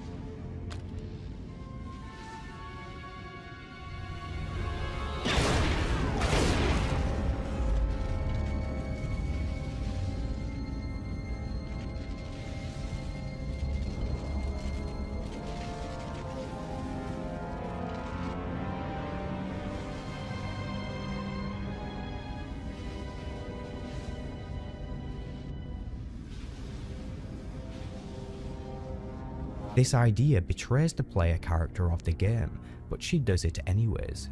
She goes missing for a small time, then shows up with a small squad to assault Malgus's prison and free him. What their plans together will unfold is yet to be seen. The ending of this story will hopefully be one to remember. To find out how it all ends, subscribe to the channel now so you can come back and learn the truth. But for now, this is all we have, so thank you for watching, and may the Force be with you.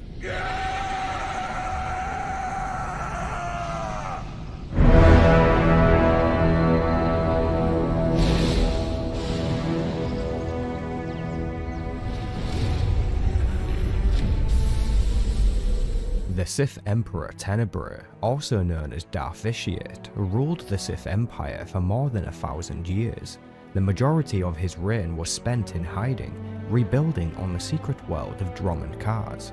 However, in his life, he had learned that the dark side would eventually betray him. It was no secret that the only thing he feared was death itself, but because of this revelation, he decided to abandon his Sith Empire. He realized that the Sith and the dark side betray you. Over his time, countless pawns and so-called heroes challenged the Emperor. He was fed up of this brazen attitude the Sith culture spawned. His rule was intended to be unquestionable, without contest. Instead, those underneath him constantly sought the opportunity to replace him. It was because of this that the Emperor created his own private guard. Those closest to him were indoctrinated, compelled, and unable to betray him. At least twice now, the Sith Emperor has purged the Dark Council that he created. The first time was many years before the events of Star Wars The Old Republic, in which the entire Dark Council had united to dethrone him, but the assault ended as soon as it began. The Emperor killed all of those involved and declared martial law. This happened for a second time during the Revan novel.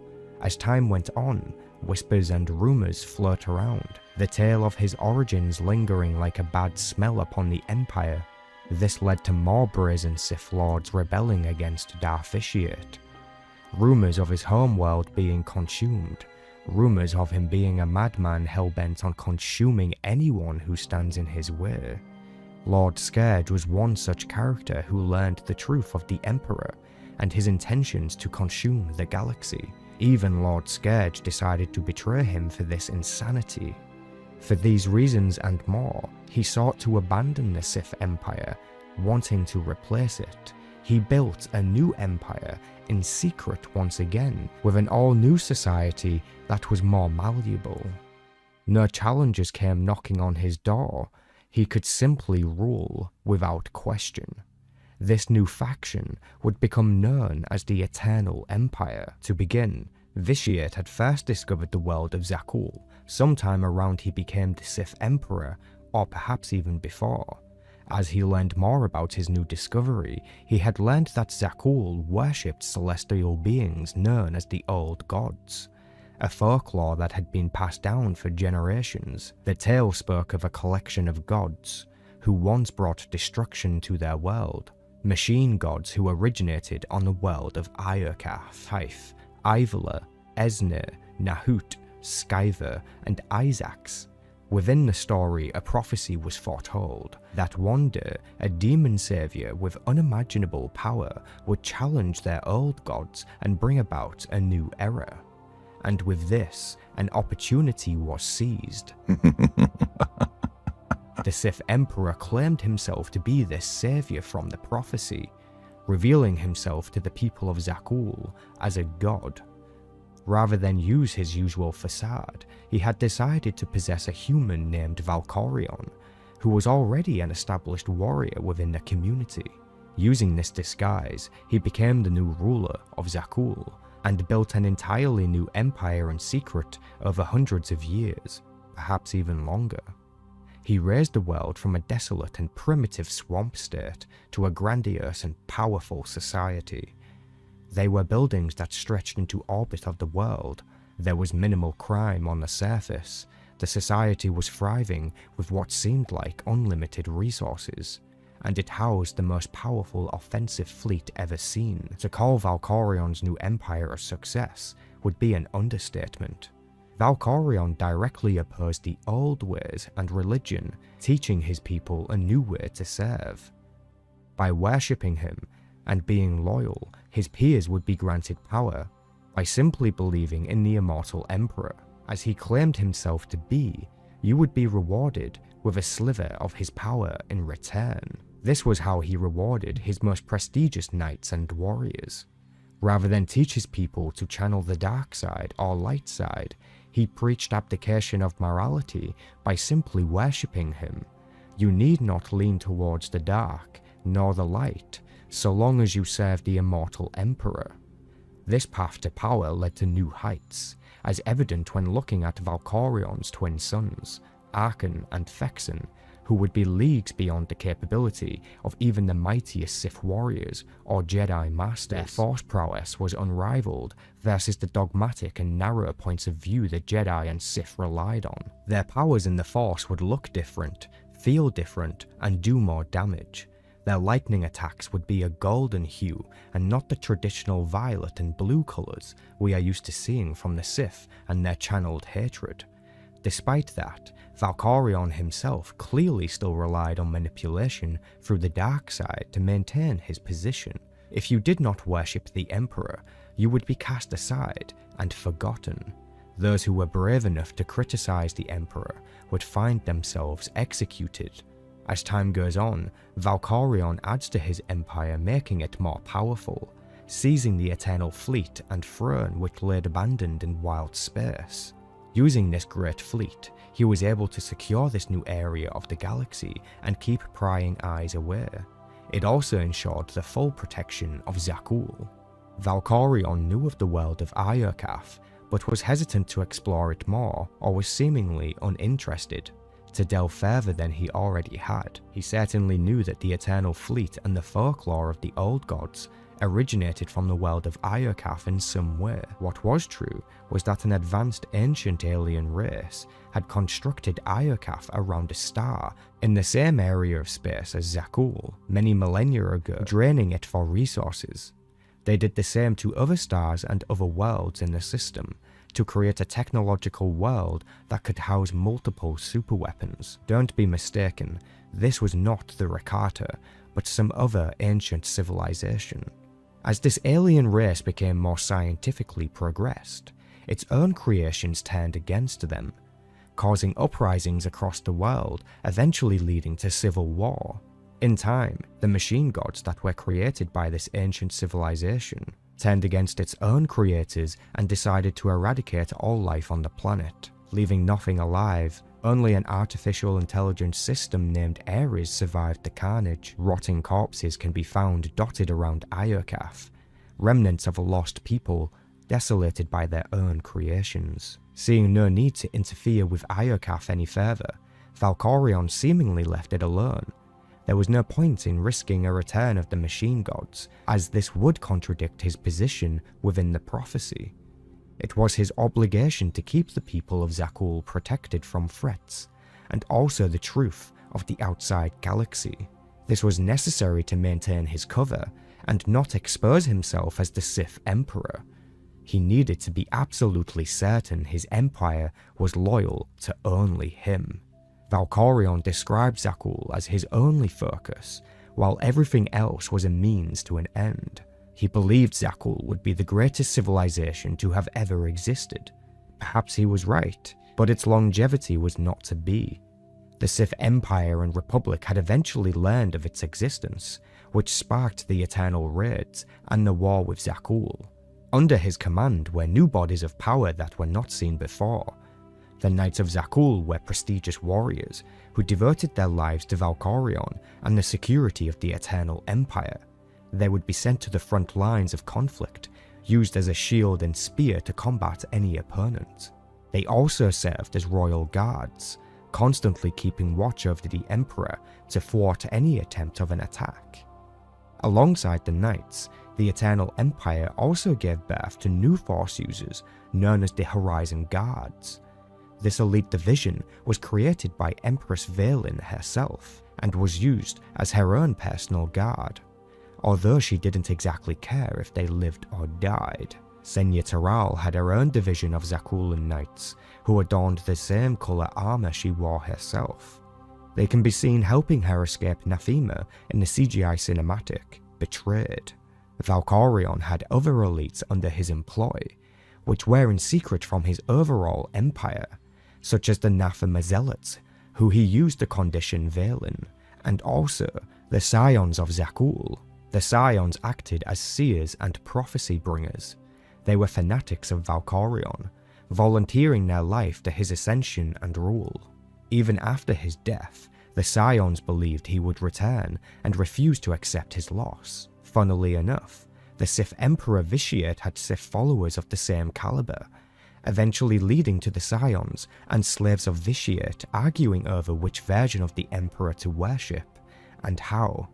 Fun fact for you, when Valkorion was defeated, the planet Nathema began to grow life once again, leading to harvestable food and new fauna spawning across the world. It was like the Force had returned, allowing it to live once again. The Zealots on Nathema that refused to accept Valkorion's death were actually able to survive on the world because of this. They could eat, build, and more, something not possible when Valkorion was alive. Despite Valkorion's defeat in Knights of the Eternal Throne, it was undeniable that he had successfully raised a new, almighty empire that was capable of galactic domination. His son Arcann was able to beat the galaxy into submission within just 1 year, using the Eternal Fleet. The fleet itself was considered a superweapon. It was capable of mass barraging and overwhelming pretty much any target. Its advantage in numbers were unprecedented and unmatched. Piloting the ships were advanced Gemini droids that were built on Iokath. The companion to the Imperial agent, Scorpio, is also a Gemini droid. These creations were of advanced technology from Iokath, capable of calculating and strategizing within moments. Not only that, but the entire fleet connected itself like a local area network, allowing for precise and complex movements at a moment's notice. The entire network was controlled by whoever sat upon the Eternal Throne, which acted as a command console. However, it operated in a much more intimate fashion, essentially binding the user to it like a biometric security system.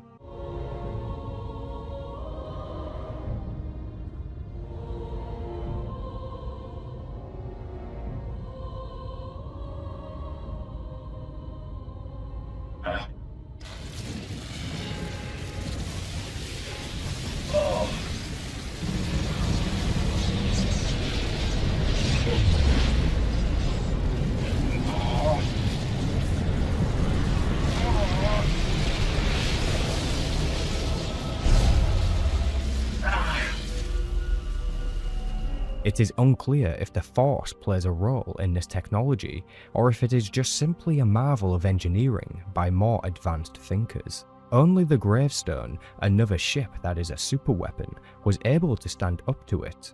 It is suspected that this ship was constructed by one side of the civil war on Iokath millennia ago. Created to directly oppose the Eternal Fleet, using its omnicannon it could destroy a combination of ships at once.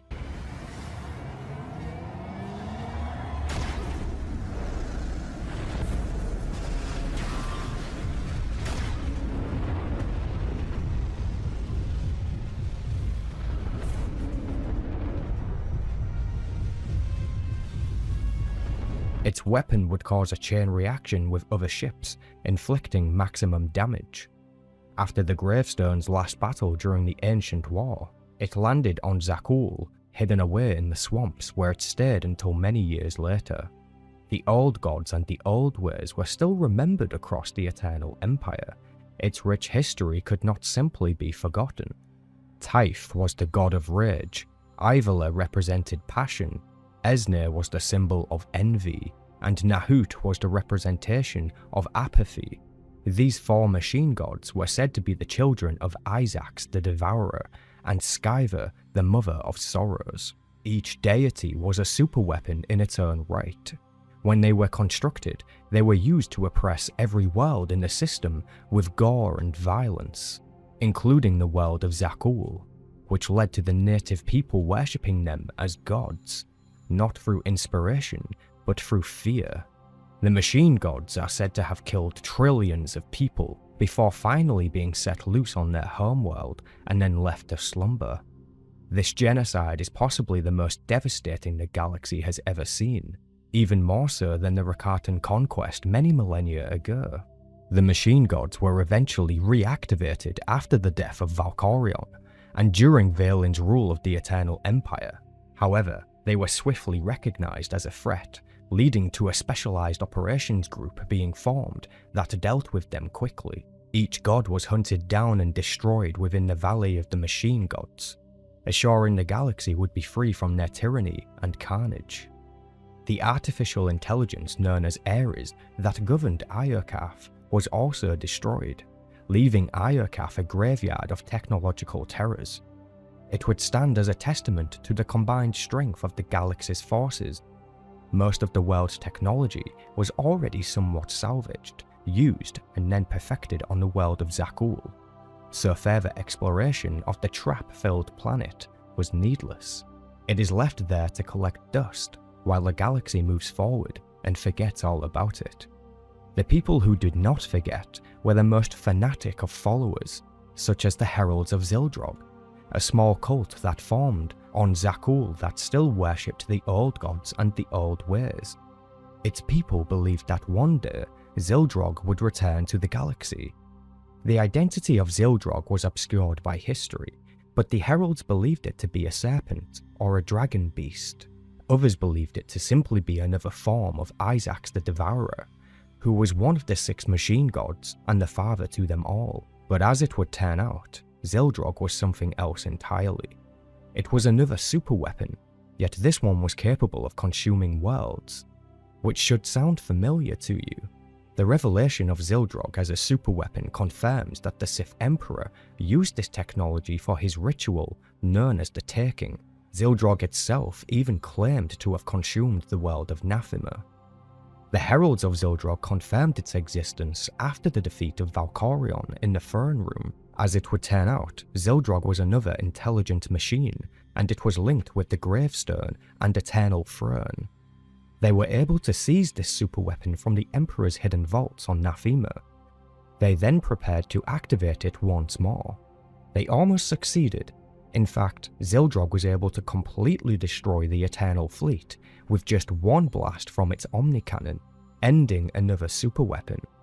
However, the overall plan was stopped by the Outlander, Lana Beniko, and Theron Shan.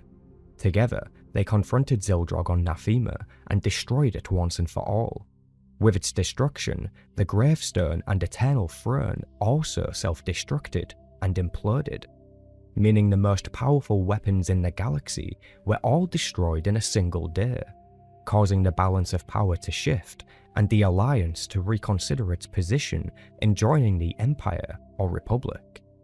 The fact that this machine was used for the Emperor's immortality ritual tells us that he was aware of Iokath and its superweapons long before the Great Hyperspace War in 5000 BBY. This implication is a crucial part of the puzzle to finding out when he started his new Eternal Empire on Zakuul. It is very possible he started this whole thing the same time he became the Sith Emperor, as he would have held the power to proclaim himself a god. These facts paint a clearer picture of Valkorion's brilliance. He truly had the patience of stone and the will of stars. When he said legions had risen to test him, he meant it. To learn the full story of the Sith Emperor, watch my in-depth explained video on the channel. It also has some voice acting in there. Thank you for watching, and may the Force be with you. Lana Beniko woke with heavy lids, her mind and body brittle against the cold stone of Tulak Horde's tomb. How long had she slept? The strain in her limbs told her not long enough, but she feared it had been days. Hunger clawed at the lining of her stomach, but Lana shook it off. She needed to keep moving, keep searching. To stay here was to become just another lifeless relic of the tomb. Dark soil stained Lana's fingernails and she pushed herself to stand. The air was drafty, chapping her already raw lips. "You're awake," her hoarse voice stated. Lana had forgotten she wasn't alone. Benson knelt at the entrance of the alcove they had chosen as a resting spot. His red Sith pureblood skin easily recognizable. Kargan was curled next to him, still asleep, long dark hair hiding her face. They were all that remained of the initial group of acolytes. Yes, Lana's own voice sounded foreign to her ears. "How is she?" "Stable." Benson pushed the hair from Kargan's forehead, revealing a deep gash across her otherwise charming features. "It will leave a scar." "No one survives the trials unmarked." Lana stared off into the shadows, remembering how the claw slugs had overwhelmed them. Lana had tried to cut a path for the other acolytes, but they lost Grek and almost Kargan. Her arm still ached from slicing through the worms' sinuous bodies. If Harkon could see them now, Lana gritted her teeth, imagining the Overseer's sardonic laugh. The man was a sadist. Lana had stood by as he weeded out the weak, telling herself this was just the way of things. She had remained silent as he insulted them, beat them, and forced them against each other. Why should she, daughter to one of Drummond Kars's most celebrated entrepreneurs, care about a group of slaves? Because they were Sith, and they had withstood everything Harkon had thrown at them. They had impressed her, and Lana wanted to see Harkon's face when he found out they had worked together to complete his final trial to find Tulak Horde's helm. A task he deemed impossible. Kargan stared. Benson helped her to a sitting position. "Can you move?" She smiled. "I don't have a choice." Benson offered Kargan his shoulder and the three left the alcove. Durasteel vibrasword in hand, Lana led them down a dark passage to what she hoped was the chamber containing Horde's armor. Once full of mystery, the ancient Sith's tomb had been nearly picked bare by the robbers and the Academy, but there were still a few areas left unexplored. Lana had deciphered from the symbols etched into the stone walls that their destination should be ahead. Even the quietest footsteps disturbed the rocks loosened by the passage of time. Lana stifled a cough as dust invaded her nose and lungs, eyes narrowing to see the path. "We need light," Kargan whispered from behind. Lana hesitated. As they would not survive another attack. Sensing Lana's trepidation, Benson added, "The beast will come, with or without the light. Might as well see them approach." Lana relented and pulled an illuminating crystal from her pack. The corridor was covered in rubble from a fallen column, but was otherwise clear. Kargan, her skin pale and clammy, winced as Benson and Lana helped her over the debris. Lana tried to keep a steady pulse. If they were to succeed, she needed to focus on the task at hand and channel her fear into more productive energy. When they reached the end of the hallway, Lana held the crystal high to see as much of the chamber as possible. She sighed. It was a ruin. Broken tablets lay scattered on the ground. Statues, damaged and forgotten, looked ready to crumble from the slightest touch. It would take hours to sift through, but if the helm was here, then it would all be worth it. "Kargan, rest a while. Benson and I will clear the largest pieces." Her fellow acolyte looked like she might protest, but Benson was already imploring her to sit. Lana closed her eyes and used the force to channel what little energy she possessed into moving one of the tablets off to the side. "You're certain it's here?" Benson asked, his breath heavy from concentration. "I am not certain of anything," Lana replied, "but it's our only lead." They worked in silence, moving the rubble piece by piece until the room finally began to take shape. From what was left of the plaques, Lana deduced this chamber once housed some of Horde's most valuable artifacts. The helm should be here. She just hoped it wasn't crushed under the fallen stones. As she lifted a carved torso off of the ground, Lana felt Benson stiffen next to her and then scramble towards his vibrosword. "Stay back!" Something shrieked behind her. Lana turned to see a Zabrak, dirty and shaking, holding a dagger to Kargan's neck. The blade was crudely made, but more than capable of killing Kargan in an instant. Benson stood his ground, hands trembling. The Zabrak's eyes, enormous and round, wavered between Lana and Benson. Dried blood was crusted around her mouth. "We mean you no harm," Lana said, holding up her hands. The lids around the Zabrak's dark eyes were thin, almost translucent. She stared at Lana, assessing the possible threat she posed. Kargan was panting, her fear palpable. "What's your name?" Lana's voice was soft and soothing. Unwashed skin knitted together as the Zabrak thought about her question. When she spoke, her tone was frustrated and scared. Searching, like little womp rats with twitching noses. You touch and scrape what doesn't belong to you, what can never be yours. There's a price to hold these things, these treasures, one you have not paid. I was like you once." "You were an acolyte?" Benson asked. The Zabrak stared ahead, lost to a memory. "But then I paid the price. The blade lowered slightly from Kargan's neck. Kargan seized the moment and slammed her elbow into the Zabrak's nose. Black blood splattered across her face. Benson and Lana covered their ears as a high-pitched scream filled the chamber. Rocks and fragments of old statues flew into the air as dust rained down upon them. "Kargan!" Benson held out his hand, grabbing hold of the girl as she crawled away from the Zabrak, writhing in pain. Lana lunged for her vibrosword. Gripping the hilt, she moved to stand over the crumpled, wailing figure. Grey hands with jagged fingernails flailed, trying to stop the pain and bleeding. Lana swallowed. The Zabrak smelled like rancid meat. As she raised her sword to strike, Lana felt the unfamiliar sting of pity. She deduced from the rags and what remained of old training boots that the Zabrak had once been like them, a fellow acolyte thrust into the tombs. Lana lowered her weapon and whispered, "Peace is a lie." There is only passion. The Zabrak's eyes widened, the pain forgotten. Through passion, I gain strength. Through strength, I gain power. Benson's deep voice echoed in the chamber. Kargan looked up at him and then back towards Lana and the Zabrak. Through power, I gain victory. Together, all 4 acolytes finished the code. Through victory, my chains are broken. The Force shall set me free. The silence was as tense and fragile as the decaying walls around them. Lana stepped back and turned from the Zabrak. Go. She clambered away, clutching the dagger to her chest. Benson walked to Lana's side, watching the Zabrak scurry into the darkness.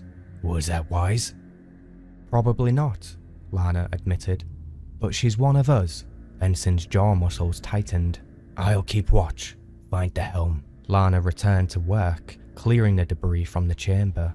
When her mind became too tired to focus, she rolled the rocks away until her palms were numb and her joints throbbed. Time had no place in the Valley of the Dark Lords. It was consumed, just like her energy and ambition without regard. Lana was just about to collapse when she saw it sitting in the corner. Tulakord's helm. Her feet carried her to it, a sigh leaving her parched lips. I found it! Benson lifted his head, but Kargan remained still. What? Lana closed her eyes, relief flooding her senses. As she touched the smooth metal surface of the helm, with quivering fingers, she lifted it off the floor and brought it over to the other acolytes. It's here. Benson cautiously traced the grooves and crevices of the helm. An uncharacteristic smile formed on his face. Look, Kargan. She struggled to open her eyes, but Benson lifted her arm so that she could feel their triumph. We can go home? We can go home, Lana stated. Eager to reach the surface, they agreed to begin the journey without delay. Benson shouldered Kargan's weight, while Lana led the group, one arm protectively holding their prize. She tried not to think about the claw slugs or the dangerously pale colour of Kargan's skin. They would make it. She had to believe that. They passed the alcove and took another tunnel in an attempt to avoid the nests. Hearing their ragged breath, Lana peered at Benson and Kargan from over her shoulder. He was fully carrying her now. The wound on Kargan's forehead was slick and sweet-smelling. Should we stop? Keep going, Benson barked. There was nothing they could do for her here. The second Lana turned, a skeletal body charged from the shadows. She fell back, a sharp pain in her forearm. Bony legs stumbled across her. Lana's eyes widened as she watched a familiar dagger bury into Kargan's chest. Her friend's pale lips opened to gasp one last breath before falling limp into Benson's arms. The Sith stared down at the growing pool of blood. The Zabrak wrenched the dagger free and sliced back towards Lana. The price! She howled, reaching towards Horde's helm. Without hesitation, Lana rolled away and brought her vibrosword down against the Zabrak's neck. It connected with a sickening crunch. The emaciated body dropped to the floor, unmoving. Benson fell to his knees. Kargan's blood stained his armor. Her eyes, half opened, looked past him. Lana could feel the rage pierce through his shock. He clenched Kargan's shoulders and shut his eyes. She prepared for his attack, but it never came. Lana sensed his anger dissipate as quickly as it had spiked. Benson held Kargan's body close to his chest, pushing himself to stand. Let's go. Benson, she's... When we entered the tomb, you said we could only succeed if we worked together. You were right. We found the helm. Two red fingers closed Kargan's eyes. We're leaving this place together. Lana nodded. She spared one last glance for the Zabrak at her feet, and then continued towards the surface. I have mentioned in the past that a number of embedded Imperial and Republic assets have been eliminated. Some of these deaths appeared purely incidental, while others were very obviously assassinations executed with varying degrees of competence and flair that would not suggest a pattern. I now believe it was a mistake for me to have dismissed these deaths as unrelated. Probe transmissions from Manaan show that a Republic officer and a member of the Dark Council have been meeting there in secret. Even in times of relative peace, this would be highly irregular, of course.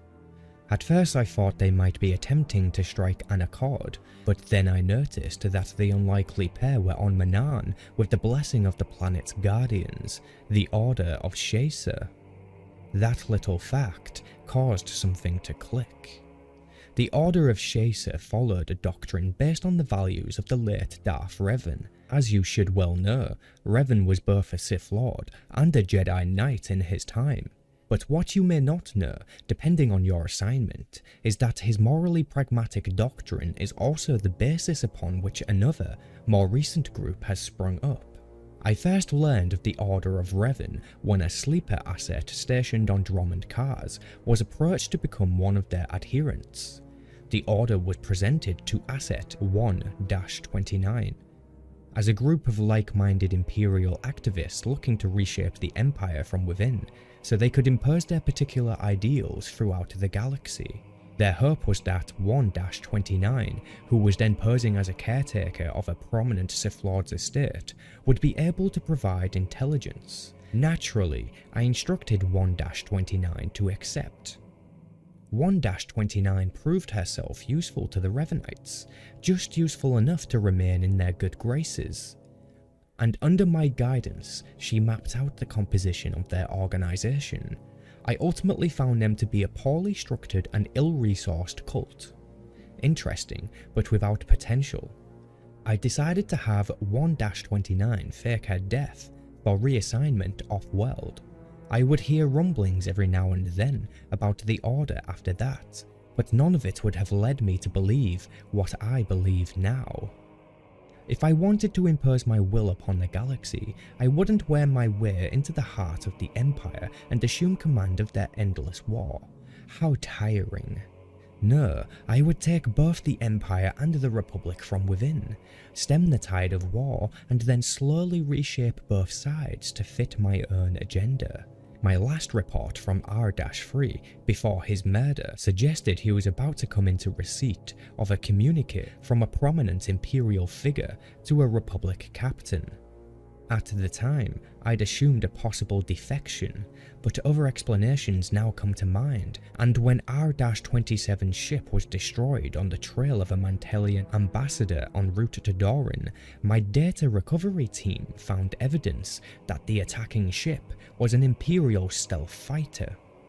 Hard to believe a lone Imperial craft would venture so deep within Republic space without some manner of assurance of their safety.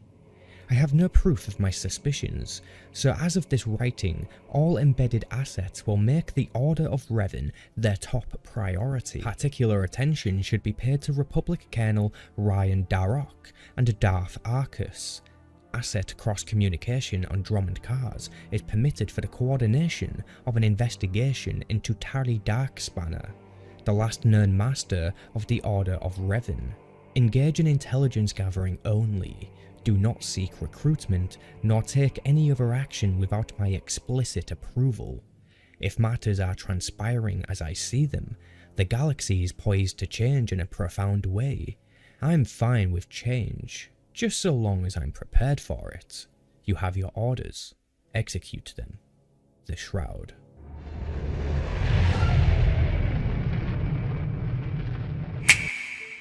Jace Malcolm pulled at the cuff of his sleeve. Living most of his life in uniform, he was used to things fitting a certain way. The leather jacket previously hiding in the back of his closet was tight around the shoulders and out of style, judging from the upturned noses of the restaurant's other clientele. Despite his position as Supreme Commander, Jace generally didn't frequent establishments in the Senate District, preferring a more casual atmosphere. However, Franta's Respite was known to serve an authentic roast gorak, a dish he'd grown fond of from his time on Alderaan. He hoped the food was better than the decor, The Xalek silk tablecloths and delicately carved aura wood menus were overshadowed by gaudy holographic vistas of the Alderaanian countryside, all pre-Civil War of course. Jace exhaled and considered ordering another Alderaanian brandy.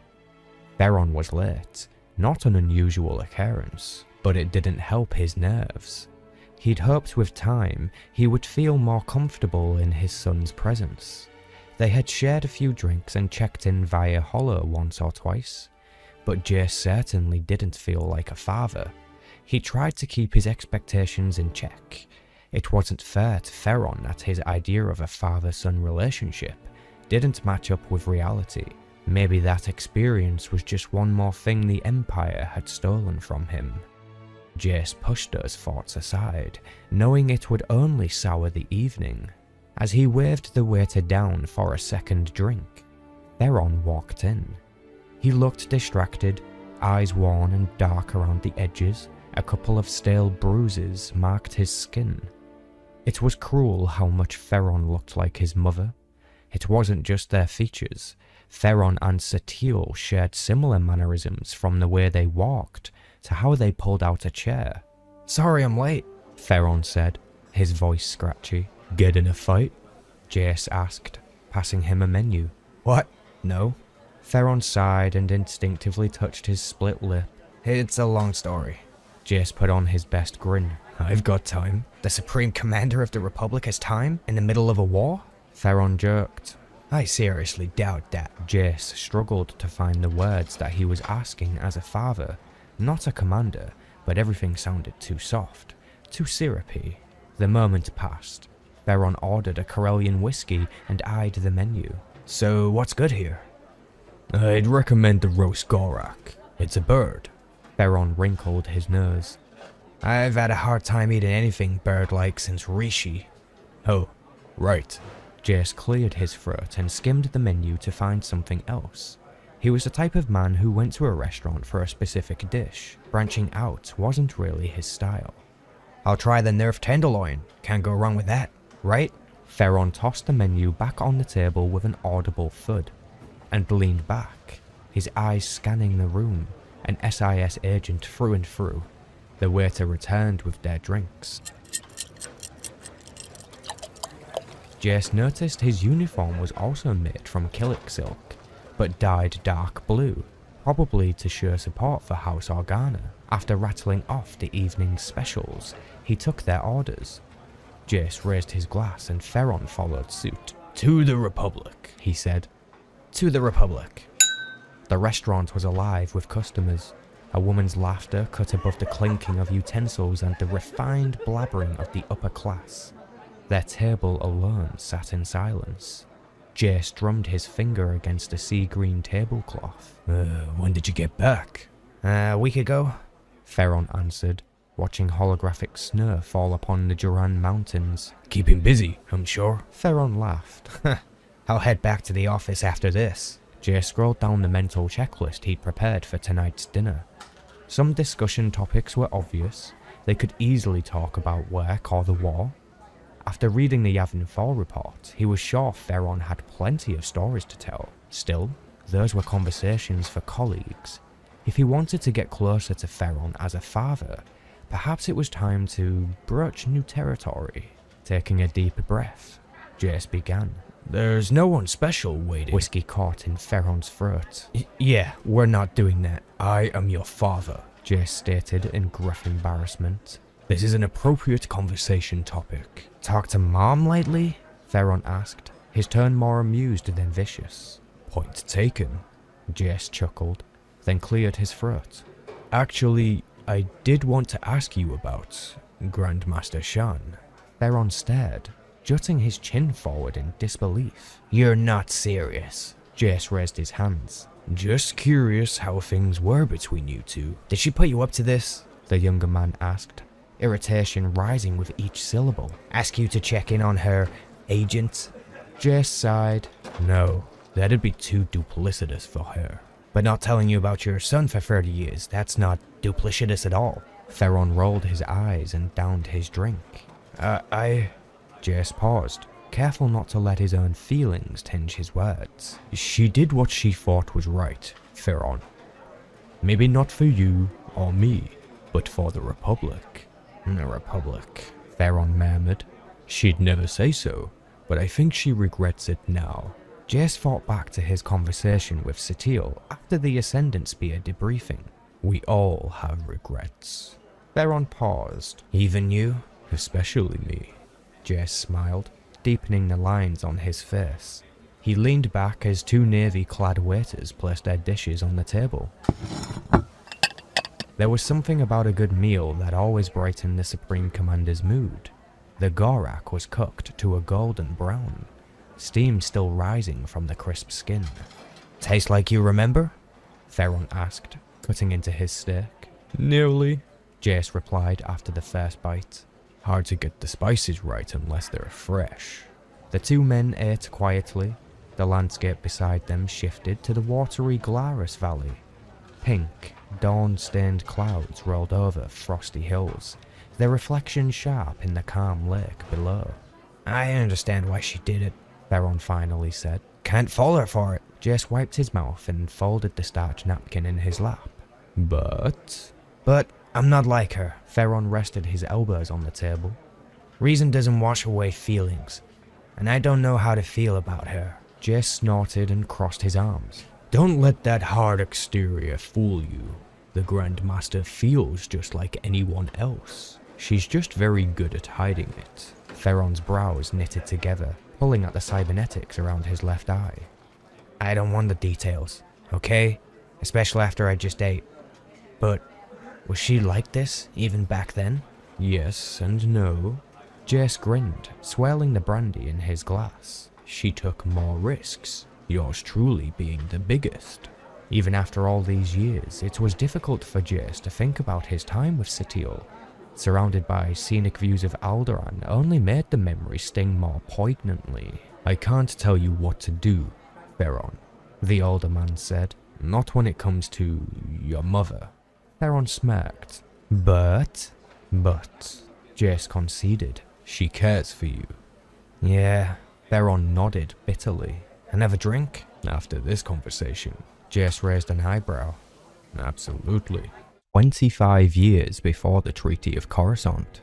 The planet Begaran. Enemy using laser turrets and Kakaniva shells. Squads 3, 8, and 15 are down. 17 can't crawl a meter without a sonic dampener. Awaiting orders, sir. Where is he? Slave, you told us he'd be trained for this. My master learned at the feet of Lord Khalifa. He listens to our plight. The signal will come. Sir, incoming. Ray shields were... Turbo lasers now firing. Arek Battalion, we spotted bombers in your vicinity. Your last message was cut off. Please, we'll hold the stairway. You can observe from the blast shelter. How could we lose the intruder? I don't know, sir. Responsibility is mine. What? He's here. Go. Look out from the balcony. Once statues of great men stood before the cliffs. Those statues were monuments to warriors, alchemists, great philosophers who refined the sacred doctrines of the Sith. You could have let him live. I fought in the Foundry Uprising. My son taught me the 9 edicts of Teles Kasi. I'm not afraid to hurt you.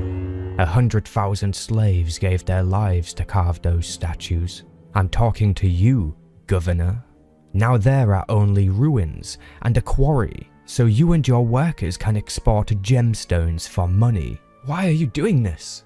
1,000 years ago, this world belonged to us. You are the intruders here. This is Tenebrae to Imperial Command. The Governor is dead, and the palace is yours. The battle ends swiftly. The Empire is victorious, and would-be heroes of the Republic die unremarkable deaths. They will not be mourned today. The dead of the Empire, however. Maggot, oh Maggot, you didn't think you could escape me so easily, did you, Master? My injuries were no trick, Master. A human would have died, and even so, I dragged many of the enemy with me. I can see that. You're a fine servant, Maggot, and a fine soldier. Don't let any of those men tell you different. You will permit them to celebrate? The soldiers need inspiration, Master. I suppose they've earned it, and the view from the palace is worth seeing. You can almost imagine what this world was like. Of course, anyone who tries to profit from the colony's wealth will be executed with the Republic Vandals. Major? My lord, I have received word from the Citadel. The Dark Council is pleased with your results on Begolin and sends its congratulations. You also have my personal gratitude. Yet you're troubled.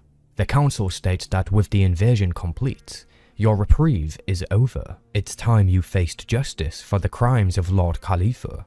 Well, Maggot, I must say I'm surprised. It seems we surrendered this day after all. The Paragus system, once a rich source of hypermatter fuel, now a barren layover for smugglers and spice dealers. Travelers who seek Paragus are few and far between.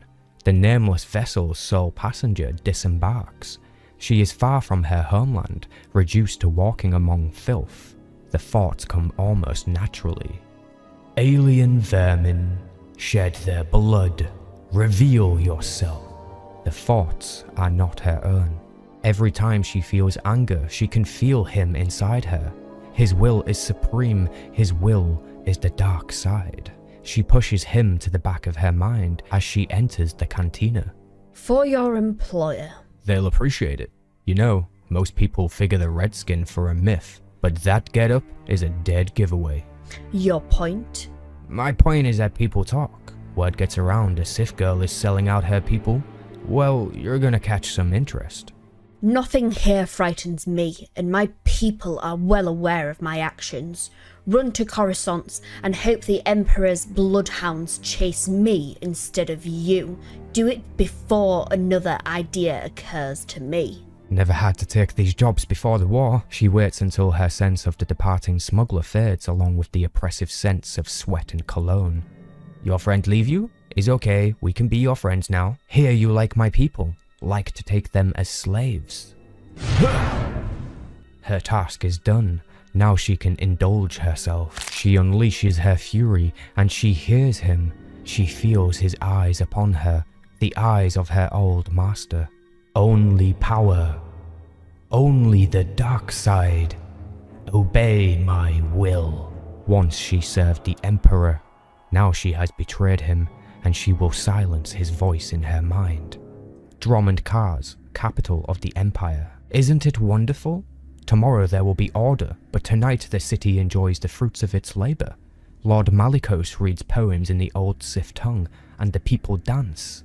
Lord Ekage brands the heroes of his Red Legion, but you are not with them, Master.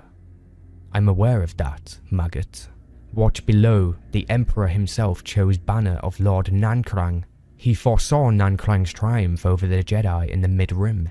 It's why we honor him tonight. They cannot force you to submit. You could flee to the border worlds. The soldiers adore you. We all adore. Enough.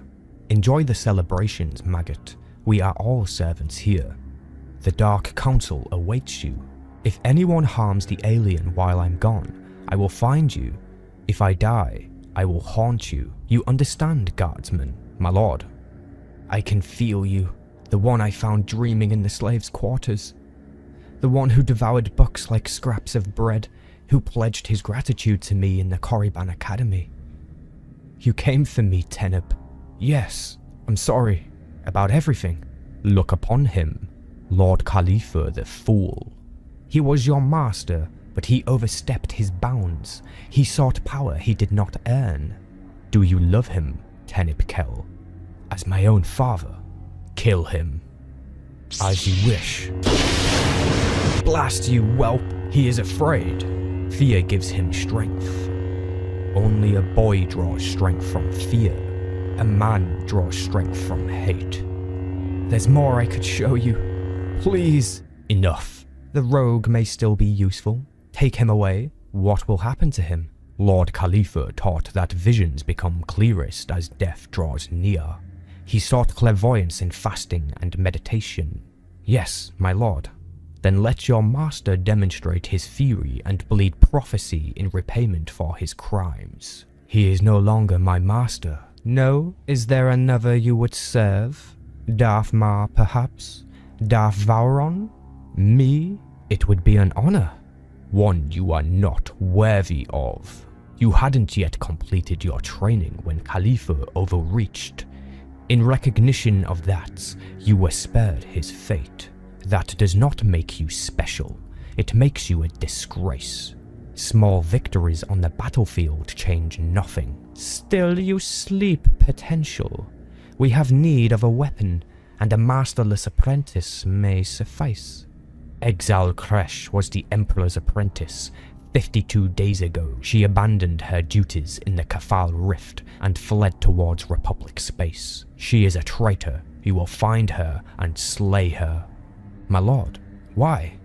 Because it is our will. Forgive me. I meant, why would she betray us? The Emperor's apprentice? Your place is not to think, it is to hunt. And if I succeed, then we will judge your future in the Empire. Come, there is one final test. The corridors and stairways of the Citadel stretch on. Darth Maul never looks back. At last they arrive in a strange and foreign place. This is the weapon you have chosen. Yes, my Emperor. I see through her eyes. My apprentice dreams of her past under the lights of a red sun. The voice does not belong among mortals. To speak in its presence seems heresy. The Beniko system. You will find her there. I will obey. The hand reaches out. Tenebrae sees only darkness. He sleeps and diseased images form in the void. 1,000 secret shames bloom, memories of the Sith trials, and all he did to survive the tombs beyond the Korriban Academy. He spent days buried below the world, only to find, on returning, that his master was lost to him. He told no one of the joy and terror he felt. Now the Dark Lords send him to his doom, and he has no protection, no ally. Master? You're safe here, Master. Safe now. Maggot. How long? 1 day since you went inside. They brought me to this ship, and I found you, fed you, never left. They chose me. Check the engines, contact spaceport control, and plot a course for the Beniko system. Master? They chose us, Maggot. You and I have an opportunity together. We'll make the most of our freedom. We're going hunting. Grace of Champalan Tides, Franta-class Republic corvette. 12 parsecs out of Sullust on the Rimmer trade route. Additional dreadnoughts are hidden by the stellar magnetic field. The ships rotate out to avoid damage, so use that to your advantage. The rest of the data are on the disk. I'm going to sleep soon, but I'll be there to spring the trap. The recording came a week ago. Made it to command through an SIS middleman, same as the others. The fleet's already taking position. Too good an opportunity to pass up. Thank you, Commodore. Your thoughts, Padawan? It would be nice to trust someone for a change. You're young to be so jaded. She's been generous with her aid, but there's no need to play stupid. We are staking a lot on this mystery woman. The Jedi Council has given us one last chance to find her out. Let's do the job right. The Beniko system. 6 colonies orbit Beniko 4, trading posts and shelters for the miners, prospectors and pirates who earn a living off of the system's radioactive asteroids. Spacers in need of medical treatment come to Beniko Colony Blue, and the suites of its Baron Surgeon, Yuban the Hutt. Run, little Sith. A bottle of wine says he dies in 4 minutes. 2 minutes and you have a deal. Where'd they come from? He'll never make it. Warning. Outside agency overriding motor function. Where were we, Maggot? He was... Little Sith, you are truly extraordinary. I apologize profusely for this incident. No doubt my enemies heard of the mighty Imperial emissary who came to Colony Blue, and jealous as they were. Hush, all my life I've wanted to meet a Hutt. As a boy, I heard stories, saw pictures. I understand it's your way to lie and trick. But I have a job to do, and I can't play forever. Tell me about the girl. Yes, of course. Yes, the Sith girl. Came to Colony Blue weeks ago, but not to me. Most visitors come for radiation treatment, luxury surgery, space. I heard she bought nothing, came and disappeared. She isn't on any of the other colonies? What about the planet? Beniko is dead. I fear no one goes there. Of course you are welcome to stay and enjoy. My lord, Wait. This is the 4th colony we visited, Master. Perhaps the girl has left, or the hut was lying and she was never here. I sensed no deception beyond the assumed. Then let me help you. Tell me who she is, and I will think too. Thank you, Maggot, but this is a Sith concern and must remain so. She dreams of her past, the Beniko system. She must be here. Master, something I once heard. I saw you looking at the aliens in the hut suites. Go enjoy them. You've earned the night. As you wish, Master. Patient suffering from severe burns, mining laser accident. Keep in stasis until we can start surgery. I can proceed into the secured area. You can proceed into the secure area. She dreams. Intruder detected. Security protocols activated. Begin subject revivification. My friends, I have an appetite and many credits. Welcome me to your table. What is he doing here? Look, the Sith slave comes to play. Did you see him fetching his master's lightsaber? He carries it in his teeth. Maybe that's why he speaks only basic. His jaw is so sore. My master is not here. I have a lead on that second Sith, the one asking about the woman. He's Rael. Can we follow him? Locate her that way? Only if you want the Empire to find their traitor before we do. Huh, I'll keep on her trail. Padawan, you watch our competition. Half the Republic fleet is relying on that woman's information. We need to know what she's tangled up in. Yes, Master. Urgh. Now we will play cards, yes? The Emperor sees through my eyes, but I blinded him with dreams.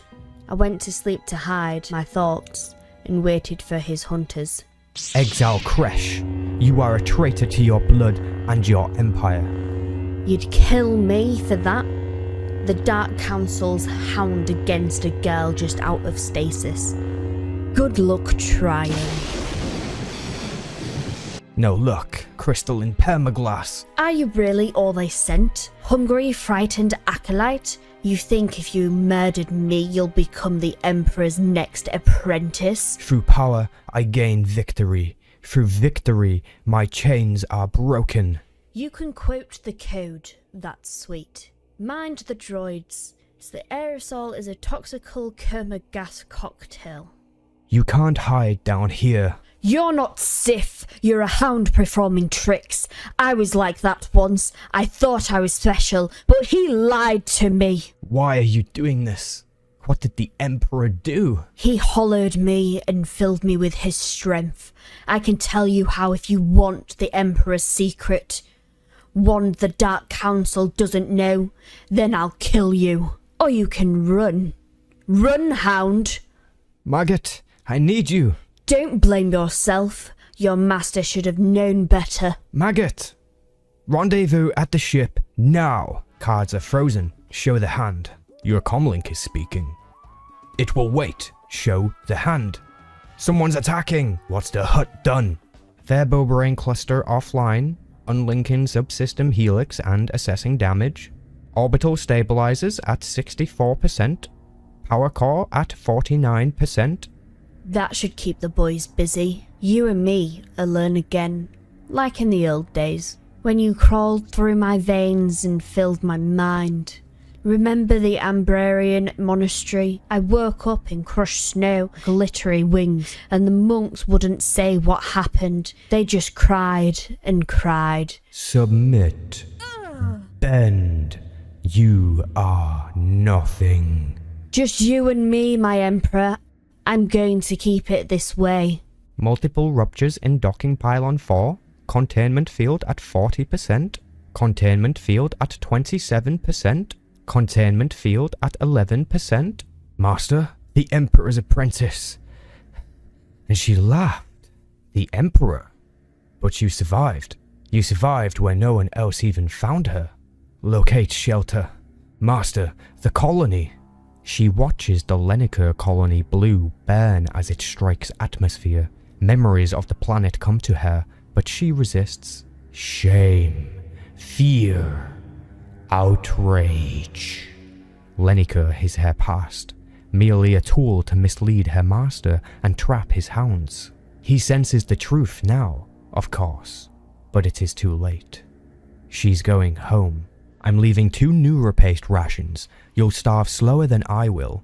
Master, this is unwise. You like the jerked Banfer? It leaked onto the coolant tank. You said pieces of the colony crashed to the north. I can salvage what we need for repairs. Your wounds will reopen and you will die. That is, I fear you will. I am Sith. If I can't survive, I deserve my doom. Fix what you can, maggot. You're good with machines. Lenico 4. The ash plains are soft, like fresh snow. Every step requires effort. Every step makes dust bloom. Yaban the Hutt claimed the planet was dead. It appears he told the truth. Mostly.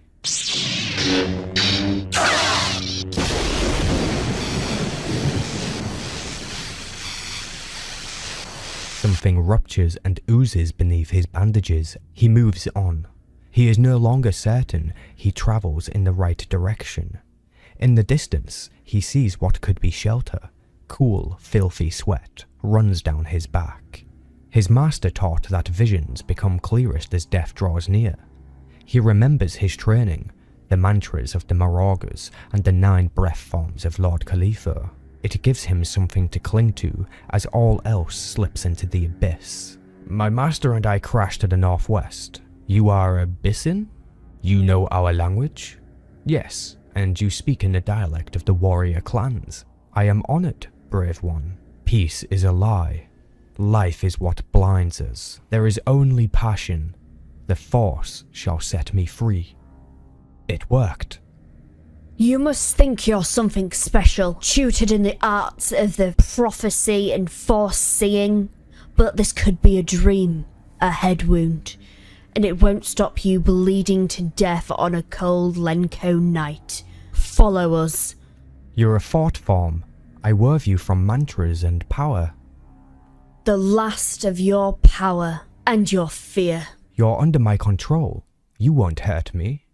I'm a fragment of your imagination that doesn't put me under your control. Are you coming? Who is he? No one I've met. Your guide to delusion, apparently. I gave him back knowledge he used to turn me into a puppet. His will manifests through my body. He is the Emperor, and he is supreme. Addictive too, like spice on the brain. The thing of it wasn't only about me. Lenko was special, where I realised what he really wanted and where I realised I couldn't let him succeed. We are the dark side. We are his will. We are the future. The Emperor will create his children soon. I was first, but unless I stop him, there will be others. Why do you care? Your delusion doesn't cover that. Maybe after redemption, maybe not. He found me after the skirmish on Tolgana. Most of us were killed, but he spared me. He offered me a place by his side. I had nowhere else to go. I've stayed with him since then. My master picked me out of a crowd of Padawans. I haven't a clue why. I hope he's alright. Where is he? He sensed something strange on this planet. He went to investigate, I went searching for more survivors. What about yours? Salvaging? Why do you still obey him? He does not treat me like a slave. No, from what you say, he treats you like a pet. What about me? Is that my future too? The Emperor doesn't need to hollow you out. Your future is with the Dark Council, a chained beast whimpering for scraps. What? She said you were my guide. This is my vision. Tell me your name. Tell me how to escape. I am Darth Thanaton. There is no escape. I won't be that thing. Then die. See the future. I understand. You're strong in the Force, boy, but you're a heavy sleeper. I know combat forms you've never heard of. I was trained by species you've never seen. I'm more than skilled enough to kill an unconscious man, but now I have your measure. Who are you? Jeroben Hulis of the Jedi Order. I was on that colony for the same reason you were. Are you sure of that? Pretty sure. When we crashed, I thought I felt her in the desert. Came looking, but all I found was you. You felt a memory. Figured. Well, if she survived the explosion, she's light years away by now. Were you working with her? Not personally. I know what she was planning. Of course, a good secret's no good if half the galaxy knows. This one goes public soon, so I'll make you a deal. There's 100 survivors from the colony out there. These ruins are their best chance for shelter. Tell me what you know, and I'll help them get to safety. You bargain fast for a Sith. I see things differently now. We should leave before sun up. One last song of the steppes, one for the fallen. I must return, but I'll try the verses while I cross the desert. It has been a privilege, as it should be, hideous Jedi. Be glad I let you flee, warrior. He steals your dignity. You become the animal he makes you. Claim your freedom, my friend. I scavenged parts from the survivors. Prep the ship and let's go. You look... The Jedi has a master, busy with his shelter. He and I had an understanding. I never promised to get his Padawan home safely. Inertial compensators are damaged, but the hypermatter reactor should function. Master, where are we going? Where we should have gone in the first place. The Sith Academy, Korriban. We're all ready. The Republic fleet is in position. They don't trust me, but they'll play their part. I gave them everything they need to butcher your defences. Your ships have finally noticed the enemy building up too late to make a difference. There will be bloodshed and the skies over Korriban will burn. I'll profane your sacred grounds and stop your children from ever existing. I bring war to you, my Emperor, you sick beast. The Horoset system, 483 light minutes from Korriban. 12 Republic ships past the Ion minefield, and 3 transports are making planetfall. My lord, we're under siege. Tell me you're here with reinforcements. I come alone. Resume your duties, Captain. Master, get us to the Sith Academy. I trust your skill. We need to talk, Maggot. Whatever happens today, things are going to change, for both of us. If I rise, you'll have to shoulder responsibilities. But if I die, I want you to be free. Take this ship, go to your people, go to whatever makes you happy. Master, why?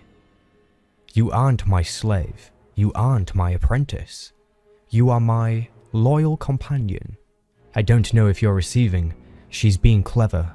Republic drop teams are occupying the Academy Guard, but there are other entrances anyone trained here knows. She'll enter through the tombs. We'll speak again, if I make it out. Xalek, what do you intend? My hound. I intend to tear this place apart from the foundation and reduce it to dust. Like so. The Emperor made me strong. I'll destroy his servants, his holocrons, his sanctum. His children? You figured it out. You've been following in my footsteps. He wants to pour his essence into their little minds. It's meant to happen here. The initiates are being gathered, the machines, the rituals to prepare them as vessels are ready. Everything he's planned over the centuries, I will undo. There's something you're holding back. My clever, determined coward of a hound. Going to run again? The warrior from Biss has seen many battles. Once he rode the war gaunt of his homeworld. Under nightless skies, he showed clansmen the ways of hunting, blooding and regeneration. Now he is 80 years old. He acts the part of a slave, pandering to an arrogant boy who rushes into battle. He doesn't know why he's on Korriban. The boy doesn't tell him such things. If the boy dies, he will be free. The notion troubles him. It frustrates him. It's time he acts as a warrior again. If you wanted to turn against the Empire, you could have joined the Jedi instead of manipulating them. Your point? This isn't about changing sides. Why stop the Emperor at all? Idiot hound. When the Emperor calls on me, it was my privilege, my right, of blood and power. I was supposed to be his apprentice. Instead, he poured his thoughts into my mind and made me the thirst of 1,000 slaves. To be the Emperor's heir is one thing, to be his pawn is another, and I won't suffer that insult. Not after everything I gave him. Your pride will kill you. You'll die first. She is yours, Master. Maggot! Maggot! Blast you. You think sniffing out the truth makes you special? You think your rage makes you strong? Not my rage. Maybe you are, Sif. But you're still a failure. He's in my head, mocking me. The Emperor will have his children. We've both seen the future. Maggot? Maggot, you came to save me? No, I come. My name is Kwal, of the warrior clans of Bis. It is time I had my freedom. You know I can't understand your language. This is important, Maggot. How much did you see? Did you hear what we said? I come for my freedom. Speak, so I can understand. Did you hear us? You spoke of the Emperor and his children. I do not understand. Was that why we sought the girl? It doesn't matter. Suffice to say, we won. Now if there's something on your mind, we can talk about it at the ship. Master, whatever it is, can wait. Oh, Maggot, forgive me. A wise man told me a secret's no good if half the galaxy knows. I have plans I can't gamble on your silence. Without an ally on the inside, without the destruction of the Academy, the Republic cannot win. The enemy drop teams are killed or captured. The decimated fleet begins the long journey back to Republic space. The damage to both sides will be repaired in the years to come. Tenebrae departs the tombs and swears for the second time, never to return. He goes to face his destiny. Drummond cars, the chambers of the Dark Council. You slew the traitor as you were commanded, yet you failed to prevent the attack on Korriban. It proved infeasible, my lords. Indeed, and the results were not entirely displeasing. Still, you have been masterless for too long. We shall judge your future in the Empire. Kneel before us. I'll do no such thing. You wish to die? I no longer fear death. I could humble myself and hope my new master rewards my dedicated service. But I've seen that path. I have something you want. Choose your words well. I'll tell you about your master, the Emperor, and what he plans for the future. In return, you will make me a Dark Lord, and you will give me my title. You will name me Thanaton.